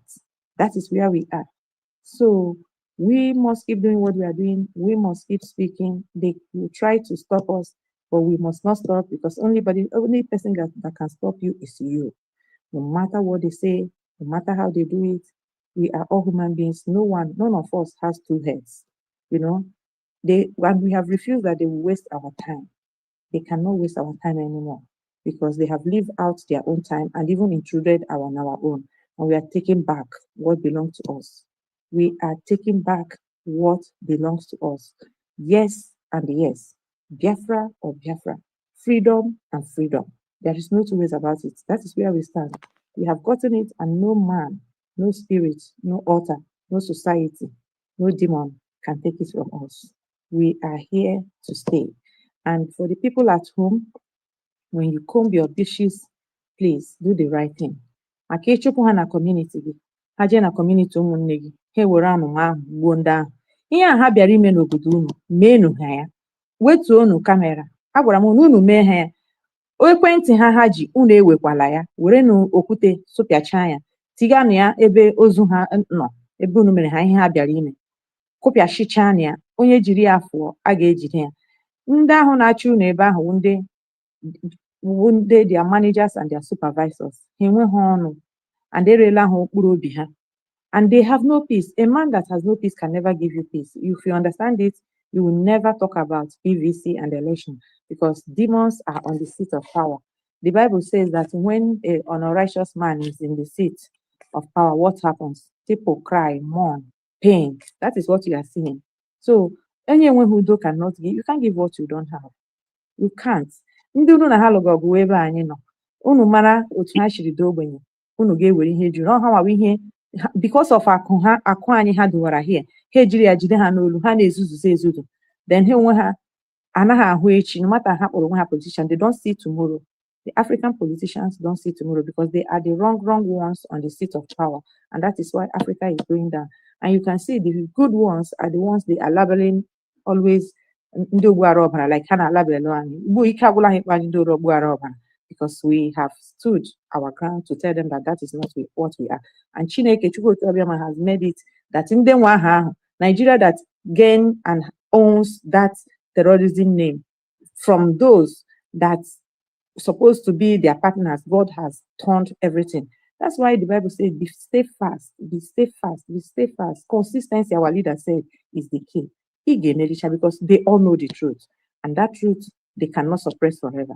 My prayer today is that as many as the leaders that are supposed to talk and not talking, God remove their peace and give them no peace until they talk, until they do what they're supposed to do. They will never have peace. They will never have peace because they have to talk. I've not seen where any things that is happening in Nigeria that has never happened in the land of the and everybody, and they are the ones seeing it. They first came, all this their platform, with a landlord, with Arabara, with Aloko, but that is where the real abomination is happening. They are all seeing it, and none of them want to talk. And they must talk, or the peace on this earth, so far as they will not have it. They will never have it. They are far from it. And that is my prayer. We will do what we will do. God will do what we cannot do. Onye ọbụla nwere nke oketara. Ọ bụghị na barrister nwere nke oketara. Our historian nwere nke oketara. Kai TV nwere nke oketara. All of us nwere nke oketara. And little by little, and little by little, we are taking back our territories. That is just, that addition is part of their agenda. A lot of is part of, and that agenda is towards you, Africa. One word is one word for Africa. Europe is a European Union, but let me tell you, every country of Europe is operating on their own stupid idiot law. When can I operate with law and does, but they are union, and know that all of them are not inside this union. They are more than 27, not only 27. That's 27 minutes this union. Law Nigeria, national, international law, then but individually, my dear, come to their pension, come to their tax, my dear, and something prompts something. And then when who down, can just say, okay, can unite you? Can unite you? They are still in internal war. The only thing is that because of that island, they now try when it comes to that union. So when you hear one word, this, that, is Africa the target, and we are the ones to stop them. When we stop them, then Africa has stopped them, and they know very, very well. So when you know this little truth, nothing will make you go back. You will prefer to be in the forefront and take that bullet than to be inside your house. Now, Kiko ga-adịghị iwu nna ga-abata nwa 15 years ndị ọcha biri egbe a na-akọ ihe a na-akọ dị sef si abịa were gbuo nwa gị a na-ahụ ụmụaka n'ọkụ na ndụ ihe ọ dị too much, and Chineke will return all this punishment to them. We must do what we are doing, and that is what we are doing. So for everyone that is standing up, for Adadi Oramu, I like how Rose put it, second chance, so that in Bogesu, onye gasị na-agwa ha ya ogu na ọfọ na-adị mma onye ahụ ihe ọsọkwa even ya nwa onwe ya chọrọkwa ịdị afọ ọ na Chineke si na ndị okwuru ikwu na ọ ga-anara punishment ọ gakwa ama isi ọ ga-afụ ya n'ọnụ ọ ga-ekwu ọzọ apart from her mediocre life ọ ga-ekwu ọzọ. So I like him to our brother Shidowa that thing ogu na ọfọ, you understand, and I like how our DPM and our government has refused to butt into their distraction because they are paid to distract us. That our governments are not talking, they are moving forward, they refuse to be distracted. So they are confused. They are very, very confused. And they will continue to be confused because they can't deliver. They cannot. And we give Chukwu Kikobiama all praise to that. They will know them. We'll continue doing what we are doing. And here we are for final victory. They won. Well, thank you so much. Thank you, IJ. God bless you for your time. Ocean we are coming back to you, but I don't know if you still have any other thing to add to what you were saying, because we just I don't know. Just hold that. Since you are not ready, let's go straight to Goddess. Goddess, you are welcome. All protocols observed. I greet each and every one of us in the house. My special greetings goes to Barrister. Thank you very much for being in our midst today. Thank you. We cannot thank you long enough for what you are doing for us. Today class is so is that there is a whole lot of package in today's class. Thank you, Mazikai, and all our media team warriors. Mazuchino, Ada Simon, Mommy Pompous, Mommy Simon. I greet you, Mama. Thank all of you. What I wanted to say, I wouldn't start going back and forth because we have a full house and most of the question has been asked and most of the question has been answered. I just want to say thank you. I just want to say one or few things. Mazikai, thank you, because in as much as this program is going on, you were playing the clips. And in that clips, the people or the mediocres that is kicking against what we did on the 29th of November. They are the one running helter-skelter. They are the one running, perambulating all over. You didn't see me there? You know the people you people are seeing. You go see Node. And I thank God that internet never forgets.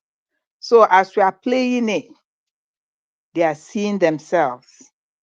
And at the same time, for the avid group, for the 1,000 men, for the group, with what Kai played here, I know some of you watch it. How did this thing look to you? Well organized. There is no nation that will see this and will not know that something happened. It was well organized.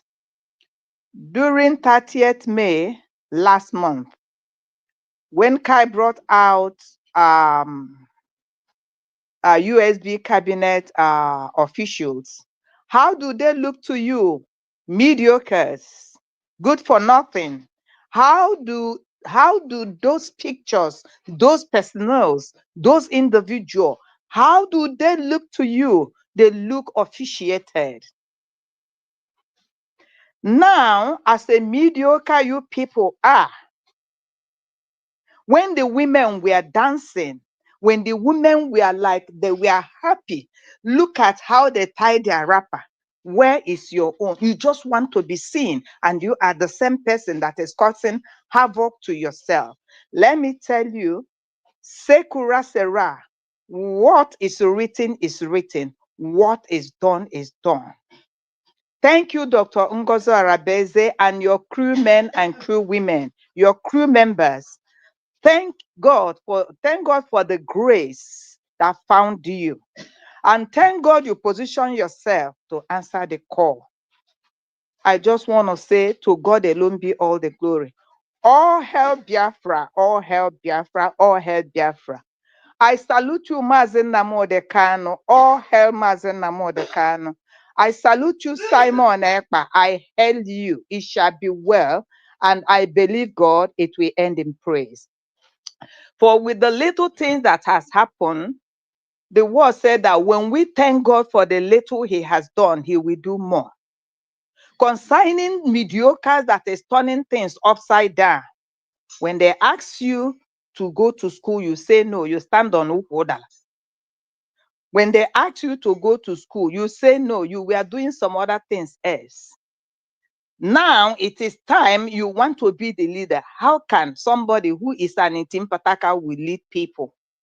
Because you will lead all of us to nke ndị Nigeria reburu Nigeria to ndị Britain. Nke a bụ that because you didn't even know when you sign warrant ọnwụ gị. Then another thing I want to say, look at the little stuff that I think the Brazilian nation did for us on 30th May.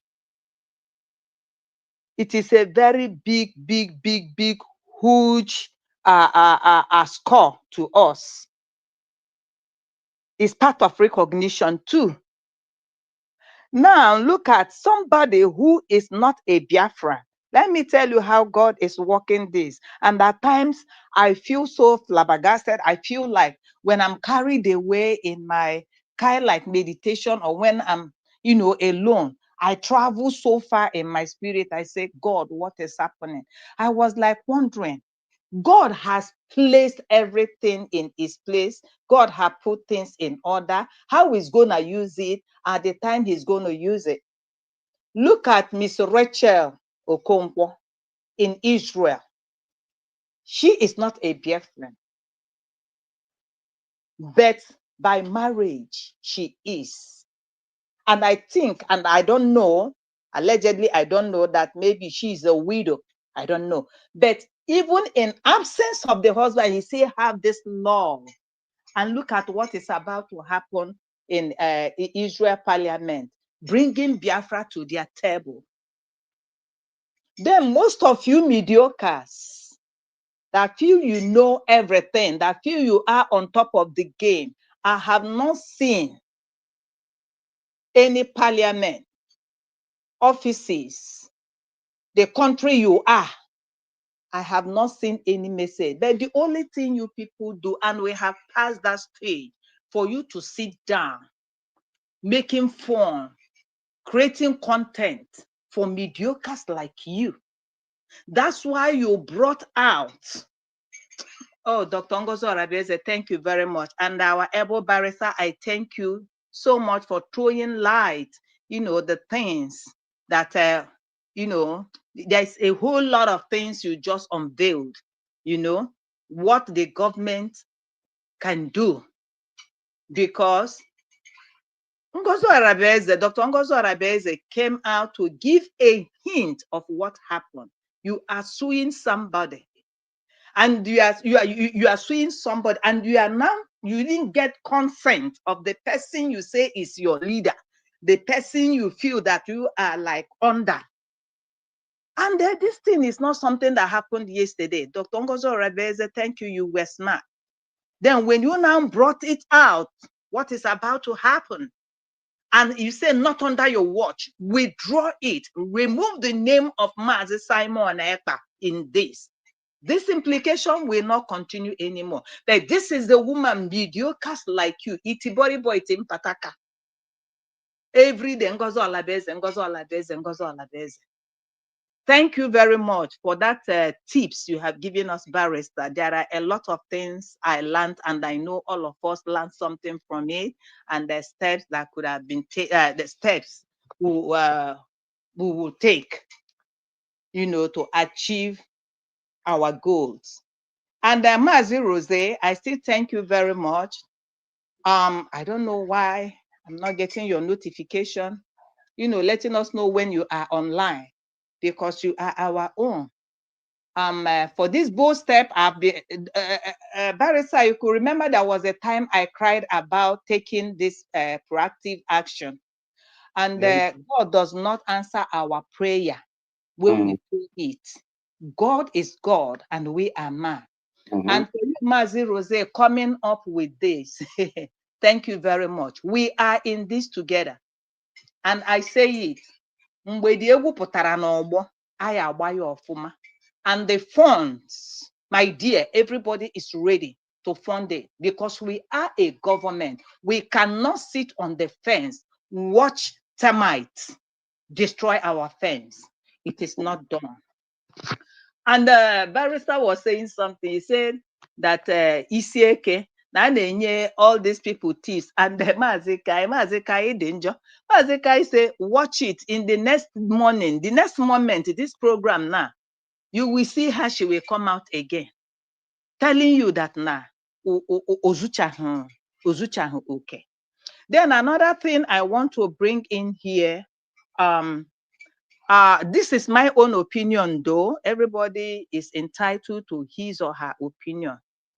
Concerning every time Finland, it is not giving me joy anymore for this mediocre recalcitrant with this their shenanigan every time. I say Anaga Oku Simon Ekpa. When you deflect their tire on this side, they will now go to the other side. Before has a lawyer, second her lawyer say, thank you, you came in, we had a good section, everything. I think they learned from the session we had with you. So Nkopulaya Bay and money and fund and fees, and which I believe that no Europe can or don't have Nigeria, I gonna call fee in thousands and in billions. So that having been said, I've lost my track though. Shit. Oh my God. But anyway, I appreciate you for I was saying something about Finland. Goddess. Yes. I was saying something about Finland. I was saying my own opinion that if maybe there is a way to stop this protest of a thing, maybe Maazi will say, I don't need this anymore. His fate is in God's hand. His fate is not on this. Because I don't think this protest of a thing, we need it. This is gone 1 year plus. So I don't know. That's why I say it's my own opinion or like a kind of suggestion, but I don't know. Because they have used this protest of a thing, confusing people, confusing the gullible. You know, every time they will come out again, trying to implicate themselves and not PM Simon Ekpa. Thank you very much. I rest my mic. Madam Origin, Madam Ojugo, I know you guys so are well and sound. Thank you. Thank you. God bless you. If I may ask, whom are they protesting against? This their protest. Whom are they protesting against? Are they protesting against the Finland government or the courts in Finland? That's what I am saying. That this to me, ọ dị ka ebe mmadụ kpotele aja bịa kponye n'ime garị, ọ na mmadụ kpotele aja kponye n'ime rice. But na ma ha ma ọ dịrị maazị maybe o nwere ịmụ onye nọ n'ime ọ na-ama n'ihe na-eme na mbala na ewegoro this thing na-akọs a whole lot of nuisance na ịmagwa ife banyere ya. Ọ bụrụ na a ga-erule ya out, I don't know though. Yeah, thank you, sir. Anyway, thank you so much. I hope Madam Origin kwuru last. Madam Origin, no River Goddess na-ekwu okwu. Ọ mụọ na-ekwu ma ọ mee ihe m kwuru. Ocean Master, are you there? Yeah, anọ m ya. Okay, ọ na River Goddess kwucha na. Okay, River Goddess. Okay. Nwa m ji eme pompous, anọ m ihe i kwuru last. Mommy Pompous, ọkwa m kelere gị Mommy Pompous kai.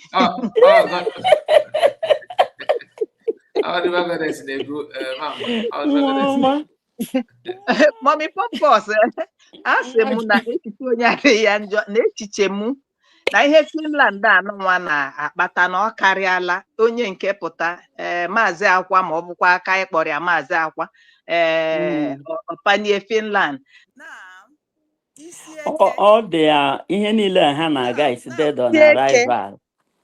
When Isieke was making her program, ha sị na ha ga-ebi t-shirt, ha ga-eme nke ha ga-eme nke. To me, ọ bụ na o nwere ka maazị Simon Ekpa ga-esi strike, yeah, please, I don't need this. Ihe mere na Saturday ọ bụrụ na nwee the opportunity, aga m ekwute ya na fundraising. Nwee the opportunity to talk, I will tell them that na ka amanọta ga-esi eme ka Simon Ekpa gwa ha na ya achọghị any protest. Echi mmadụ onye ọbụla chọrọ ịbịa ga-awụdapụ hearing appeal case hearing ka mmadụ nwere ike ịbịa Finland maka the time of protest have lotisha ya na bekee agafeela so na Biafrans agafeela that time of the time of going to protest na Finland na-aga ugbo ese ka hapụzie ime the hearing of the appeal case ka na ha aga ka eme again so ihe ahụ ọwa ihe a selfish idea Mama. Those people are just career agitators. Mama, na ihe ọ na-ekwu. Mama. Yeah, okay. On a say, though, I wanted to say that now, okay, we don't need to raise dust over that because ụfọdụ ndị akịta na jaki akịta na anwụ natural ọnwụ na ọ bụ na watch etu o si agala ha. So all the possible. Arapụgodi ya ịghọtago. Arapụga ha yes. When Biafra Unite, ọ nọchetekwara mgbe Biafra Unite mekwara organize na a na-aga Finland. Gịdịcha ihe niile ahụ agakwara na ha aga. Mgbe ụfọdụ a na ha just achọ ihe a gaghị eji ka amara the mind of onye ka eji ekwu ka ọ bụrụ na ị na-anya na ihe ha ịgba tọọchị ihe na-eme na ịfụ na o ji aka ya na-adala onwe ya asat yesterday ha na-anụ ọgụ maka ya by themselves so I don't think no need any much attention more. I'm wasted. Yeah, thank you very much. Mama, please. Mama, hold on. USB is strong. Now works. Mama, that even go. Mama, kind report now. We also na actually free barrister. So ka enwe kene does a mic ka ku. Ka barrister na. Okay, all the cook kind of cook money that you need. Thank you. Okay, ma, thank you so much. Because yeah, almost 5 hours, and I promise Barrister that we can only spend 2-3 hours. But I'm going to up on the by mic no that so big Barrister, I'm sorry about it. I'm very sorry. You have done very, very wonderful today. So let's just allow you to. If anybody, if there are still people who want to ask questions, they can do that. Okay. Ocean Master, the mic is just moderated for some time. I will be right back. Okay. Well, thank you very much, and I thanks everybody who is still here in the studio and those listening. Obi-Wan is still there on top. Obi-Wan, I don't know if you still have anything to add to what you say to Barrister. Obi-Wan. Am I saying Obi-Wan? Obi-Wan, are you still there? Okay. Then, because I cannot. I'm still here. But Obi-Wan, somebody, I'm calling the people that are in the studio. Okay. Obi-Wan, if you're not ready, somebody else, I'm not seeing your logo very well. The next person to him. So somebody with something to add to or ask to Barrister or add to what Barrister is saying. Can you come up with your mic, please?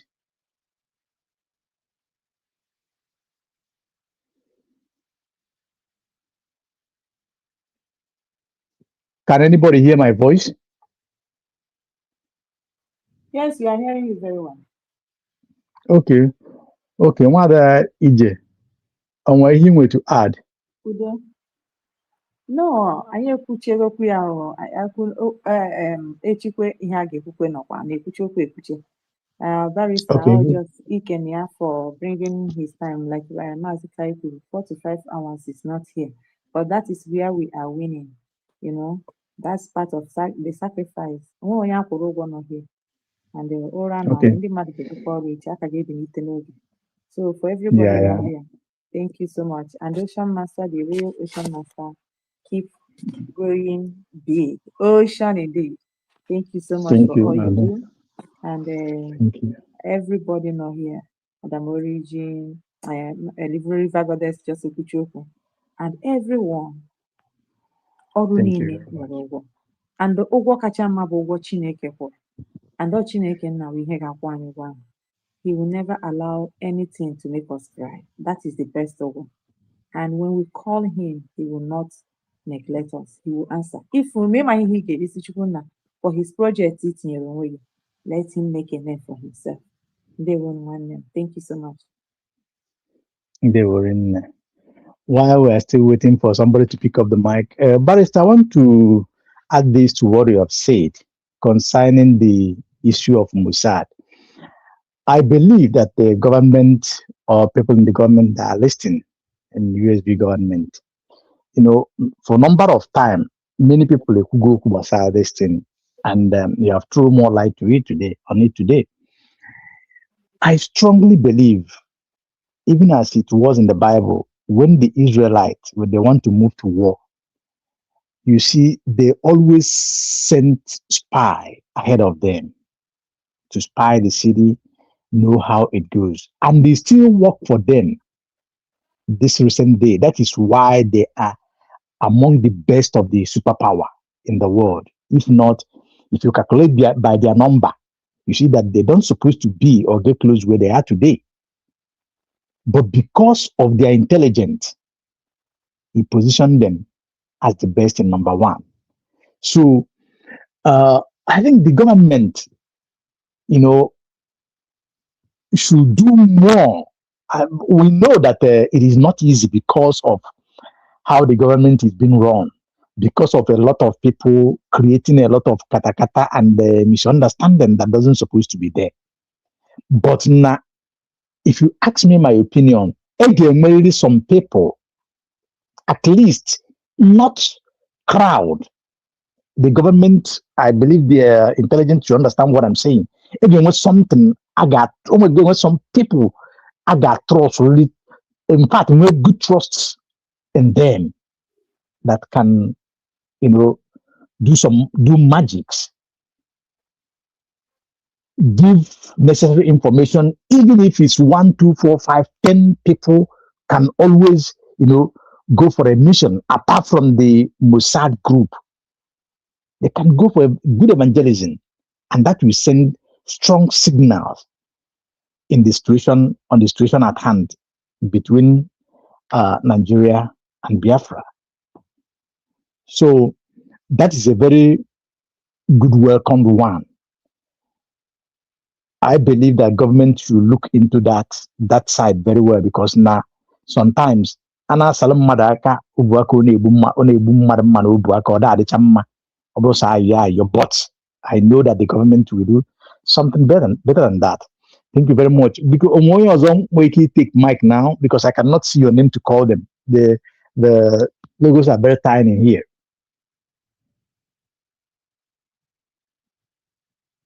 Madam, okay, River Goddess is out.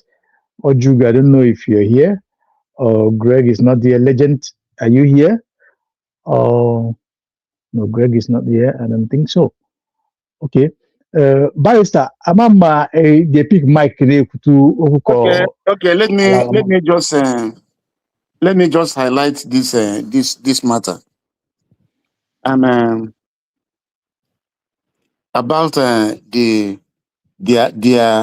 election.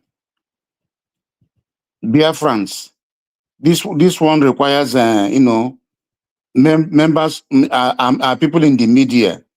They should let our people avoid their election. Our people should avoid this election.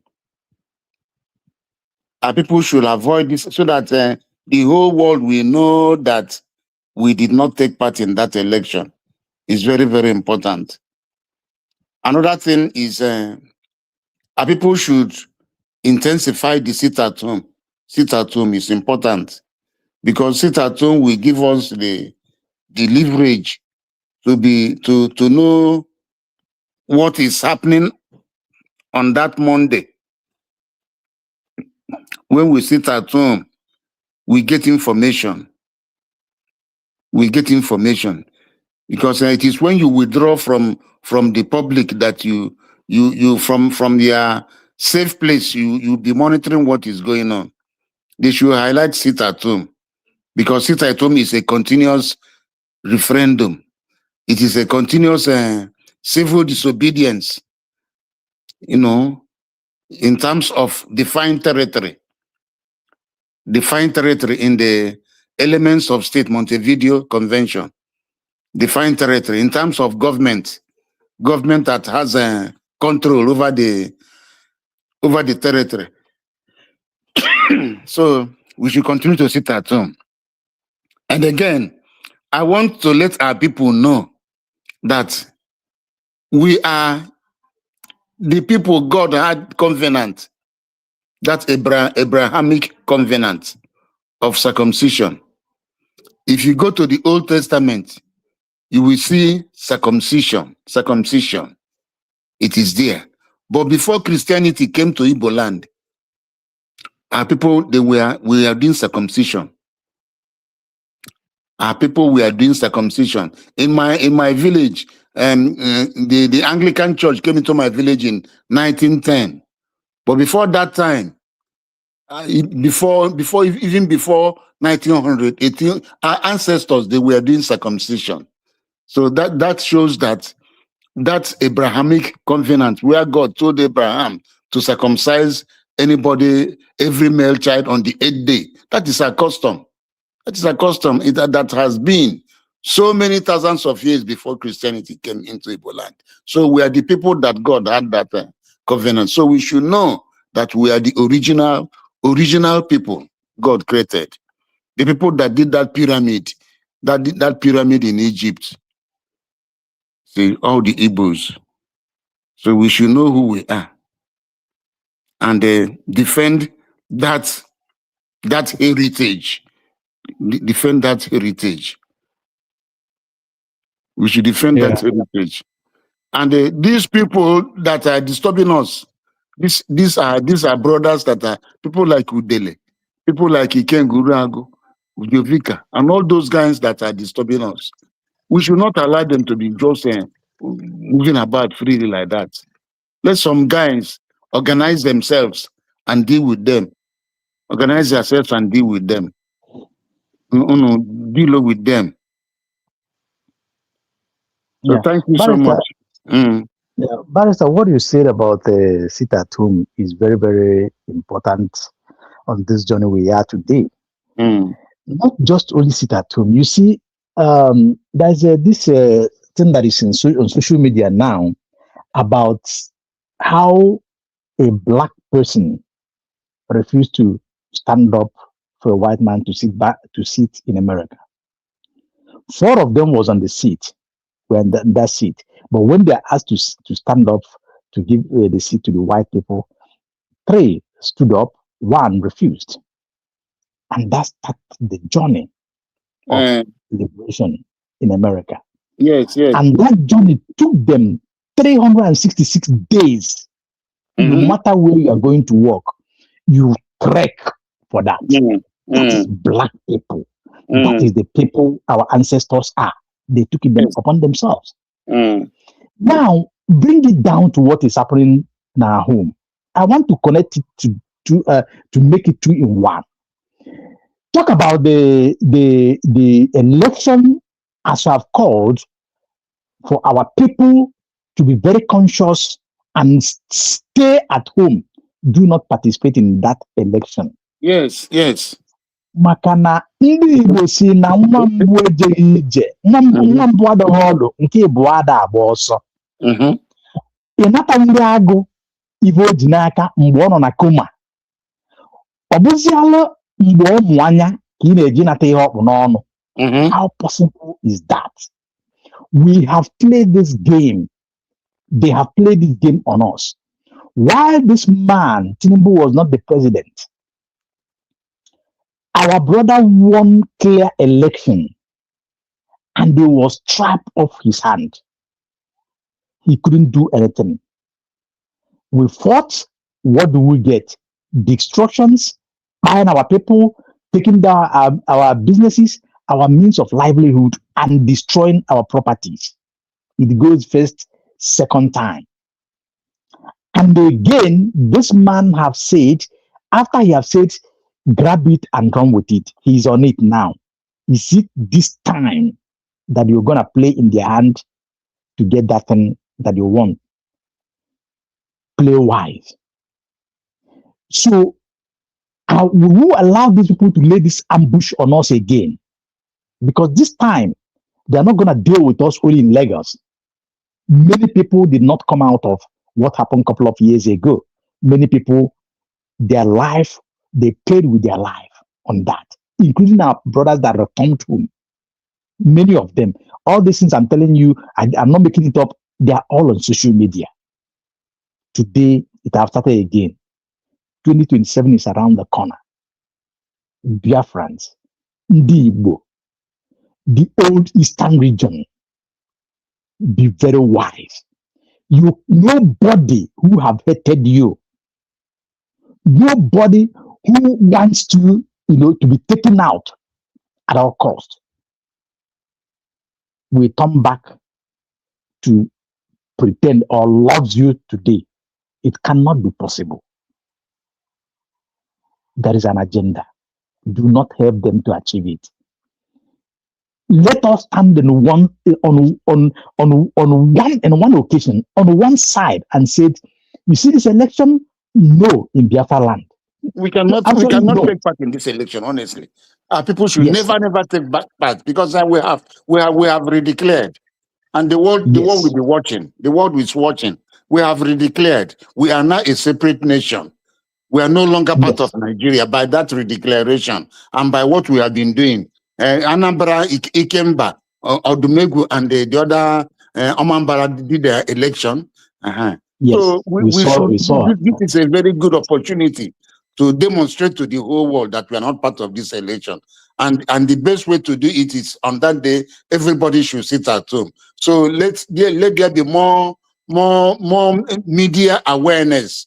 More media awareness for this, if possible. If we can bring some flyers and they paste it everywhere. No, we don't want election. Nigeria must go. Nigeria must lead. That is what we should be doing now, so that people will not. It will affect people that will come out that day to do election. So, dear friends, thank you so much. I want to take my leave. Thank you so much. Yes. Barrister, we appreciate you so much for the wonderful time that you make, even on your tight schedule, to be here for about 5 hours, and it is not easy. And Mazika himself, thank him for this wonderful opportunity he's creating. And dear friends who listen to the voice of Barrister, it is always encouraged. Send your good message to him through the comment section, and do well to share this program, recommend it for people to listen, and they like it as well. It's very important. Yeah, because this very program will help in reshaping a lot on our mind. And just like one of our sisters said here, I think it was Ragode said, we have everything in Biafra. If you look at the world, how it is today, every sector or section that matters in the world, go and see what Biafrans are doing there. Barrister is one of them. We have seen the way he speaks to us here, educate us, sensitize us in many things. Other Biafran barristers as well who add their voice, lend their voice on this. The world is watching. The government of USB is doing wonderfully well. We need to support this government. It is our government. We need to do more than what we're doing. Actually, it is not an easy task, but we have to continue carrying it. That was why I gave the illustration of the guy in America and a person who stood up and said no, that he will not give her seat or his seat. And today, this is where he led the Black Americans. We, as people, we can stand. We can do it. In this slogan, we said, yes, we can. We can actually. Let us stand on one feet. Let us stand without shivering. Let us stand and lose the sight of the pains that it causes us, or it may cause us. Remember, Barrister, permit me to say this before you leave, please. The children we give birth to, the children that we are going to give birth to, what are you leaving for them? Look at the way Nigeria is going today. Look at the type of loan these people have collected in this recent day. Look at the debt that they are owing. Look at the speed these people, this caliphate, are coming to conquer our land. What will you leave for these children to come or that are here now? Let us fight it once and for all. Stand and make sure that we win the right victory while we hand them over that victory, just like what the Israelites have done and what they are doing today. On their own, they did not have a state again, but they came back, they pursue, they overtake, and they recover. Biafrans, we can do that. Barrister, you're still there? Yes. So, like you've talked about borrowing. Tinubu has borrowed more than 200 trillion within 3 years. God. No, God of mercy. And all this money he is borrowing is using it for the election. No, look at the wife. The wife is busy and giving this jeep. The wife is distributing jeep cars to APC women. Yes, APC women. All the 36 women leaders, APC women leaders in the federation. Wow. That is what she's, and people are telling her that she has not made any public statement about the Oyo State 45 pupils and their teachers that were kidnapped. She's busy. The other day I heard her, she was talking about Abia, all those places where they don't have a presence. Distributing vehicles and the money. They will give the money, asking them to register the vehicles in their own name. Yeah. So money is not everything. That's a way of inducing them.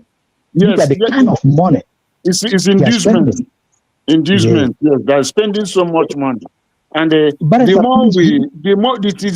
more we remain, we still take part in whatever they are doing.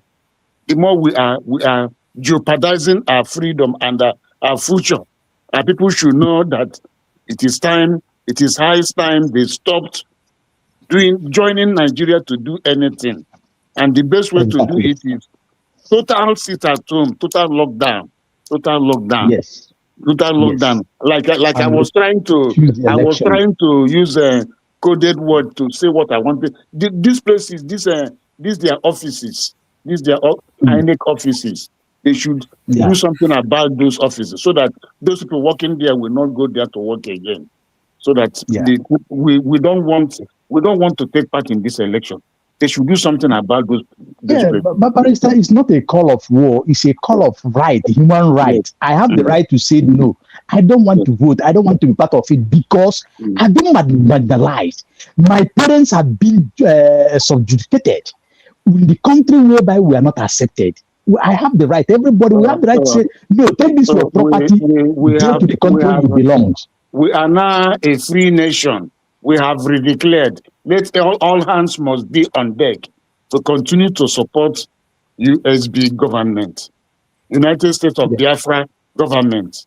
We must continue to support it because that is the only vehicle we have. That is the only voice, the only legitimate body that we have now. All other bodies, all other groups, whatever you are called, those ones are just mere. They are mere groups. Whether they are Avid, whether they are 100 Men, Rising Sun, Ambassadors, whatever name they are called, IPOB, those ones IPOB does not exist any longer. They are just groups. They are just groups of people. They are groups of people. They are neither here nor there. They are of no moment, no significance. So people should stop deceiving themselves or people in Ogenkere camp. Those ones are group of people. I don't know. Maybe they are social club. CRC is a social club. That is the way I see those groups. So people should stop giving them credence. Stop giving them credence. They don't matter. Barrister, they don't matter. Barrister, how do you feel about this?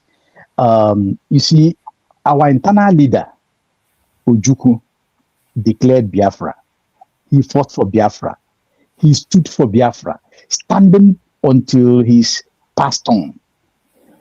Wike come and do his own and left. He couldn't withstand the pressure. Mazi Nnamdi Kanu, fighting for Biafra, was condemned because he carried the name Biafra and was convicted, sentenced. Yes, for Biafra. Now the same thing our PM Mazi Simon Ekpa in Finland convicted because of the issue of Biafra as well. Now Dr. Ngozi Orebeze, with the millions of Biafrans voted on the referendum, went in Finland, declared Biafra at Lati, Finland. And in all these things, all the name that they fought and fighting for is Biafra. Now, these people of group that group themselves, both the AVID, both the IPOB, both the Fallback, Fall Deep, CRC, BG, whatever they call themselves, what are they fighting for? If they are fighting for Biafra, why now can they fall? Since Mazi Nnamdi Kanu is fighting, and that thing that he's fighting for have been declared, why don't everybody fall in line on that name? I think on their own parts, I think it's a matter of ignorance.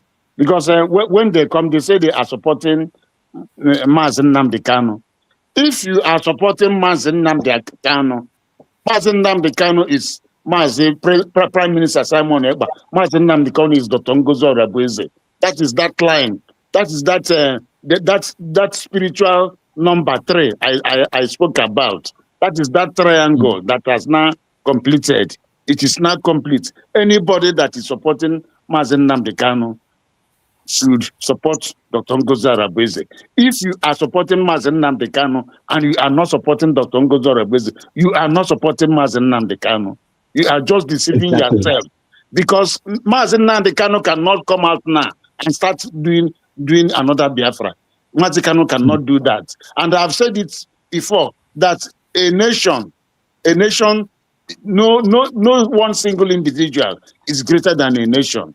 What Mazi Nnamdi Kanu was looking for is Biafra. What Simon Ekpa came to do is Biafra. And that is what we have gotten through Dr. Ngozi Orebeze. So every reasonable person, every reasonable man, every reasonable group, whether you are avid, that is why this outing must be shared. Circulate it. Let them hear it. I am saying it. I am saying it from my wealth of experience and from my professional background. Every person that is not supporting Dr. Ngozi Orebeze is not supporting Mazi Nnamdi Kanu. Every person that is not supporting Dr. Ngozi Orebeze, the ad is a USB. USB are government. Dr. Ngozi Orebeze is just the leader, the person at the helm of affairs now. Yes, it may be anybody. It may be anybody. Yes. It does not matter whether she is a woman or whether she is a man. Yes. The world is replete with women that led the country. I know of it. You know of Indira Gandhi of India. You know of Joseph Stalin and Johnson Sirleaf of Liberia.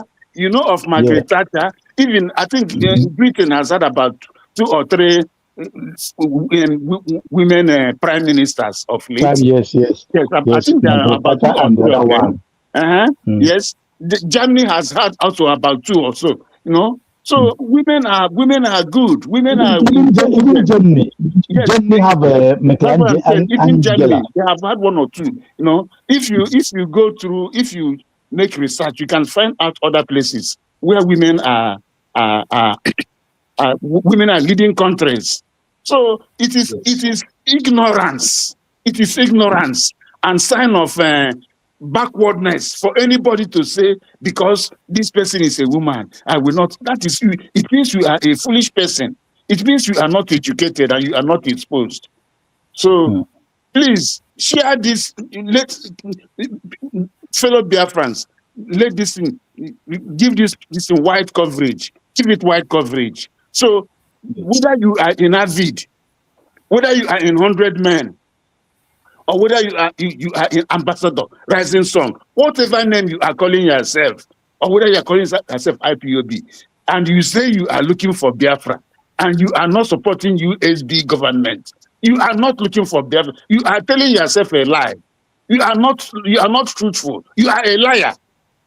You are a liar. If you say you are supporting Mazen Nnamdi Kanu and you are looking for Biafra, and you are not supporting USD government as at now, as at now, you are a liar. You are not telling yourself the truth. You cannot be trusted, because this Mazen Nnamdi Kanu, what did he come out to do? What did Mazen Nnamdi come out to do when he started broadcasting and did it for 9 years? For Biafra to be declared. He did it for 9 years. What did he come out to do? What did he come out to do? Mazen Nnamdi Kanu, what did he come out? Just and go when you go and sleep in your bed. What did he come out to do? What did he come out to do? So by that 2021, when he was kidnapped, everybody should go and sleep until Mazen Nnamdi Kanu comes out. Even if we are dummies in Biafra land, who does that, or who thinks in that direction? So it is just a fact, a very clear fact, that anybody, whoever you are, you say you are this person, you are this group, you are that group, and you are not supporting the government on ground. The only lawful government, USB is lawful. It's lawful. It has a legal cover, legal protection. And you are not supporting it. Then you are not supporting Nnamdi Kanu, and you are not looking for Biafra. That is what it means. And the amazing part of this is that some of these people that are doing this, they are part of the people that you are seeing their video here on the screen. They was there, jumping, dancing, making all manner of noises. Some of them that you see that are causing this collision today, there was there when Biafra was declared in Finland. And that is the height of foolishness. That is the height of foolishness, because foolishness, when somebody is a fool, there's nothing you can't do much about it. That is the height of foolishness. So you are looking for Biafra, and we have redeclared our nation. We have redeclared our nation, and this our nation is doing what the world sees. We have our ID. The passport is in the pipeline. Our currency is also being perfected. We are doing everything. We have opened an embassy in Washington DC. We have missions in all over the world. Yes, we have missions all over Europe, and yet you say you are. It is foolishness. It means you don't know what you are doing. It's just like somebody who says he wants to get a university degree, and they ask you, your parents ask you to go to university. After enrollment, you left the university and went to a college of education, and say, do they award degree in the college of education? At all. So that is just that you are just missing the mark. You are missing the mark. Even there is something Mark Arnold said when he came to Mazikai program here. Because when you read the mind of some of these people, because your fellow black person, a woman, declared this Biafra, some of them are looking down on it because of how they perceive the person who declare it. Now, Mark Arnold come and tell you that if you are waiting for Donald Trump or whoever tomorrow to come and say, okay, because of all this thing, I'm giving you Biafra, or I'm doing referendum, that it will never work. It is still you must do it. Now, freedom is taken. Freedom is taken. Good. It is not given. Yes. It is when we stand when we stand, take positive action, that the world will now come and say, let us assist them.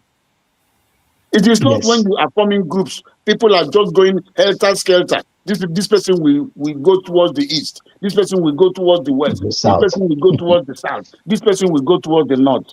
People will see you as people who have no bearing. People who have no direction. See, everybody who is honest and sincere must come to USB government.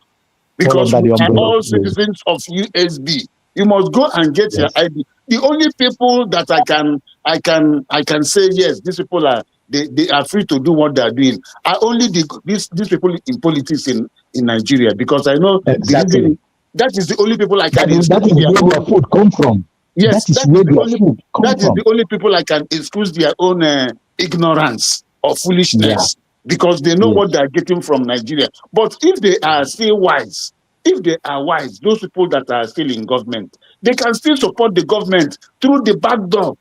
If they are wise, the wise ones amongst them should know that they should support the government, because that is their only fallback when the time comes. When the chips are down, it is USB, this new nation, is their only fallback.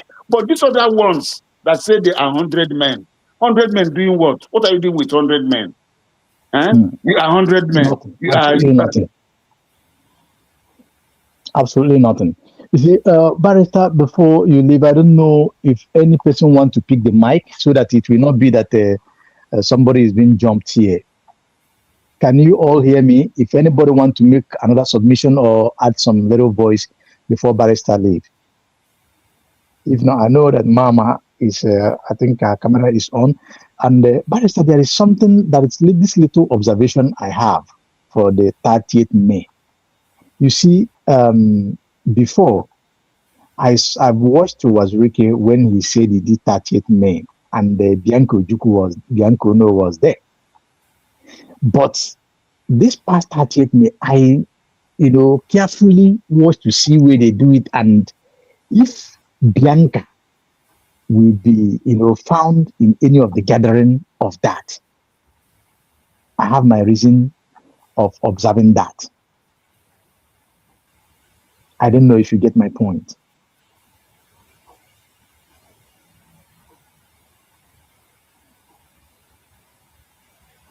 Barrister, are you still there? Or maybe we lost. Barrister, can you hear me? Okay. Yeah, Mama, do you want to say something? Because it's like Barrister, we lost the Barrister. Or somebody on the video. I don't know who is on the video. Okay, I am actually back. Okay. Mazi Greg, I've called Mazi Greg, but he didn't say anything. He didn't say anything, okay. That means we are going to wind down now. We have tried our best today. 5 hours. We have Mama Simon backstage. Ada Simon is there. So Ada Simon, maybe is she busy? Maybe. Hello, Mazikai. Good morning. Is that Greg? Yes, sir. Yes.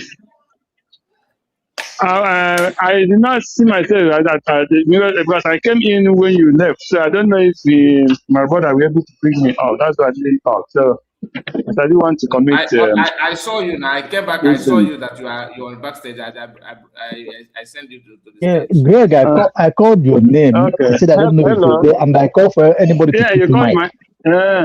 Hello. I picked the mic, yeah, she called my name. I had people did not allow me to see to ask my question. Well, thank you. Mama, nobody heard me. Mama, I didn't hear you. Nobody had your voice. What will happen? Hello. Okay, can you quote a question? Hello. Mama, hold on. Hello. I'm Joazi. Master, can you hear me? Yes. Ocean Master was speaking before. I don't know what happened. Yes. Come to question. Ocean Master, system I want to hear. Ocean Master, I want you to finish what you were saying. Mama, Mama.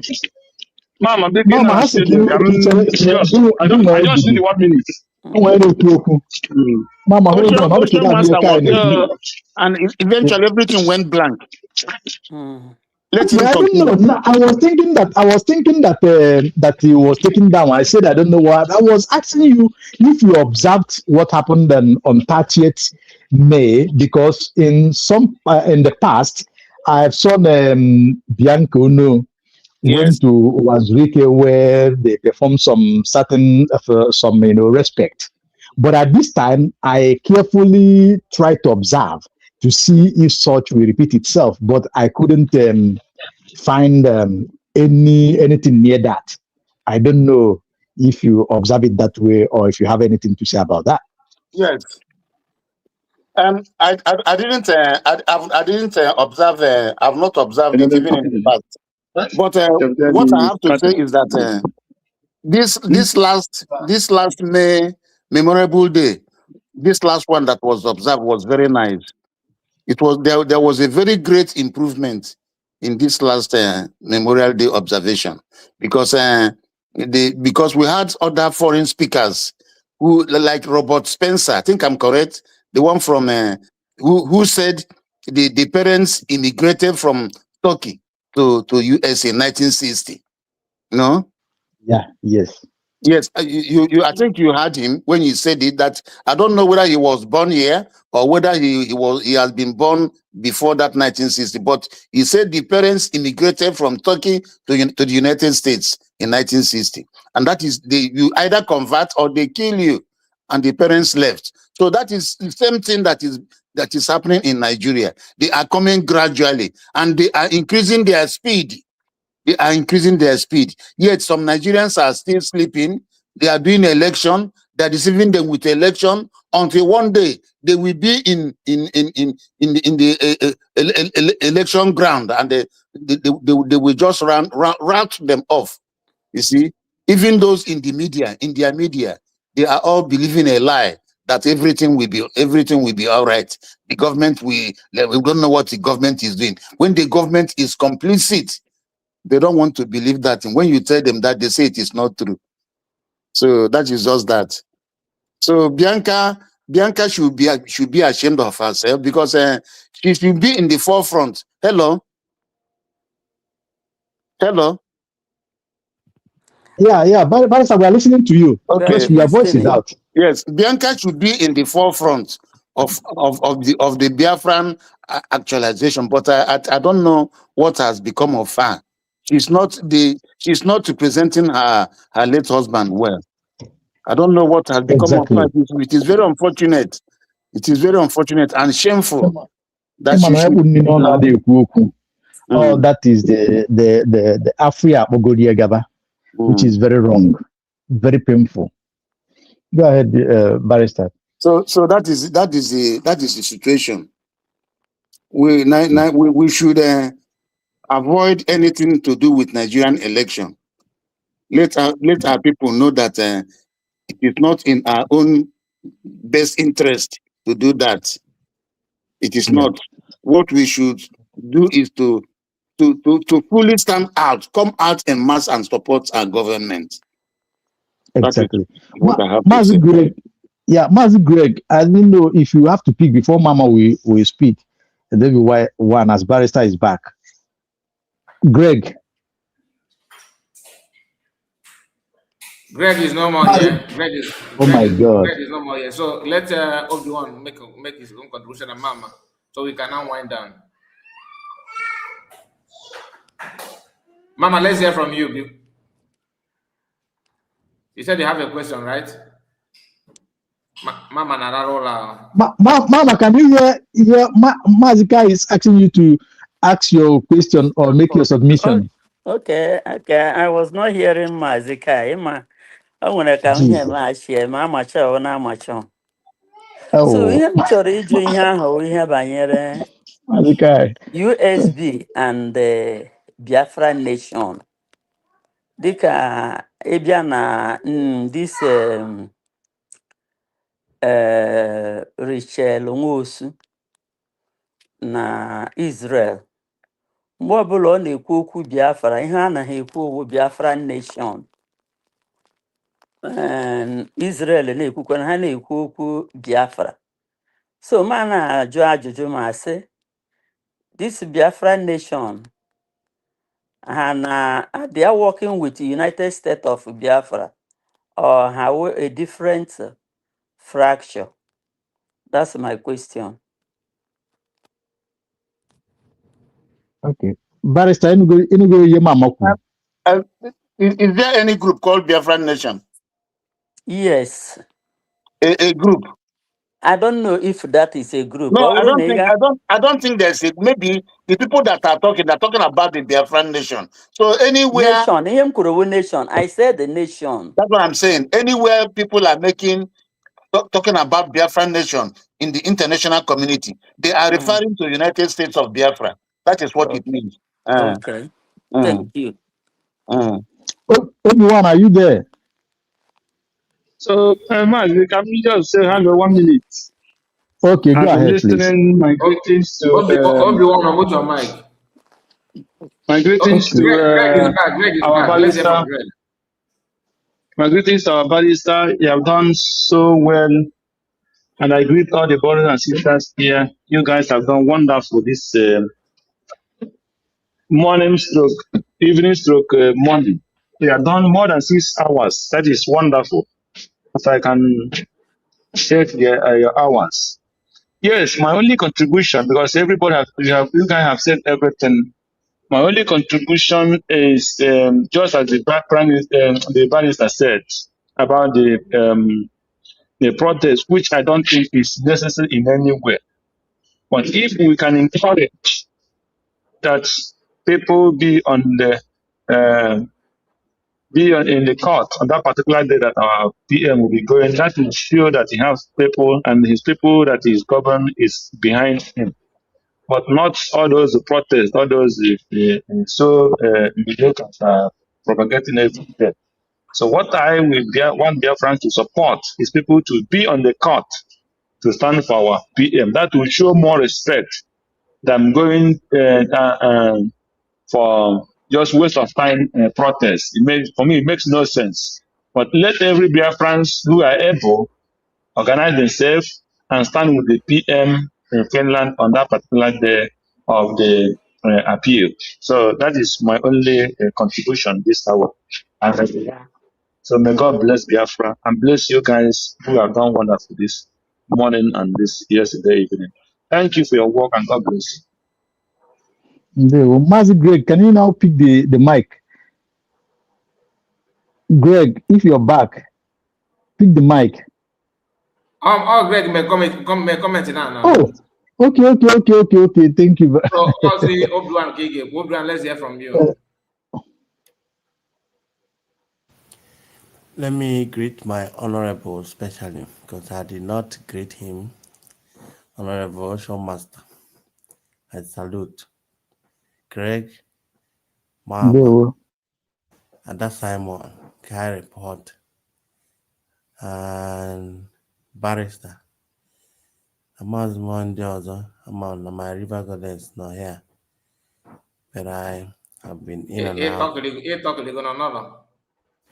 On the comment section, I think so. She's hearing me. You want to come on bonus? I got my comment section. Oh, it's in the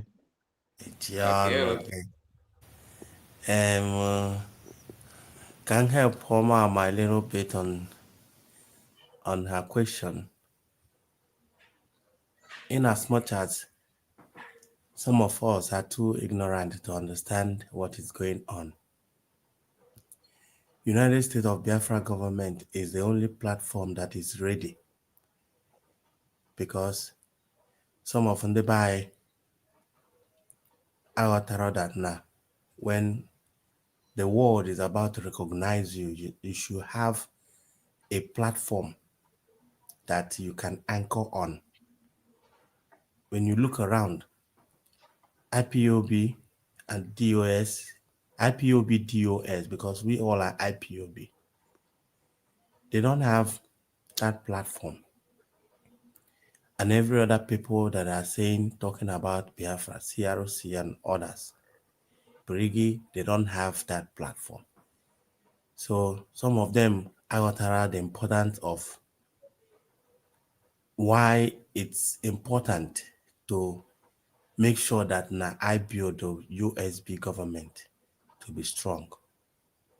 But I know that one day they will queue in when things start unfolding. So that is not a problem. They can say Biafra nation, all we need is for Israel to hear that name and align with our cause. That's by the way. But the most important thing, why I actually came in here, I don't have much to say, but I'm a Nandina listener, Nagada Diorama, or anybody that can pass the message to her. I want her to understand that Peter Obi gbakwa Kenneth Okonkwo akwụkwọ maka defamation. When you accuse somebody of something without evidence, you are bound to go to jail. So, with all her accusation and what we've had today from the barrister, that anybody with the ID card of the United States of Biafra can sue her on behalf of the government as a citizen. Ọkwa ka onwe idea ife agbọkwa ife ubi abacha, ọgbọkwa ife ubi akpụ na isi ọfịa, ọkwa ka uche dị a kachi phone. All right, thank you so much, Obi-Wan. Barrister, let's hear from you because we have come to the conclusion of this live broadcast.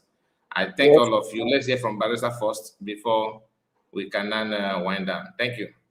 Yes, I think I've made my closing remarks before, but let me just add that everybody should queue behind the USB government and avoid their shenanigan election of 2027. We should avoid it. They should intensify. We should intensify the sit at home. Sit at home must be intensified. It helps us to put our acts together and in order. So that's what I have to say. Thank you, fellow Biafrans. Make sure that this outing today is shared widely so that it gets to all the necessary places it ought to get to. Thank you and God bless. Thank you so much, Barrister. God bless you. We appreciate your time and we don't take it for granted. God bless you. We really appreciate it. And we have come to an end. I greet all of you that joined us today, starting from Obi-Wan, Ocean Master, River Goddess, Ada Simon, Ray Biafra TV, Mama, Mommy Stella. We greet you, Greg, and every other person that I don't know if did I miss anybody. Of course, I must have missed one or two. But you know yourself, we appreciate you. Those of you on comment section, and we will never forget our brother Ezenwefe. Thank you so much, my people. See you tomorrow. God bless you all. Bye-bye for now. Day one. Thank you so much. Day one, everybody. Barrister, thank you for